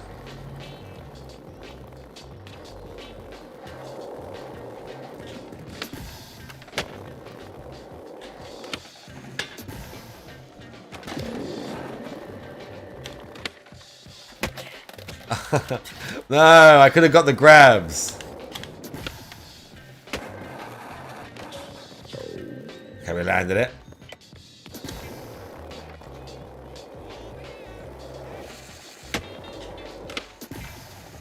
Oh, what happened there?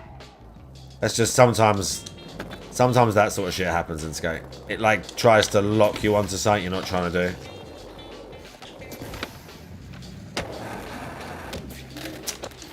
I'm getting too much speed. That's the only thing I don't like. We're getting too much speed down here.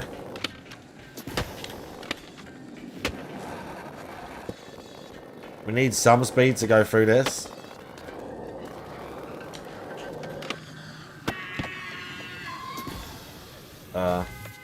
Okay, we got it. We can make it work.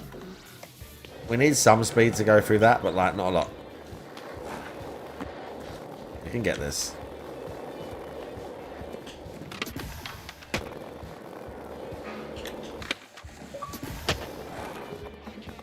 I can't finish it. I need to go back. I need to get grabs. Mailman's doing dailies. I need to get the score. Before we get the score now.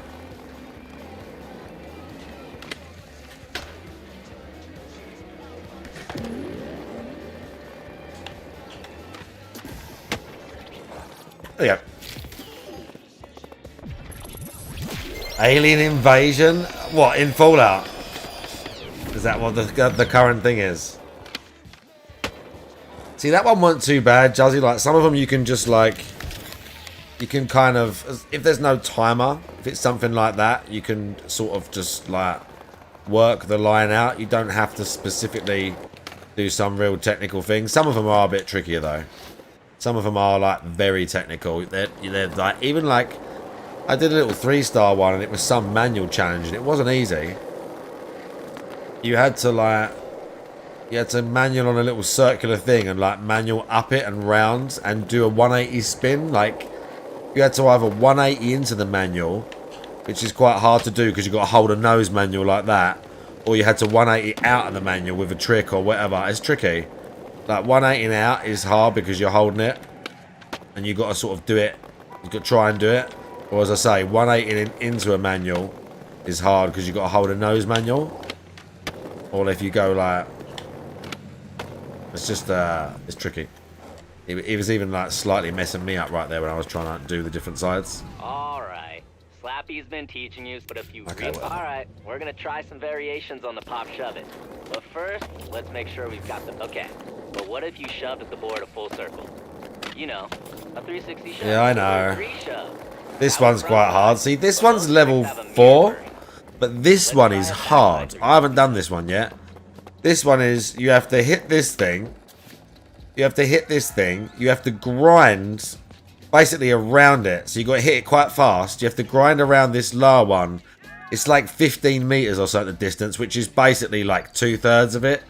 Grind all the way around and hit a 180 out and get a score of like 800 or something like that, or 600. So you have to come from up here. This is only like a level 4, so there's technically not one of the hardest ones. But you have to come from here, hit this thing at an angle like this, grind around it, and then like do a 180 off and get, I think it's 600. That's not easy, that one. I can do like most of the challenges, every like challenge, like whatever. I can do pretty much almost every single one I've done. I can do all of it. This one I still haven't done. I've come close, I haven't done it.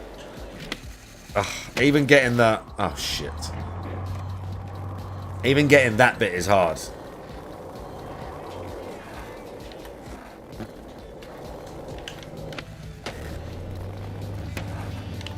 Ooh, oh. That's okay. Backside 3 shoves aren't always first try for me either. Oh, Shingo, shut up. I can do it easy. Okay, 360 shove-its are on lock. It's time to mash some tricks together. What about that 360 shove and a kick? That's what we call 360 flip. Sick tray. See? Switching up flips and directions gives you cool new names too, like laser flip. How about we try a frontside shove with the heel flip or a laser? Give it a go. This. Ah, it's hard.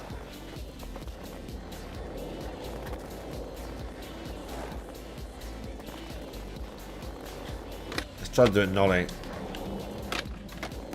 I'm easier. So nollie laser flip don't count. It's harder. I'm not as good at that one.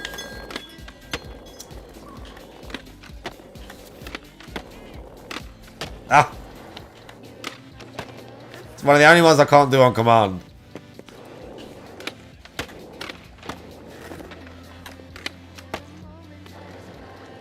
There's a regular laser flip. I always end up getting like 360 laser flip. Huh?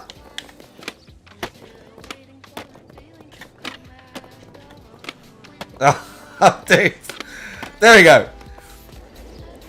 Locked in. Notice yourself getting higher scores as the tricks got, trickier? I'm trying to get V's algorithm tuned to perfection. Let's post up a score that'll make Slappy wonder, what the hell was that? Help.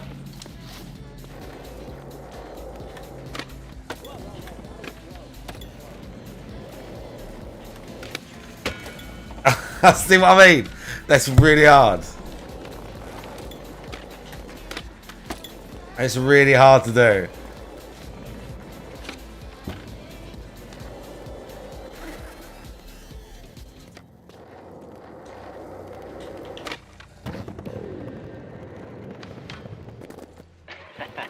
Sick. Slappy's gonna be confused when he sees that footy. Yeah, I'm gonna be really confused.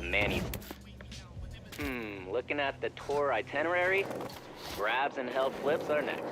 That's definitely Slappy's domain. How about I take you over to his DIY rooftop mega madness spot? Ow.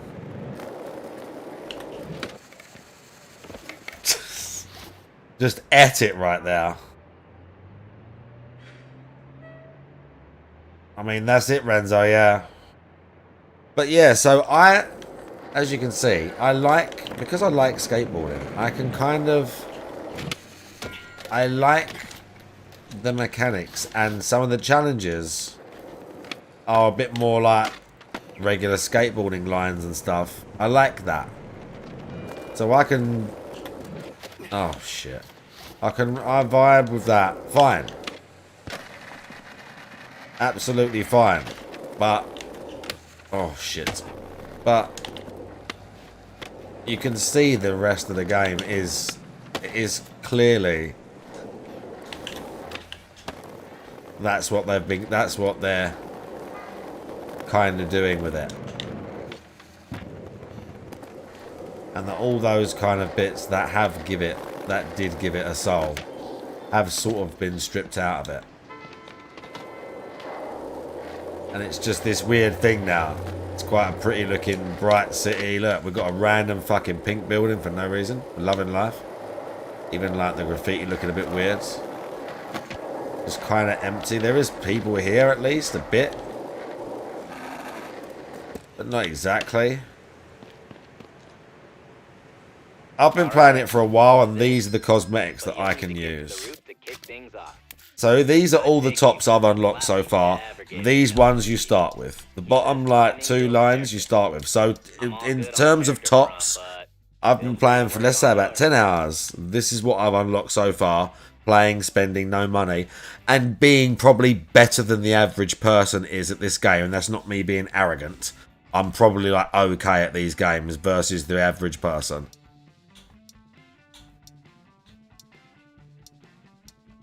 That's it. In terms of t-shirts, that's it. You start with these. So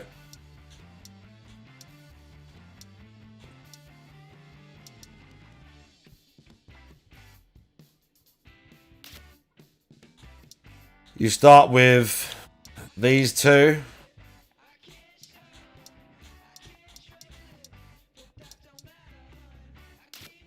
And that's basically it. Boards, you start with, I think, that one. It gives you 200 of the actual what's name credits at the start, and I spent those on that first board. Beyond that, it's just in-game unlocks. That was from playing it early or something, I think maybe. Because that was free. As in, like, I didn't level up in game. These were just from crappy loot boxes in game. That's the in-game currency, like everything else. This is all in-game currency from crappy loot boxes. I have only just unlocked this one. This is the first one that's looked any good, and I've only just unlocked it. Beyond that, hardly any. Like, all of these are just kind of trash. Whatever, a script tape design, but you don't want these. Like, really.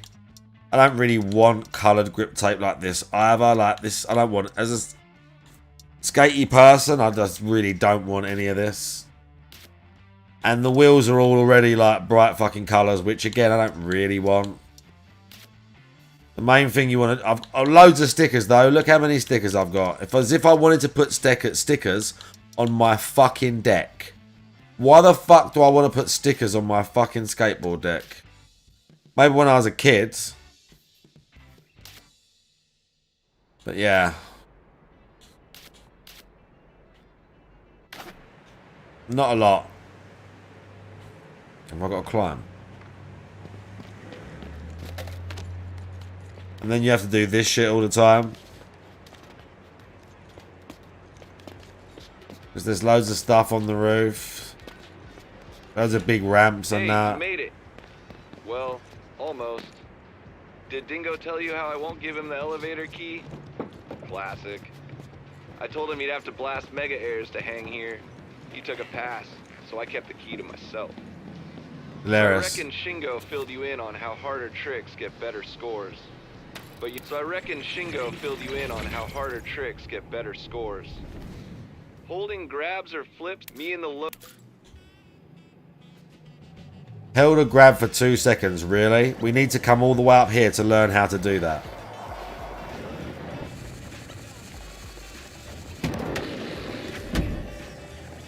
Ouch. I need to come all the way up here to do that, do I? No need.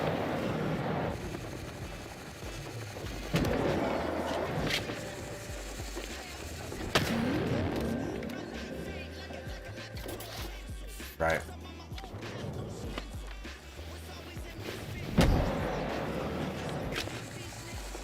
Hang on. I did it already.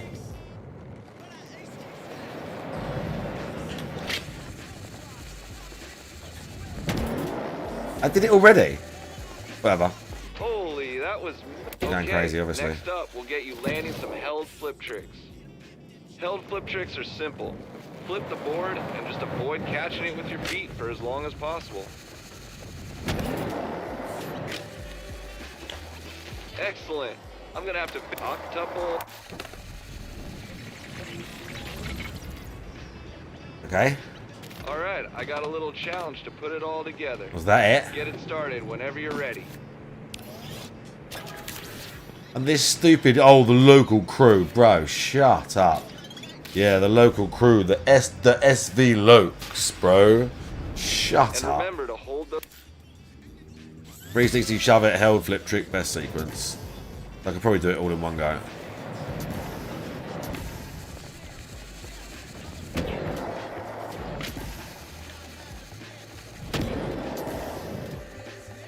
It's not letting me get a pop shove it.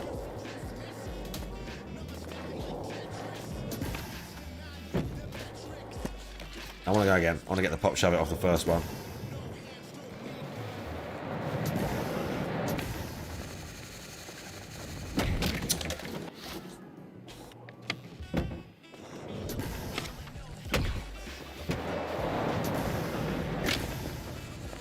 Uh-oh. Let's not go that way. OMG Zelda, how you doing? Okay, we're good.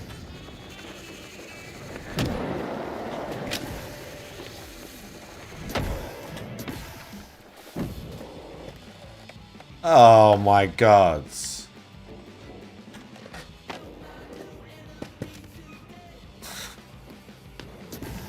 I'm not going to make this. Oh, maybe we are.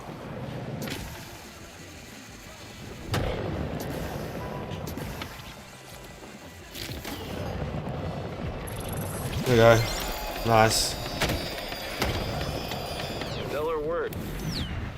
Yeah.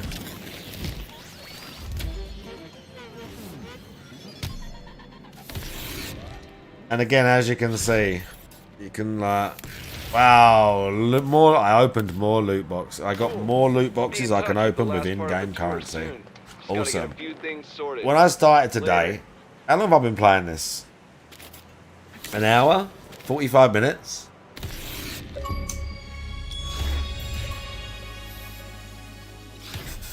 Look at the crap you unlock slowly. Just glasses and just rubbish. And small, like hundreds. So I was going to say, how long have I been playing this today? About an hour. Maybe less. Maybe 45 minutes. Something like that.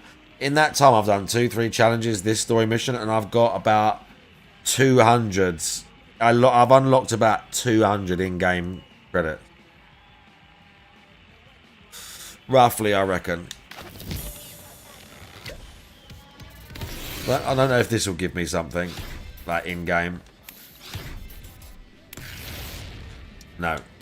No credits. Just crappy banners to see on your name. Gave you the key and everything. Peanut butter complexion, big ups. Shingo gotta do. Tell you what, I've got the info. Yeah, whatever, Shingo. To beating the old Slapster's most precious thing. His high score winning run at the House of Rolling Reverence. Head over to the Casper and I'll fill you in. Double flick trick manual, all in one sequence. Well, that's a bowl skate park. Let's see what that's like. And again, transition skating in this one is kind of weird. Transition skateboarding is... I don't quite understand how they're wanting me to get speed in this. There is pumping in the game, because it kind of talks about it in the menus. But I still can't quite see how it wants me to go for it. I also thought of another trick that's not in it, and that's impossibles. You can't do an impossible or a front foot impossible, which is like a flip trick. Quite a high, like, very technical flip trick. But you can't do that anymore. Even whether they're bringing them back, you can't do that.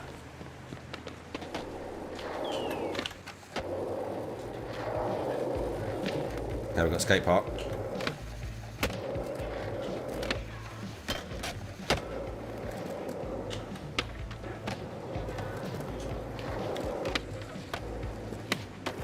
Oh, that was tight.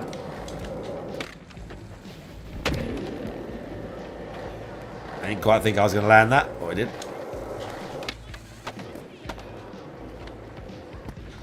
Where's this? Oh, it's there.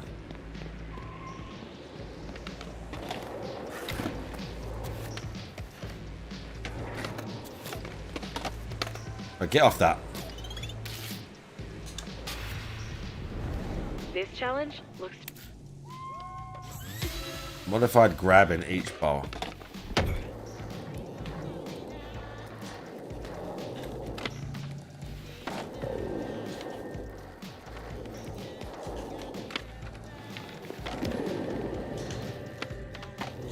Okay. Right, caveman.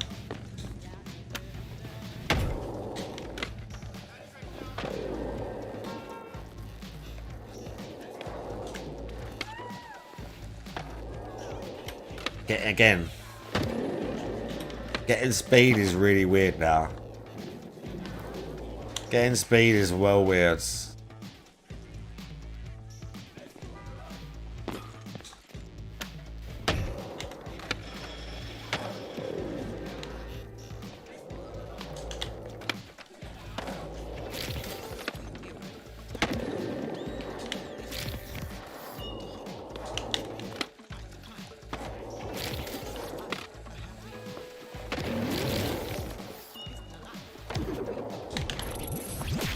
Like, again, I've had to like, it's not they've nerfed it, is they've nerfed it. It just, the push system is just, the pumping system on ramps is different. Have you been enjoying this game? We've kind of been talking about it. I am. We've just been watching a video about it and shit. If you like the other skate games, there is a bunch of stuff you will like if you like skating in real life or you like the bit more realistic side. The mechanics are still very nice, but it's also a kind of free-to-play, Fortnite-ish looking mess as well. And there's a hell of a lot of stuff wrong with it. and they're trying to monetize everything, and I would say the future of it's very uncertain at the minute. Very uncertain where it's going to go or what's going to happen to it.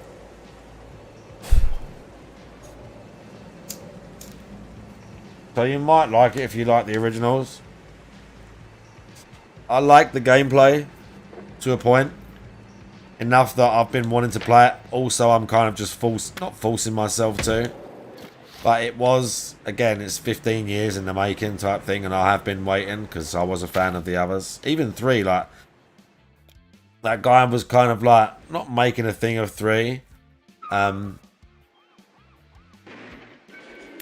that's a grinding one. Let's do that. It's definitely fun to mess around in, yeah. But at the same time, it is going to get old fast. And there should have been a story modes. And the city does feel weird. And they are potentially just going to like start charging money for all this stuff. Charging money for all this stuff. Oh, I had that.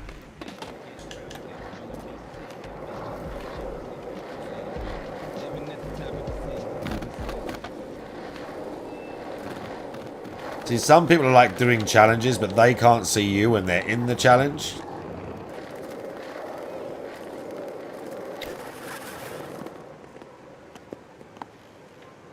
Okay, what's this?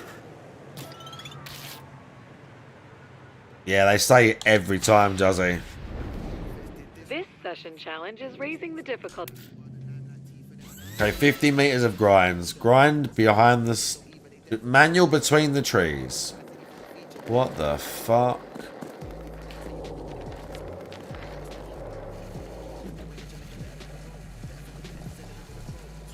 Nice.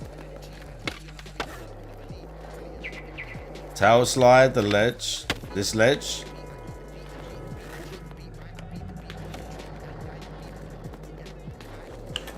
Or no slide it. Fuck. Oh, grind behind the statue. I see what it wants me to do there. Shit.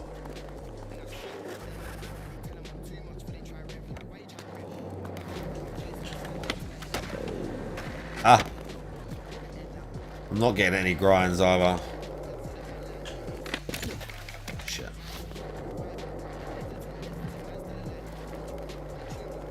It's got a highish ledge. Ah. I mean, at least I got it, but I need more than that.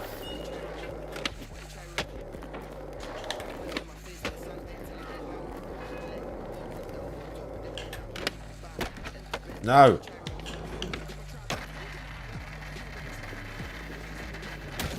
No, no.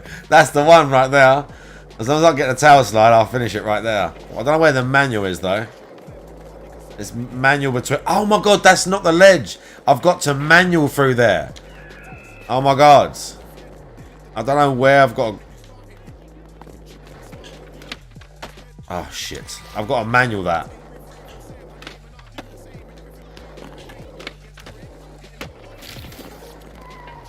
No, right. No slide the ledge. There's a mark above it. Where is it? It has that little yellow mark, but I literally can't see it. Like, it's not on the radar. It's just denoted by, like, a little cross symbol, which I can't see. Like, oh, there's... No. No. Oh my God, it's all the way over here. And then I've got to find something massive to grind. I probably won't get this in time.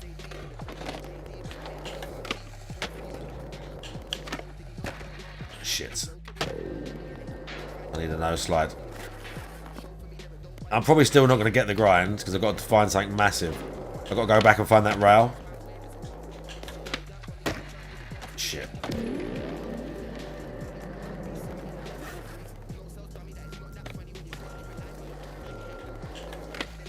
Oh. I need more time. I need more time now.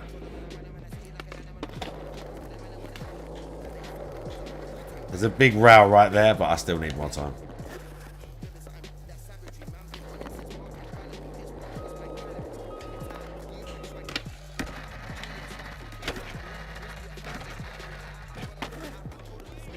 Okay, we hit it. I haven't got enough time.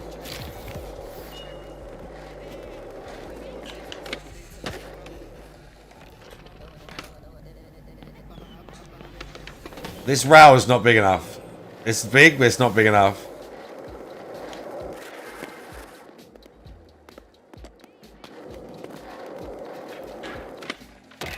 Ah! No. Where's the other big rail here?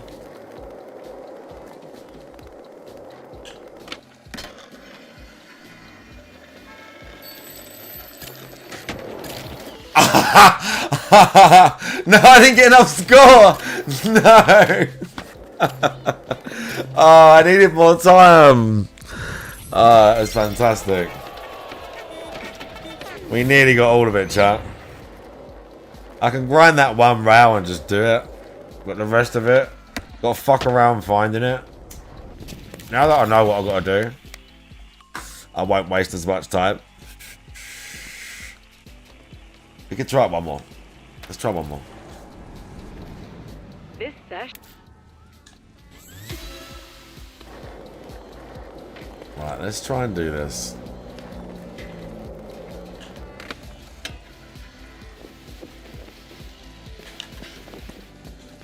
Oh, why'd I lose that? I didn't even try and do a flip trick out. I just tried to get out. Ugh. I mean, I'll take it for the distance.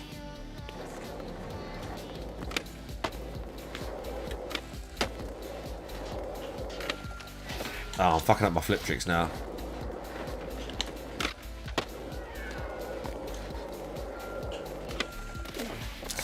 No!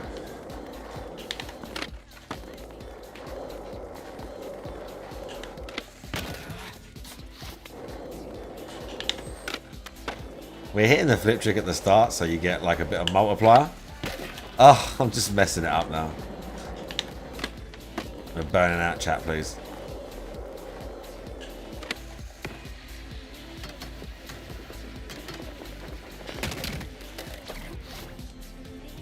But why?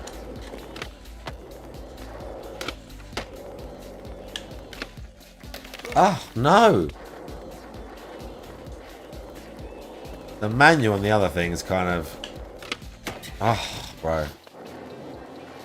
They're kind of like not too bad.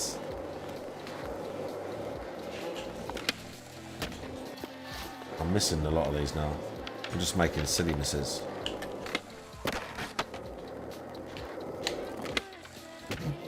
That was silly. Silly mess.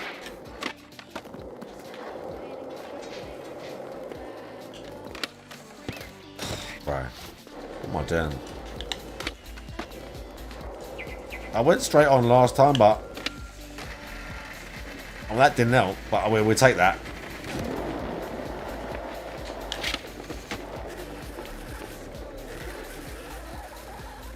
Okay, let me go real far. I'll take that. We've nearly got the meterage. Ah, I missed the manual. I need to start getting some points now.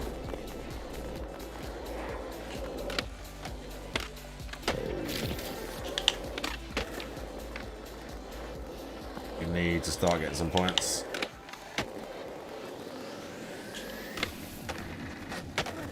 There we go on that ledge. Now I've got no slides. The thing in the corner. Over here. And get like 3,000 points. 2,000 points ish. I've got a minute. But 360 flips get you lots of points. But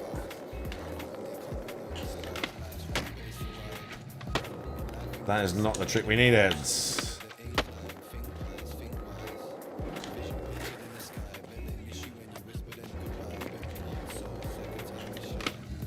Oh.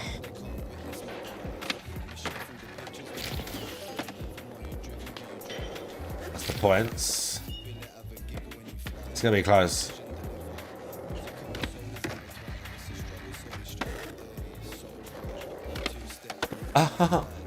Oh, bro, I'm not gonna get it.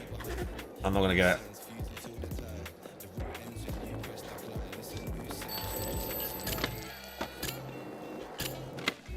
Ah!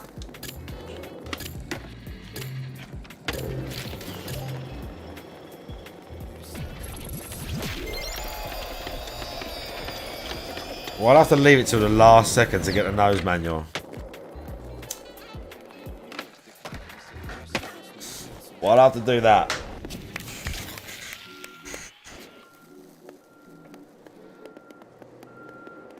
See, some of them are hard because of the timing. Well, it only gave me 50 for that. That was it.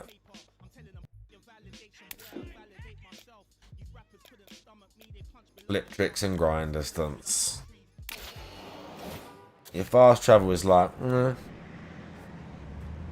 it's alright. You have to unlock them manually.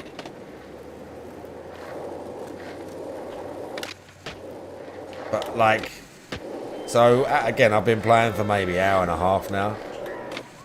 I'm already starting to get bored. Not exactly like I don't want to play the game. Why has it changed? It feels like it's changed the camera a bit. It's the speed camera. Not that I don't necessarily want to play it. I'm just a little bit like, I want to do something else. Do you know what I mean? Right, it's changed the camera as well. It's changed me to like the closer camera. I can feel it. I don't know why it's done that.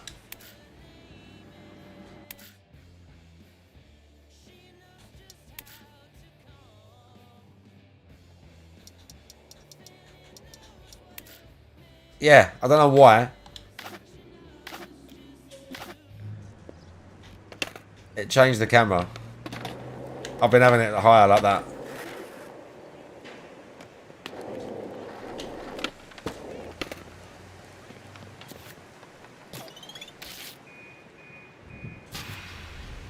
But it's just like basically just looking for spots you like the look of, and then just where the fuck is it? Oh, there. And then just skating it like, oh, is it just anywhere? Is it just anywhere?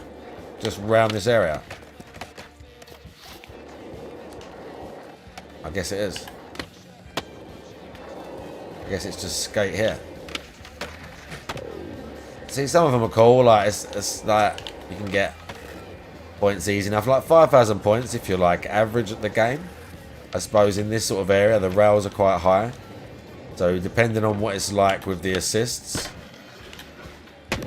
like it's probably harder to get points, or like, you know,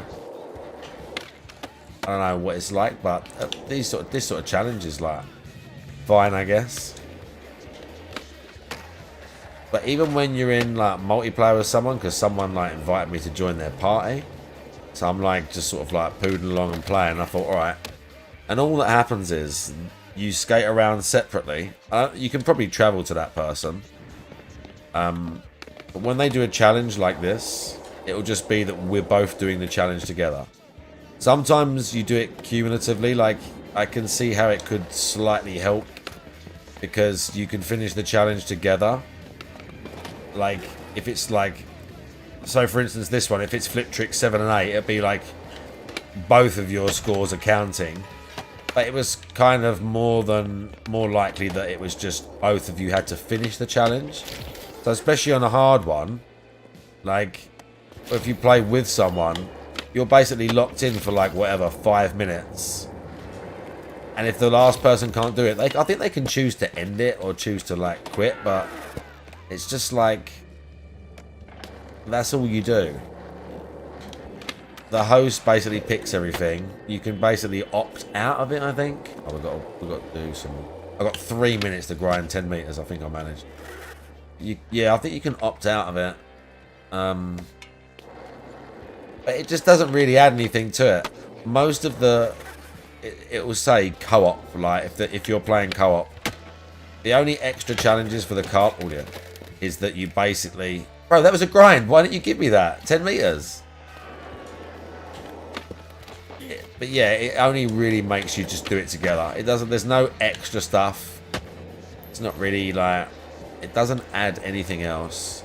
I think there are... I'm sure there was something in the world where you can start it. I'm sure there was a carp only one, or there was a jam or something. I'll have to look for it in the menu to see if I can still see it out.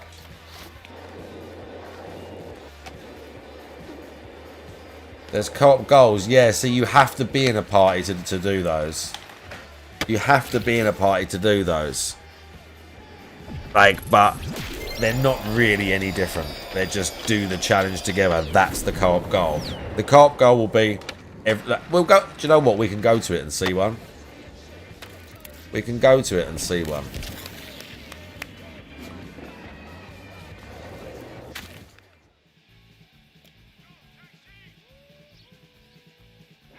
Okay, let's do that. Because it's right nearby.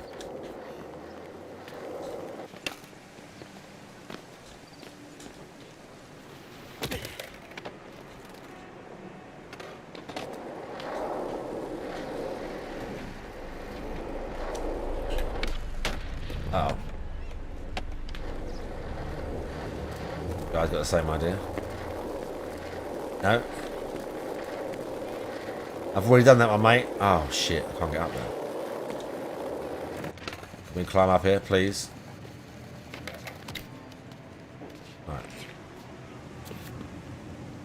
Okay, so we're going to gap over here. So gap over the bank, grab, flip trick. If we were to do this co-op, you would only get that much extra, but that's still quite a lot. Look, 20 points. Look, you get 15 points for doing it solo. Or those 15 and 20 for completing it in co-op. And the only thing you have to do is all of you have to do it. That's it. So it's not like there's nothing, there's no added bonus, there's no like, sorry, like added difficulty really. You've all just got to do, look, gap over the bank, a grab and a flip trick. You all do it. And as long as you all do it, like you get like basically double the points just because there's two of you doing it. Oh. Basically. Which is pretty wild. Considering it's like, that one was easy, like. I miss out on half the points just because I don't have an extra person. I didn't get a flip trick, what?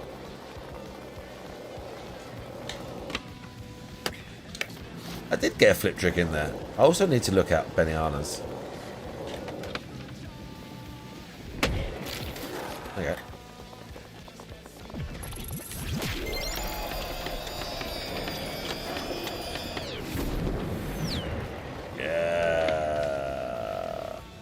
They just, even on the replay, why would you want to do the replay with this weird Fortnite looking shit? Like, they just, the ugliest looking replay. So, where's my...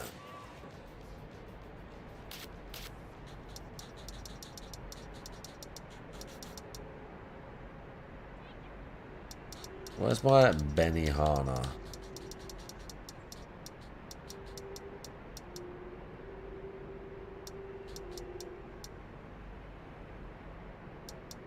Let me hear.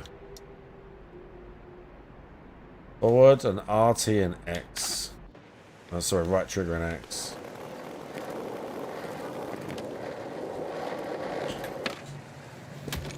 That's the trouble.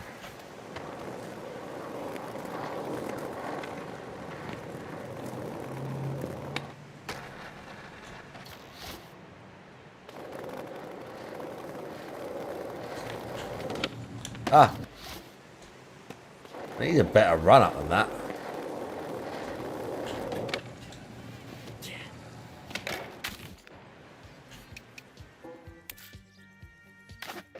Hang on, how?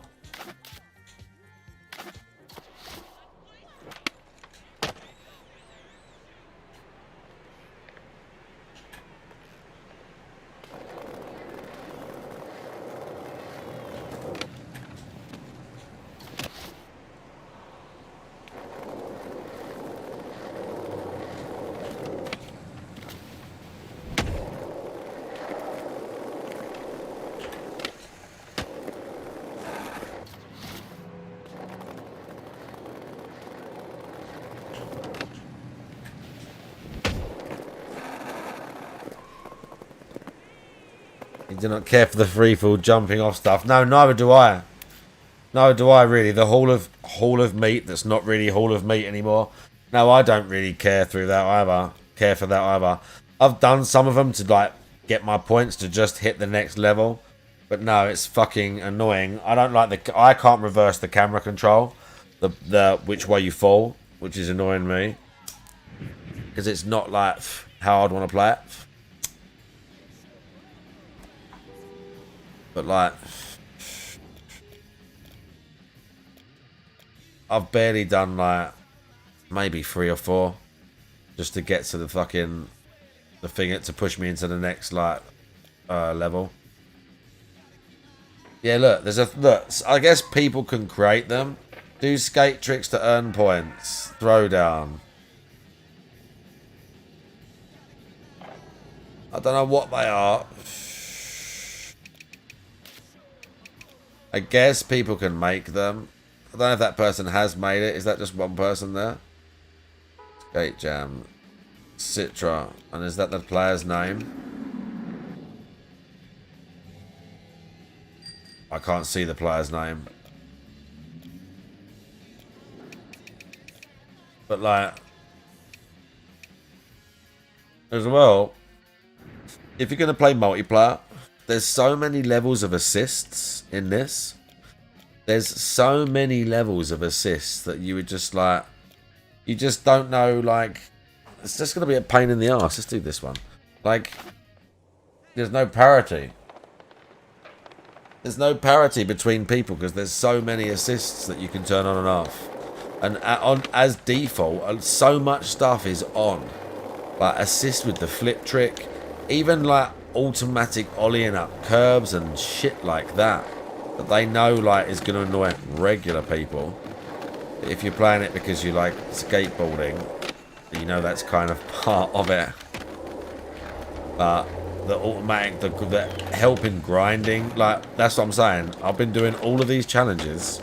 I've been doing all of the challenges, doing most of them, unlocking everything, and I'm doing it with every single assist in the game basically turned off.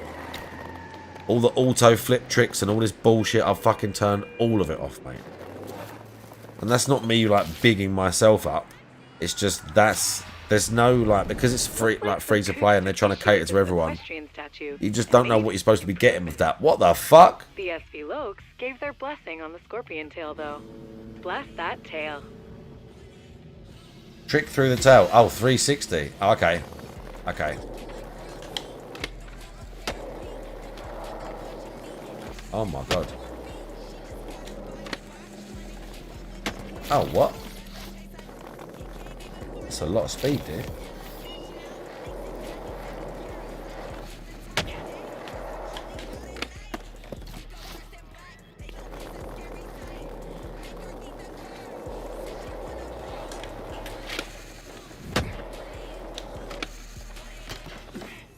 Okay, I'm like missing spot.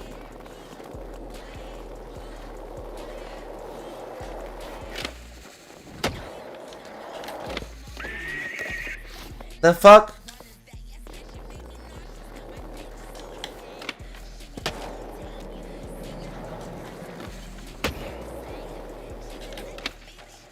I can't even get enough speed to get through it. What?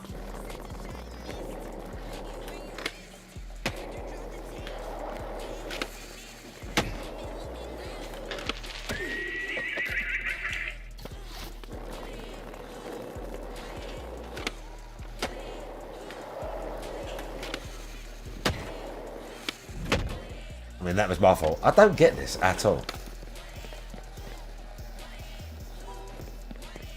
To be fair, as again, like I said, like transition skating seems to be different in this one, or slightly different. Bro, this is fucking really sus. No, yeah, you can. I think you can just put stuff down. I can put stuff down. I don't know if I can do it to help me in this challenge. Bro, this one is well weird. I'm not getting enough speed at all. What if I just let myself fly and don't even try and ollie? Let's just see if we just, like, casual through it. What happens. I mean, maybe, but it's just the wrong angle. I can't get no pop with it. I can't get no spin.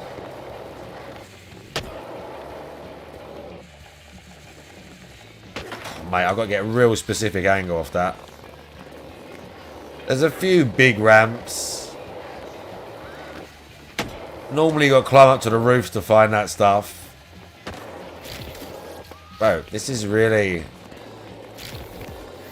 I'm not.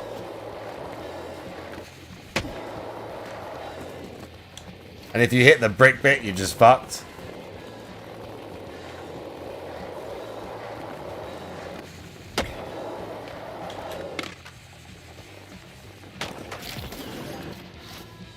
Trick through the tower. I didn't do... Whatever. Sure, I did it. Whatever. I did it. Whatever. That's a line. That's another spot. These are spots normally. And you got to do it all in a sequence. They're normally quite tough. And the other ones are lines. There's 3 in a row here. And then a spot thing. It looks like it's all near the church. Let's go over near that. Let's go and do all that.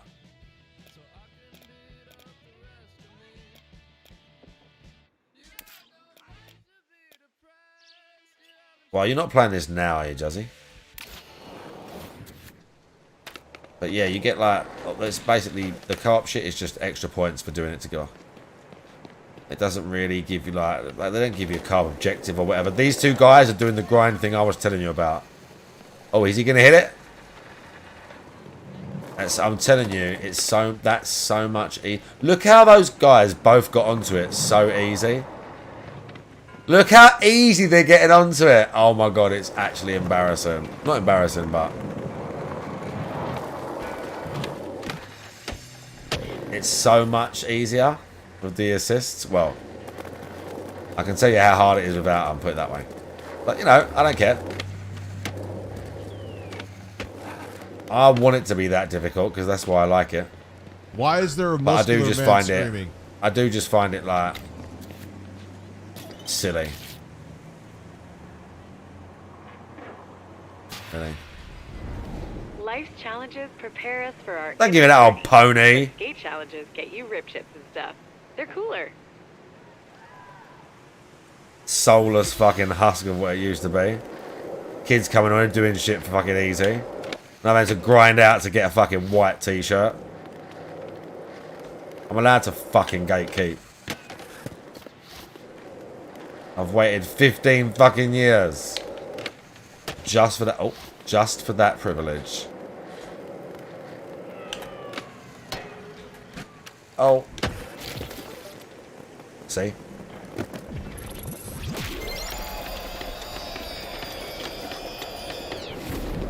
I'll tell you what, I'm annoyed I can't dye their hair. I will say that. I will say that. I'm annoyed I can't dye his fucking hair.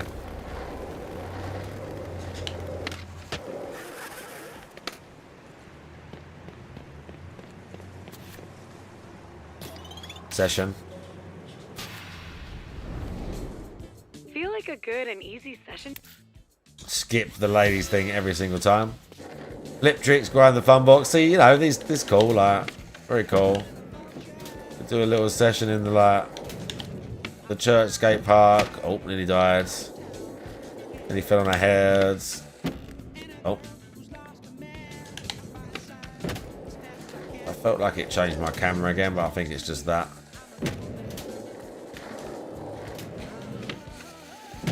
Okay, we're getting on the flip tricks. It likes it. Sorry, is there no extra... Is there no judo plants and stuff? There is, right? Oh. Oh!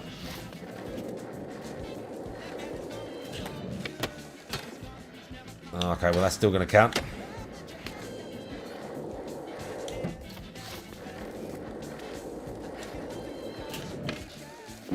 No! Right, it cleared it so hard. Oh my god. try and I'm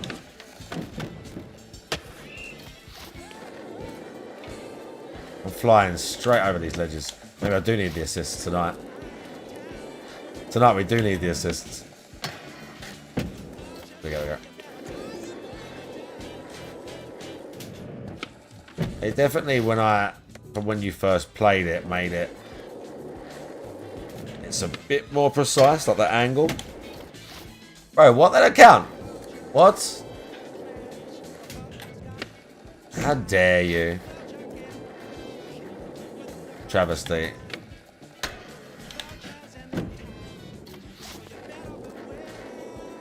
We should have even transferred between the two. Ah, you dick. No, the late shove it. The Bane. We have to get a line quick at the end of this. Okay, good. I should have tried to keep the multiplier, but whatever. We might not make it. We're not gonna make it. Camera angle's going for... Please.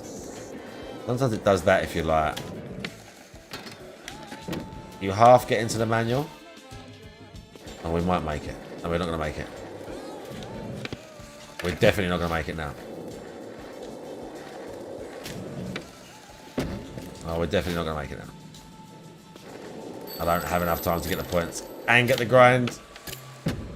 Fuck's sake.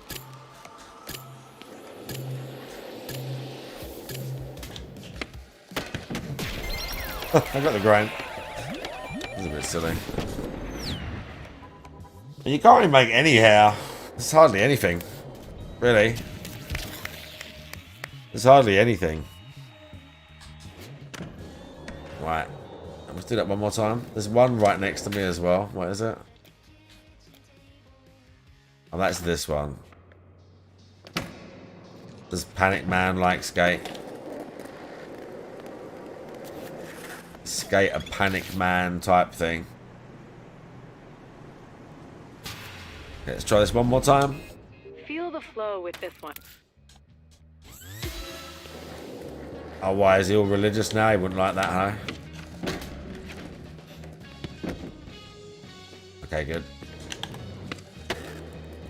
I should try and keep the line just to get the score a little bit.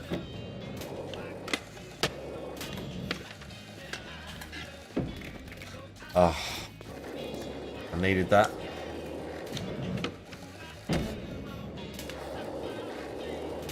It's just because I'm on like a semi-tight timer for this one. So I'm a little bit more worried about getting the score.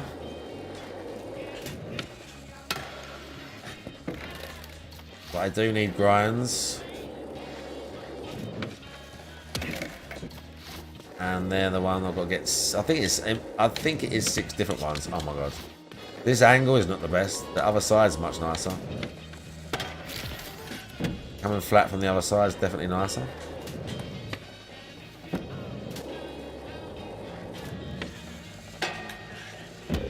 Like that.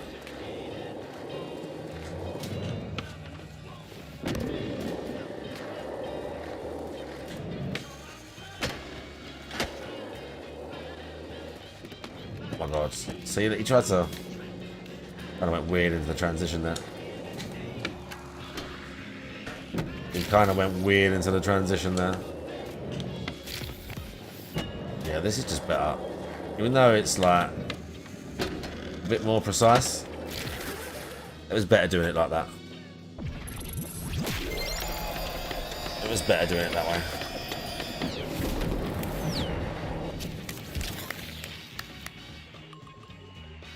See, for all of the stuff I've done tonight, I think I started with 150 odd of the in-game credits, and I've done a bunch of challenges and unlocked everything in all of them. I've done every single one so far. This one is good. Except co-op, because we're not in co-op. We should have like however much extra. Gap down to the bank. Oh, this is gonna be sus. This looks dangerous.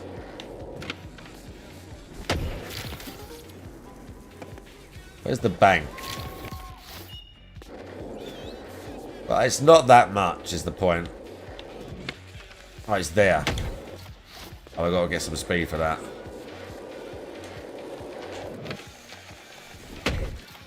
Oh, that's a tight angle.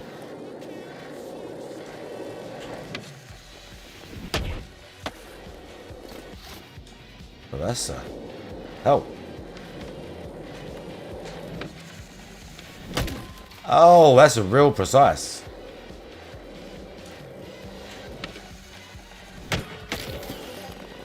I'll take it.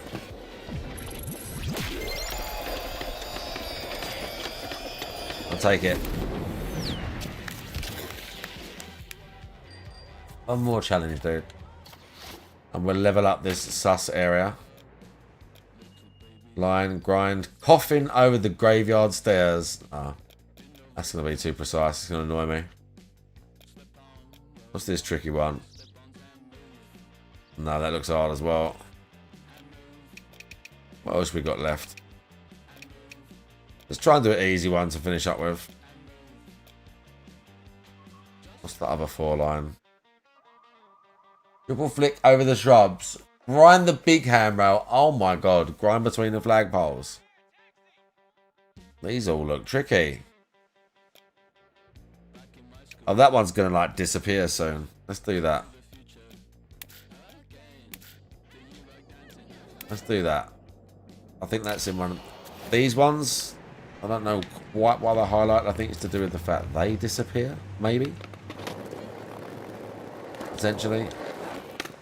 I don't know how we're getting up there. I guess we're climbing.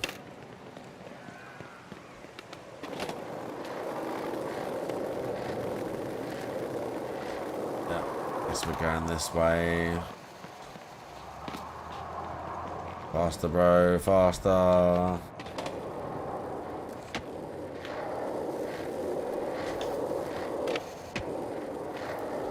sure if I've been up here. I must have done. See, look, there's just half-built skate ramps everywhere. It's just weird. It's like, it's a multi-story, it's fine. It can be a multi-story car park without skate ramps in the corner, like, looking weird. Is it up again? No, there's just a ramp right there. Right, it's there.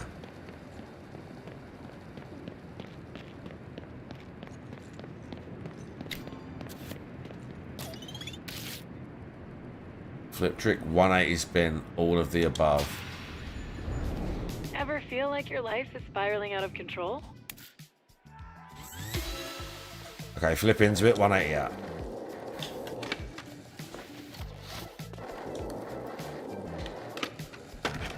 So we've got to flip into it and 180 out and flip out. Or flip in the middle. And get 850. I can't go too fast for this one. One push.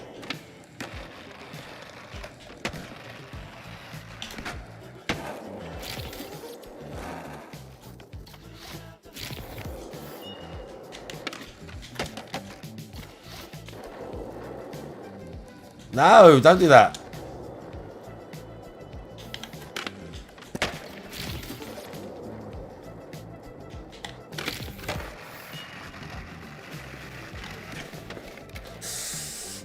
I get a bit too fast before the end.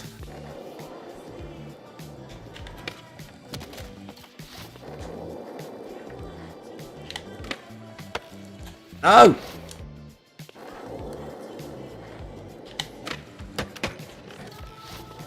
Just need one little...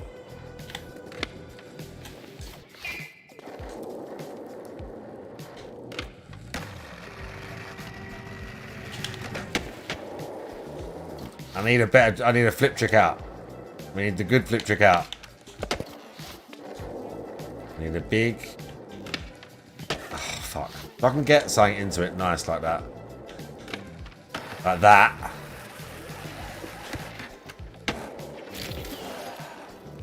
There you go. That was a head turner. Nice. That's kind of tricky. Stuff like that I like. Stuff like that is kind of like what the old games were about. Doing the little spots and the gaps and it being technical and stuff. Like that one's like Again, on the face of it, 2 flip tricks and the grind. Because it's got a semi-high score, it's got to be like, you got to get some sort of decent flip trick in there. Or you probably won't get it, or a decent grind. So we'll take that. Did I unlock this area now? See, we did all that just to unlock the next like level. See what we get. So at this point, this has taken me however long to level it up to level 5. It takes a while, like, to do this. And look at what sort of stuff we're going to get. A traffic cone, brilliant. Because we want to put one of them down. A Vans sticker. A grey t-shirt. And a crappy title that no one wants to use. We can unlock fast travel just for playing. And some challenges. I think it said 2. And we unlocked a new box. We don't get anything for free from the box. We can just use our in-game credits to open that loot box. And I've been playing this again for about an hour and a half. And I've got, let's say, about 700 in-game credits in that hour and a half. Which lets me unlock...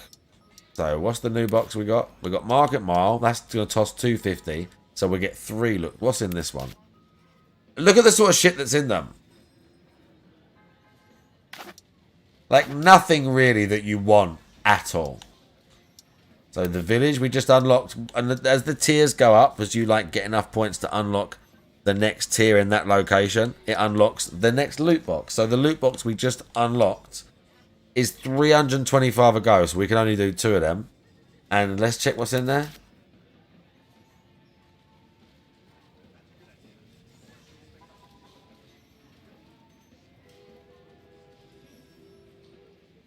There's 1, 2, 3, 4 stickers, 4 hats, like 3 hats and a helmet. Wow.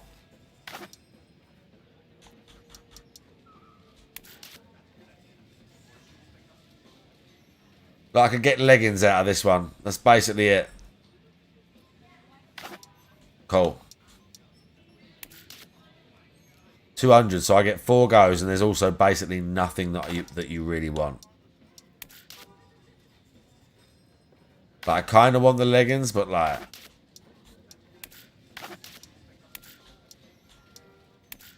Even the higher end boxes in this one just fucking suck. Like, they just fucking suck.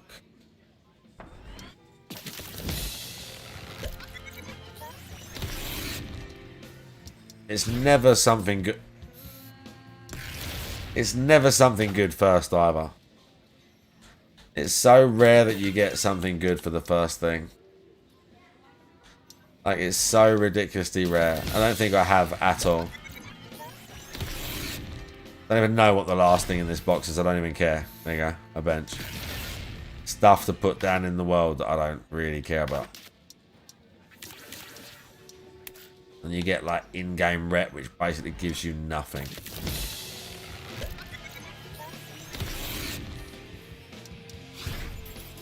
Wow. No, I didn't want that equipped. God damn. So basically nothing like... I basically unlocked nothing very good. For an hour and a half of playing.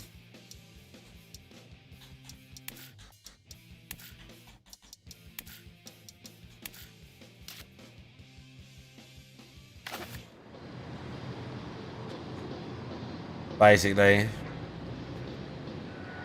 And then, what else can you do? That's it. So, I don't really see any of the new challenges I unlocked. I don't know. But that's it. That's the game. So, it's kind of like... just very, very weird. Because there's fun mechanics, and then there's also... but it's more lifeless as fuck.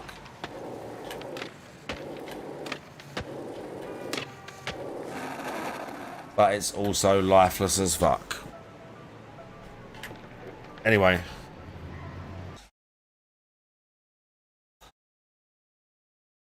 If you liked the old ones, you might like it a bit, but you might not.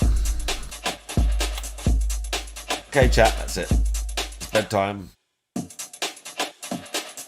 It's bedtime for me. Sadly.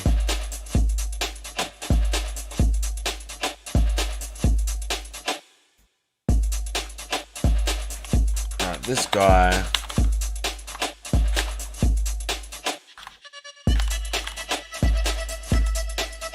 This guy's playing Fault. Might as well be a playing Skate because it looks the same. I'm going to bed because I've got work tomorrow.